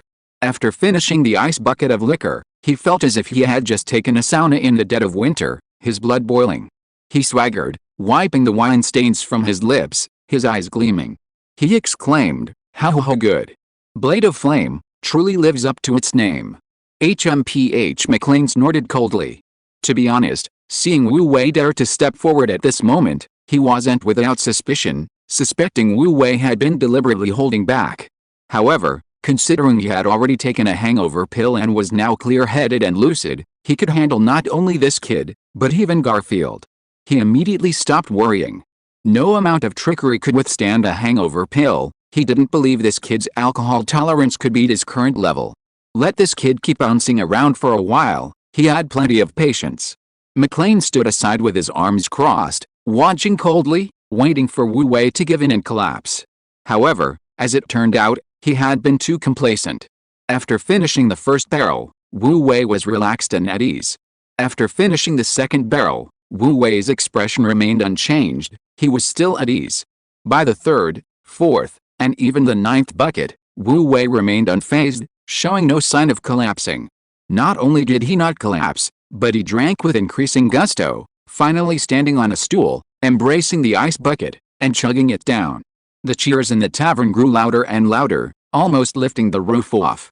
McCollin initially maintained his composure, but as time passed, his face grew increasingly pale, and his unease deepened. In the end, his face even began to darken. Your Majesty, can he really drink that much? The maid supporting Ilgo looked at Wu Wei's actions in disbelief. Even your father, with his golden blood, only drank 2 cases of blood fire at once. He. We'll see. Queen Ilgo waved her hand, interrupting the maid's astonishment. She was becoming increasingly interested in this young man. Daring to step forward at this juncture could be considered courage, but to go this far, it was impossible to say he had no confidence whatsoever. This game might actually be a chance to turn the tide. If you are listening to this novel on a channel other than Fanfic World, it means it was downloaded and re-uploaded without effort. We warmly invite you to visit our channel, Fanfic World. There you will find the original version of this story and many other novels of various genres. We look forward to seeing you dive into a world of incredible novels. Chapter 574 What goes around comes around. Finally, under everyone's watchful eyes, Wu Wei finished the 9th barrel of blood fire completely, not a drop left. Bravo! The crowd erupted in excitement, the enthusiastic cheers shaking the surrounding walls. The waiters, who had been secretly watching from mid-air, couldn't help but clap their hands enthusiastically, their expressions a mixture of excitement and awe. Even the owner of the Green Yuan restaurant couldn't help but show a look of shock. This ice barrel contained approximately 500,000 tons of liquor. 9 barrels would amount to 4.5 million tons. To drink so much without even breaking a sweat, this kid's alcohol tolerance was simply astonishing. Bang! Wu Wei casually placed the empty ice barrel on the long table. The ice barrel collided with the table, producing a dull thud. By this point, He had drunk as much blood fire liquor as McCarran. What followed was the true showdown of the titans. He wiped the wine stains from the corner of his mouth, turned to look at McCallum, whose face was pale, and said with a disdainful gaze, "What, scared? Scared of you?" McCallum's face turned cold. "Since you're determined to be tortured, then I'll grant your wish." Although Wu Wei's drinking capacity was astonishing, making him unconsciously wary, he immediately felt at ease when he thought of the effect of the hangover pill he had taken. He didn't believe that this kid could drink more than him after taking the hangover pill. He picked up an ice bucket of blade and flame from the table and tilted his head back to gulp it down without hesitation. The bright red liquor poured down in a rush, and in the blink of an eye, he had drunk almost half of the bucket. Good. That's refreshing. A glint flashed in Wu Wei's eyes, and he also picked up an ice bucket and tilted his head back to gulp it down. In just a moment, the two of them had finished an entire ice bucket of blade and flame. Bang bang! The sound of the two ice buckets hitting the table rang out almost simultaneously. Bravo! Cheers erupted from the crowd. The two exchanged a glance, their eyes blazing with fury. Again. Again. They shouted almost simultaneously. Waiters had already filled the ice buckets behind them. Hearing this, dozens of human waiters immediately split into two shifts to help carry over dozens of giant ice buckets, each as large as themselves, and placed them in front of the two with a bang. The bright red liquor rippled, splashing out a magnificent color under the dim light. Wu Wei and McCallum stared intently at each other. Seeing the ice buckets in place, they almost simultaneously reached out, lifted them, and tilted their heads back to gulp it down. The whoosh, whoosh, whoosh of the liquor instantly echoed throughout the tavern. After finishing the second bucket, they immediately went for the third. For the fourth, neither would give an inch, both brimming with confidence and unstoppable momentum, their speed of drinking astonishing. Such a terrifying capacity for alcohol was extremely rare even among the entire star giant race. The giants present were all excited, and couldn't help but cheer for the two. Go. Go. Young man, take him down. Kua, go. Crush him. The giant queen, Ogle, slammed her fist on the table, her expression excited. The maidservant behind her, Disguised, also couldn't help but clench her clothes excitedly, her face flushed with nervousness. At this moment, Garfield, who had taken the hangover pill provided by the green young man's owner, also sobered up. After understanding what had happened, he was both surprised and moved, and then his fighting spirit was renewed. He rushed to the long table and began to cheer for Wu Wei. "Brother, go. You're the best," he shouted hoarsely, the loudest voice in the entire old tavern. There were also many people cheering for McCallum, especially his two bodyguards who shouted the most enthusiastically. Dozens of giants were all shouting hoarsely, and the huge sound waves almost lifted the roof off. Even many pedestrians on the ancient street at dusk were attracted and joined the crowd of cheerers. 1 case, 2 cases, 3 cases, the alcohol was taking effect, and the tension between Wu Wei and McCallum grew increasingly palpable. Before they knew it, 5 cases of Blade of Flame were empty. Wu Wei and McCallum had each consumed 15 ice buckets of Blade of Flame. Assuming one ice bucket contains 500,000 tons of alcohol, each of them had consumed at least 7.5 million tons. Leaving aside the potency of the alcohol, the sheer volume was enough to make anyone tremble with fear. Yet, the two showed no sign of stopping. The surrounding giants were stunned, their emotions growing increasingly agitated, their screams and shouts growing louder. Even the obese middle-aged giant and others who had previously questioned Wu Wei now looked at him with new respect, no longer daring to doubt his drinking capacity. Even seasoned giants like the Duke's son, Garfield, and the giant queen, Ogle, couldn't help but feel secretly astonished.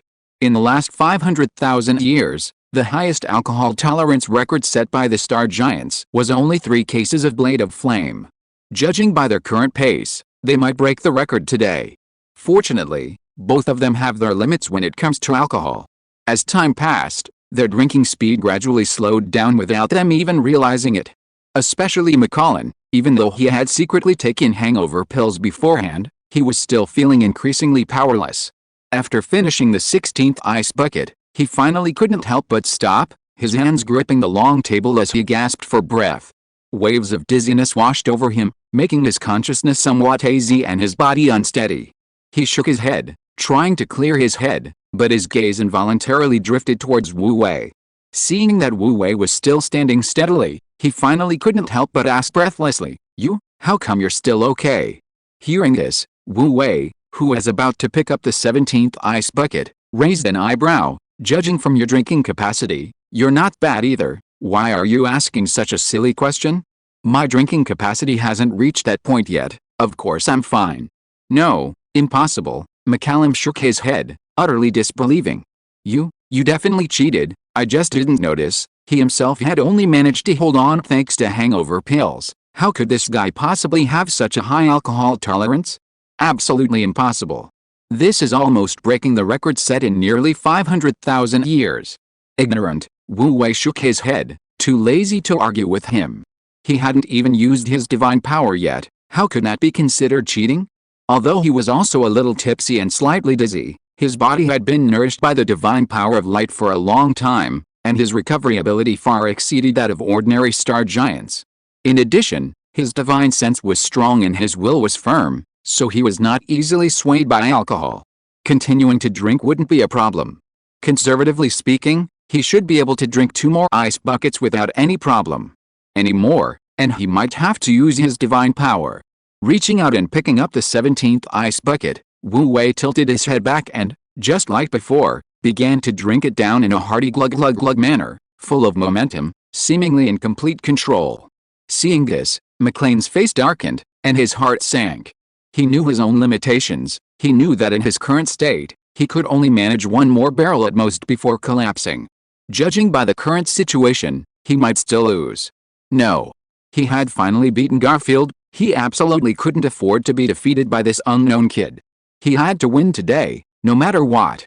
With this thought, he suddenly made up his mind. Taking advantage of everyone's attention being focused on Wu Wei, he quietly took out a hangover pill from his storage equipment and placed it in his palm. He then gestured to the 2 bodyguards behind him. The 2 bodyguards immediately understood and slightly shifted their positions, using their massive bodies to provide cover from McLean, allowing him to find an opportunity to take the pill. However, having already succeeded once by accident, how could Wu Wei, Garfield, and the giant Queen Ilgul be completely unprepared this time? Just as McLean secretly took out the hangover pill, preparing to put it in his mouth, the giant Queen Ilgul, who had been staring at him, narrowed her eyes and suddenly slammed her hand on the table. "Mickerlin Horn!" With a furious shout, she trembled, and a terrifying force, like a planetary collision, suddenly locked onto Mickerlin. Mickerlin froze. Before he could react, Ilgul kicked off with her right leg, and her entire body shot out like a comet hitting the earth, reaching him in the blink of an eye and grabbing his arm. At the same time, Garfield also suddenly sprang up, rushing behind Mickerlin like lightning, locking his throat from behind and immobilizing him. Seal. Just as Ilgul and Garfield made their move, Wu Wei also suddenly stopped drinking and threw a jade talisman at Mickerlin. The jade talisman exploded on Mickerlin's body. In an instant, countless starlight burst out, instantly transforming into silver chains that climbed up Mickerlin's body, binding him. The 3 hadn't planned ahead, yet their actions were remarkably synchronized. They all chose to restrict and imprison McCullen's movements. Caught off guard and lacking the strength to resist, McCullen froze in place, his limbs bound, unable to move. The hangover pill in his hand became conspicuously visible because of this. The crowd erupted in an uproar. A hangover pill. The burly middle-aged giant who had spoken earlier immediately recognized the pill in McCullen's hand. He glared at McCullen, his fat face contorted with rage. "You secretly took a hangover pill while gambling. You're bringing shame to the Hog family, a disgrace to our giant race." Although he disliked the pale-faced boy in every way, he despised McCullen's cheating even more. The other giants also felt mocked and were furious. Even the Green Man boss's usual smile vanished, his expression turning serious. In an instant, the entire old tavern was filled with anger, and even the pungent smell of alcohol in the air was dispelled. Chapter 575. A series of slaps in the face. Young Master. McLean's 2 bodyguards, who had been a bit too slow to intervene, immediately tried to help when they saw the situation turning against them. However, before they could even get close, the giant Queen Ilgul and Garfield, who had freed their hands, each kicked them away. In the blink of an eye, Wu Wei and his 2 companions had inexplicably regained control of the situation through their outspoken understanding. By the time McLean realized what had happened, it was too late to change the outcome. Feeling cheated, The giants instinctively gathered around, glaring at McLean with angry and condemning eyes. Some of the giants even had disappointment in their eyes. They had thought it would be a clash of titans, but who would have thought one of them would cheat? It felt like a delicious dish had been marred by a piece of rotten meat, utterly disgusting. Losing because you can't hold your liquor is one thing, but how could you cheat? What you did is a disgrace to the star giant race. A hot-tempered giant couldn't help but shout. The more mild-mannered giants, though not openly cursing, couldn't help but shake their heads and sigh. Young Master Hog, you're such a disappointment. Scoundrel. You're a disgrace to our giant race. The dreadlock giant, finally sober, spat at McCullen, his eyes filled with disdain. The other waiters, secretly observing from mid-air, couldn't help but whisper amongst themselves, marveling that even the giant race had such a person. It was truly unexpected. McCullen had already sensed something was wrong when his movements were restricted. Now, seeing the reactions of everyone in the tavern, seeing their angry and condemning gazes, his heart sank, and his face grew increasingly grim. He'd miscalculated. He hadn't expected these three to be so prepared. If he had known this would happen, he shouldn't have used the same trick again. He should have at least thought of a more subtle method, one that wouldn't be caught. Unfortunately, there's no going back. Even if he regretted it now, it was too late. In that short time, Garfield had already dealt with McCullen's two bodyguards and returned. He reached for the pill in McCarran's hand, glanced at it, and couldn't help but click his tongue. Royal Court's Black Gold Hangover Pill. Good stuff, no wonder he could hold out for so long. Unable to compete, he didn't take the pill, instead casually shoving it back, a smug look on his face. McCarran, you've finally met your match. Her Majesty the Queen stood to the side, arms crossed, silent, but her eyes also revealed a hint of pleasure. She was clearly in a good mood. On the other side, Wu Wei slowly put down the ice bucket filled with blade flame and walked over. The outcome was decided. There was no need to continue. Seeing the three surrounding him, McCarran nervously swallowed. What do you want? Don't worry, we won't do anything to you. Garfield smiled and cracked his knuckles. Queen Ilgal, the giant, chimed in with a smile. However, from today onwards, news of your cheating at drinking will spread throughout the entire star giant race. Wu Wei continued, from now on, this will be a stain on your life. Wherever you go, people will point and whisper. You will be forever nailed to the pillar of shame, never to rise again. With each sentence the three spoke, McLean's face grew increasingly grim, until finally, it was as black as the bottom of a pot. Garfield, not content with that, deliberately went over and whispered in his ear, guess what Her Majesty the Queen will think of you after she hears about this. Normally, such a trivial matter as gambling at drinking wouldn't reach Her Majesty the Queen's ears, but if someone deliberately wanted to tell her, that was a different story. McLean's face instantly changed. You dare. He struggled desperately. However, the starshine chains binding him were personally sealed into the J talisman by Yaoyu, possessing immense power. Even top-tier experts like Long Nu Suksen could be bound by them, so how could he possibly break free? Moreover, Garfield and Ilgal were no ordinary individuals. With them watching over him, how could he possibly have a chance to escape? At this moment, the green young man boss also flew over. He didn't look at McCallum, but instead bowed to Wu Wei and the other two, then turned to the other patrons present. It was my oversight not to properly supervise the drinking game. It affected everyone's enjoyment, and I apologize to you all. As he spoke, he bowed deeply to those around him. Seeing this, the previously agitated patrons calmed down slightly. Boss, it's not your fault. After all, no one would have expected that young Master Hog would do such a thing, a giant said. That's right. Boss, you don't need to take the blame for this scoundrel, the dreadlock giant also advised. Thank you all for your understanding. The green young man, the tavern owner, bowed respectfully to the crowd, his expression serious. However, the tavern bears some responsibility for this situation. I've decided that everyone's drinks are on the house today, and it will be charged to my account. He glanced down at McLean, a flicker of disgust and disdain flashing in his beady black eyes. Furthermore, our old tavern doesn't welcome cheaters. From this day forward, McLean Hog will be blacklisted from this tavern for life. As he spoke, his back ramrod straight, his small frame exuding an aura no less imposing than that of a celestial giant. His words were met with a thunderous cheer from the patrons, many clapping enthusiastically. How dare you? McLean, enraged, couldn't help but erupt in a tirade of curses.